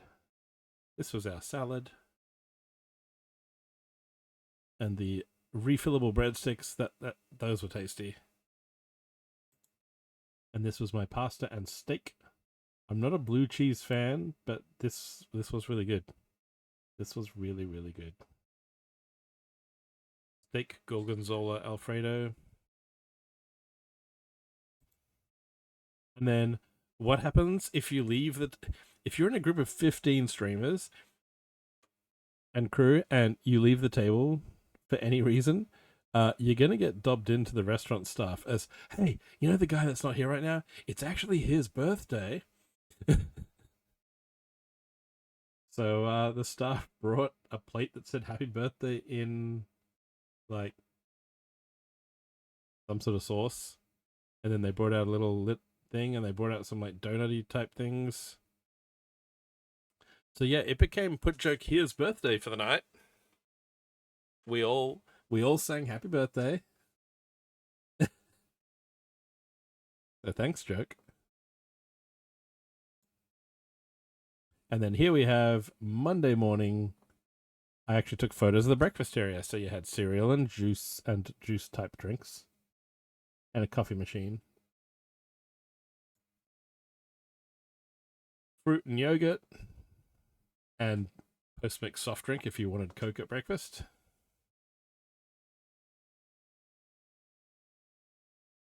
And then we had toast and muffins and bagels and things. Although this rack toastery, the conveyor belt toastery thing, we used to have one at work and you could control the speed. This was just a fixed speed. So your toast came out slightly toasted and it would probably be burnt if you put it through twice. And then this is where you lined up to tell them how you wanted your omelette. And then they had containers with like scrambled egg and bacon and sausage. There's my fruit and yogurt. And then I went to get a bagel and I turned around to get a knife. And one of the kitchen staff were like, "Sir, there's just this thing here. You don't need a knife." And it was like, hang on. So we have a thing called a knife. We invented a knife, and then we invented a thing that literally only exists to slice a bagel in half.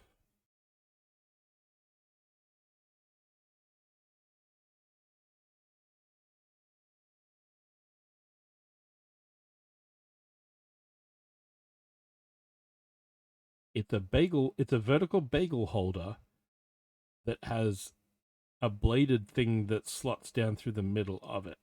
There's a thing! There's a thing on top of the thing! But yes, I was trying to break it, and I turned around to get a knife, and she's like, "Oh, just use this." And I was just like, I did, but it was also like, of all the things that never needed to be invented when we already have a thing called a knife. We've made a thing designed to slice one thing and one thing only. We already have a thing that we've invented that slices anything. Why? Why? Why? Hence the photo. Because I was like, what in the world is this place where we have a bagel stand slice thing?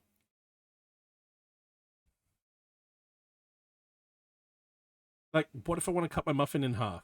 Is there a muffin version of this that's like cylindrical that I can drop my muffin into? It's like, but we have a knife. We have knives. Knives exist, and they're behind me on the table over there.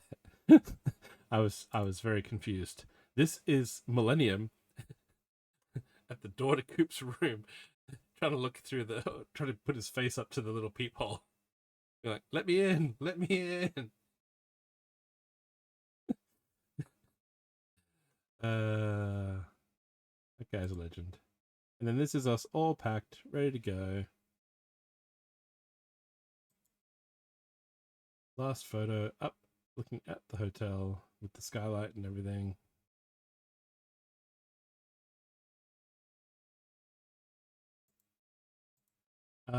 Slightly, Kara. I think he was occasionally going up onto his toast.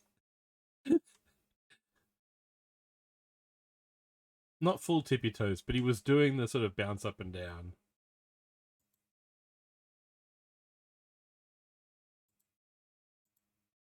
And then on the way to the airport, photo for lead.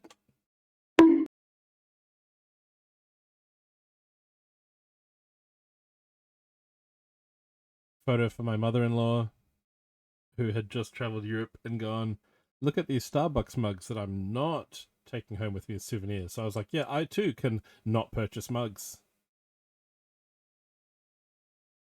Instead, I bought a hat. Here I got a Starbucks in the airport.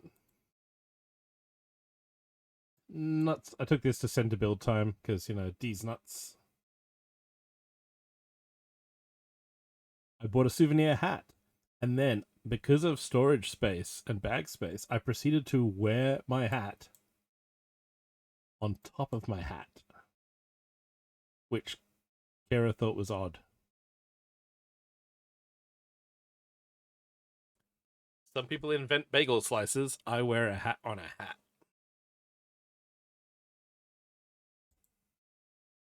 And then I figured I would have some thin crust pizza before I left Chicago, since they reckon they're also famous for that. It tasted good. I could have done with probably 2 of those, but not at the prices they were charging. Especially since the food... Oh, this was cool. It was a automatic sensor operated bottle filler thing. And then on the flight from Chicago to Vancouver, I had the Canadian beer on offer. This one was really nice. Oh, so this is also a thing, Alex. This is how they slice thin pizza in Chicago. They do it in a grid style, and you just grab little squares. In Australia, a pizza like this would probably be cut into quarters, and a normal size pizza would be cut into like 8.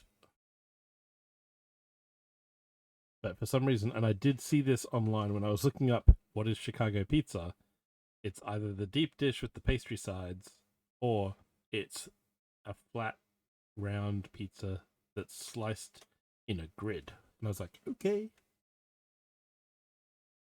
Handy bite-sized pieces, I'll say that for it.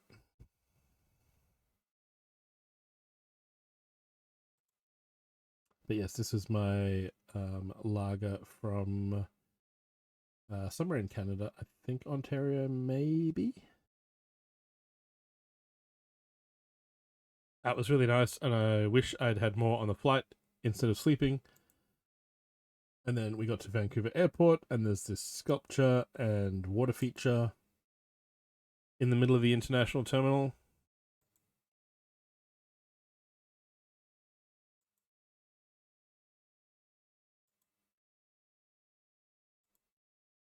With a bridge across the water feature. And we are in Canada. Things were in English and in French. We had 5 hours. They have a big fish tank, like mini aquarium tank in the terminal.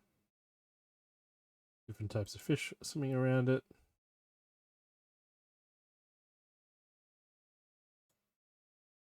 And then that's looking back towards the duty free. And then there was this atrium thing that had a few so you could walk outside. You were still inside the terminal, but you could walk into the outside air.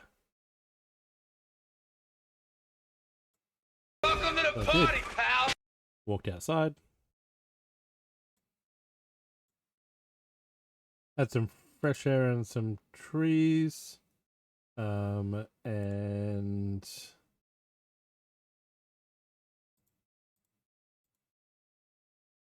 okay, photo app has stopped its thing again.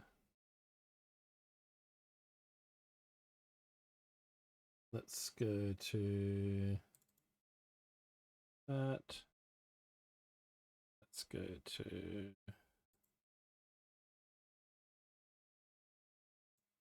that. Yes. It's still in the airport, but in the outside air.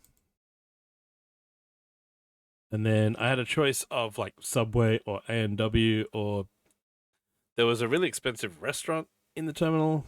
And then there was this one, which was an offshoot of an Indigenous-owned restaurant that had lots of salmon on the menu.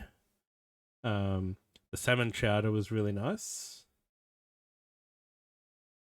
which is this on the left. And then on the right, this is a wapiti burger. So it's deer meat in the patty.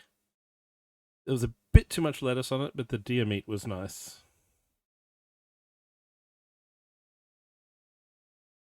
And that is selfie of me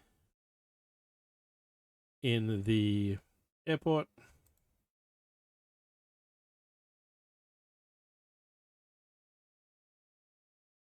There is Vancouver. This is us leaving Vancouver. Taking off at 10 something at night.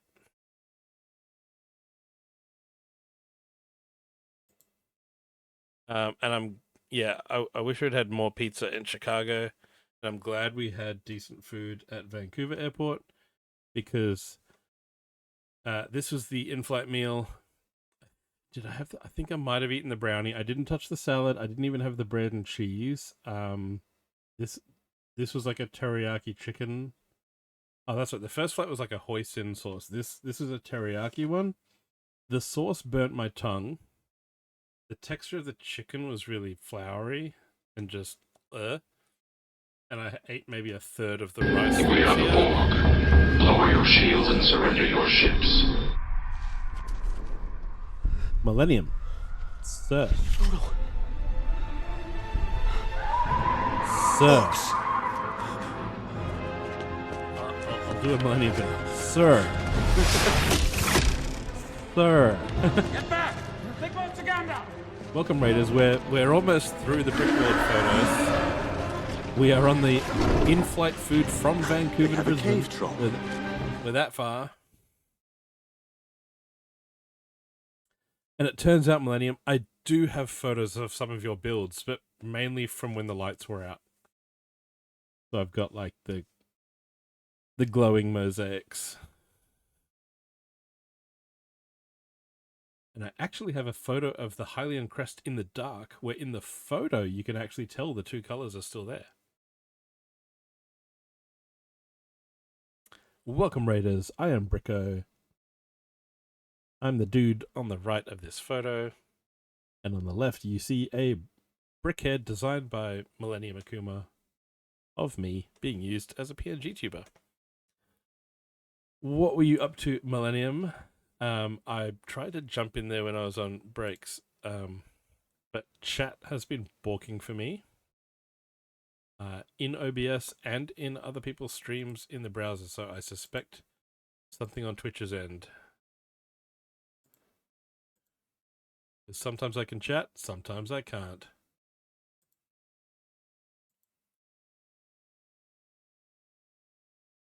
And I'm having to yep, okay.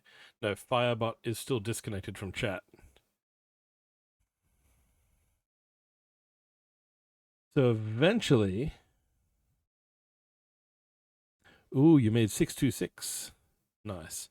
Eventually, once Firebot catches up to things existing, it might trigger people's first time, like it'll say your name in my ear when you chat. Yeah, well, it's not Firebot's fault, it's Twitch's fault. Half the night, I've had to be reading Firebot because OBS isn't showing chat. It's just spinning circle. Spinny circle, spinny circle. So yes, we have also, so welcome in Kitty, RD, Millennium, Kara, CT, who else have I missed? Kaz, welcome in.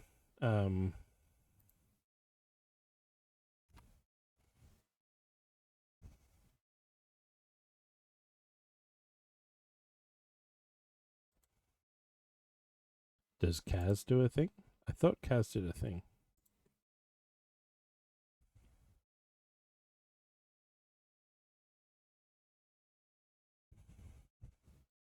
Oh, also, apparently, welcome myself. I'm a raider from Millennium Akuma.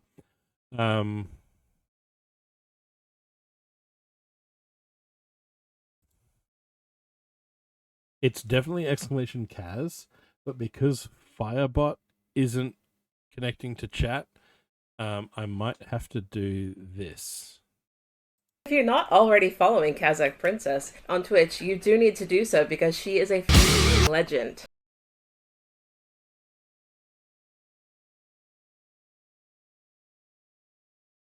Yes, I have to manually push the play button in Firebot.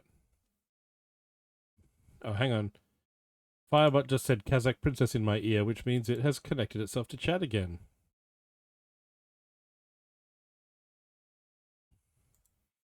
Nice, Coop. Nice. Hang on. Let me go back to... So we are going through my Brickworld photos. Here's the chicken that burnt my tongue, so I didn't eat much of it, and I slept instead. And then watched a movie, and then slept heaps more, and then had breakfast and watched another movie. And slept even more. But yes, highly disappointing food on the second flight. And then this is coming into Australia. Cruise ship for scale. Back in Brisbane. Yeah, that was North Australia, I think. Welcome to Brisbane. Thanks. Welcome to Brisbane International Airport, where the baggage carts are free. They do not cost you money and do not give you part of it back. They're just free. And then this photo is because we left on a Tuesday with a full wheelie bin, but Tuesday night is when our bins go out for Wednesday morning pickup. We arrived back home in Australia on a Wednesday, thinking, oh, it's bin day. I wonder what we're going to have to do. You know, are we going to make it in time? As we got to our townhouse complex, the garbage truck darn good. was coming in our front gate. So Kittles and Kara stayed in the car. I jumped out, and I ran up to the house to put the bins out. And it was big success. We got the bins emptied. Oh, only another 2.5 hours to your alarm. Good luck, Kaz. I hope you get some sleep. So yes, we got the bins out in time.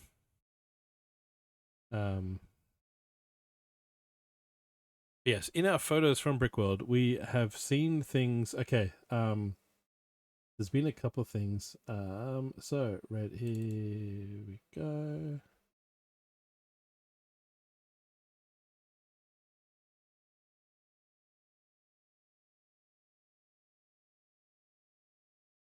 Front gate, actually. There we go. There's a Millennium build.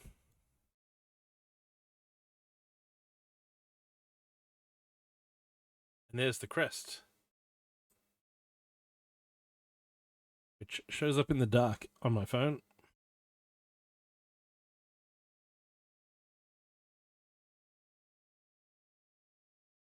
And Millennium, if you need to go to bed, because I suspect it is super, super, super late night / super early morning for you, go and sleep. All of you in American time zones, go to sleep. It's okay.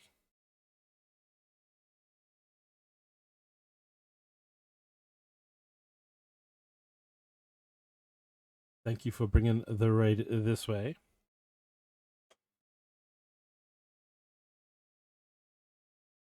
What was I gonna? I was gonna find those.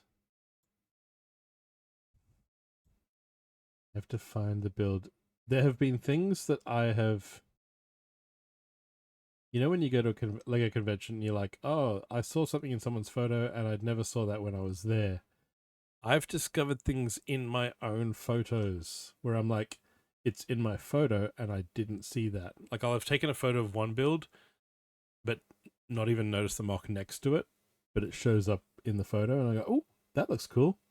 I wish I'd seen that on the day. And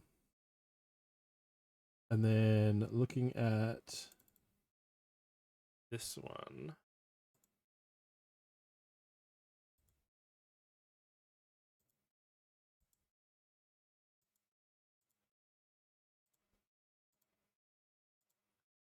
This one here.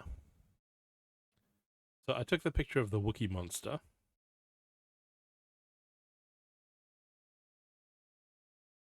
And it wasn't until I showed this on stream that Clockson pointed out to me that the cookie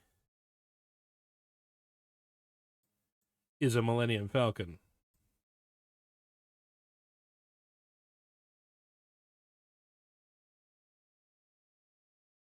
I looked at this mock several times.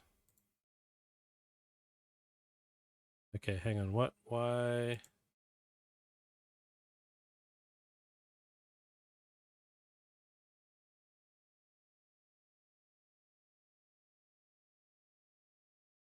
Hang on, what?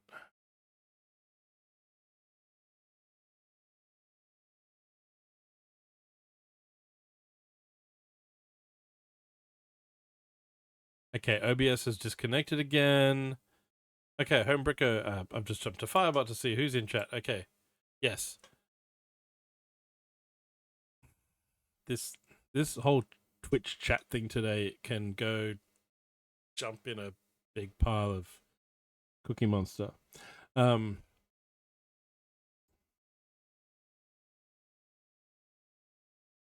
Yes, I saw Descent mocks in front of the Muppet Show mosaic, and it was like, that's, yeah, it's the Falcon, and it's like I saw Cookie Monster. I'm like, yeah, Wookiee Monster. It's a hilarious joke. It's great. I walked past this mock several times. I took photos, especially of it, and still was like, oh, hang on. Clockson goes, oh, nice cookie, and I was like, oh my goodness, I did not even see that. And yes, for those just joining us, I took stuff from Australia to Brickworld And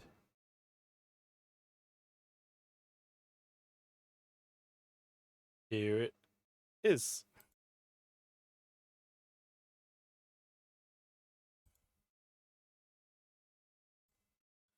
So that's my album cover mosaics, including Men at Work, the brand new one at the front.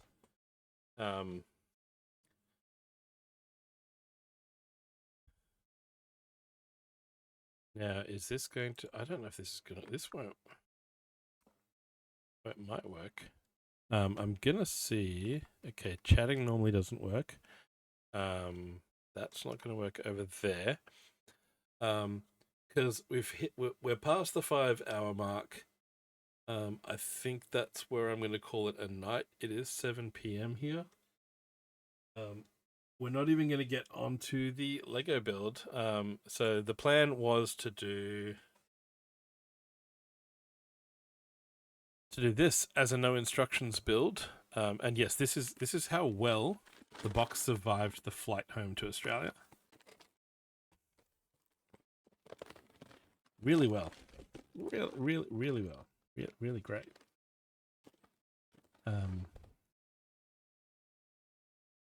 So that will be a different time, I think. I think we are going to look for a raid target. I'm starting to feel like it should be dinner time.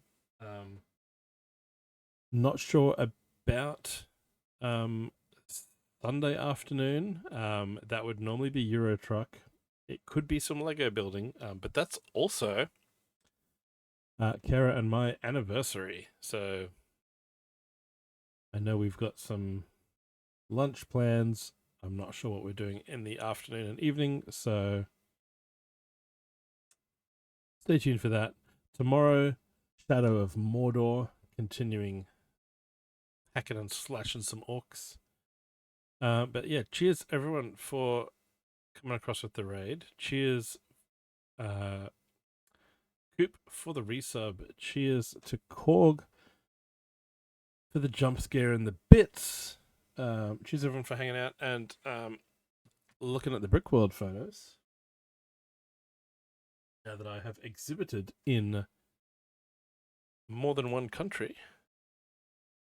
Okay, and now OBS and Firebot are both disconnected. So, Kara, can you try something? If Kara can hear me, can you type exclamation ending? And then where are we gonna go? Who's on? Is anyone doing Lego?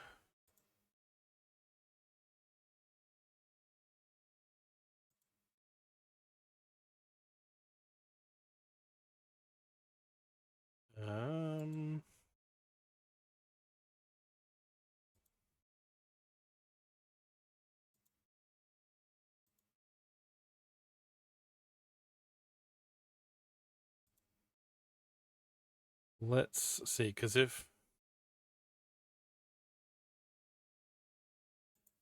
Twitch isn't connecting to chat at all.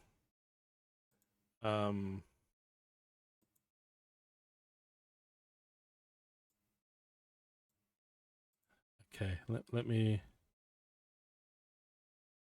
and that hasn't come through on OBS's end. So if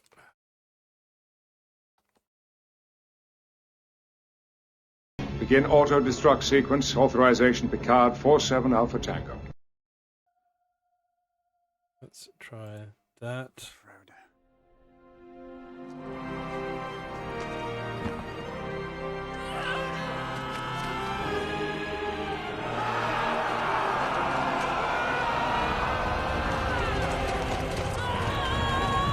Okay, now it comes. Okay.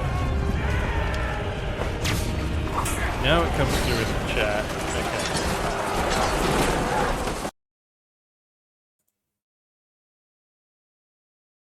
Let's go. Let's go say hi to Mike.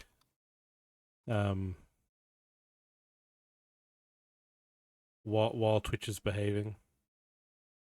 Copy a raid message. And we will see you next time. Hopefully tomorrow it works better for some Shadow of Mordor. Hopefully Twitch behaves. Until then, see ya. Thank you, everyone. Bye.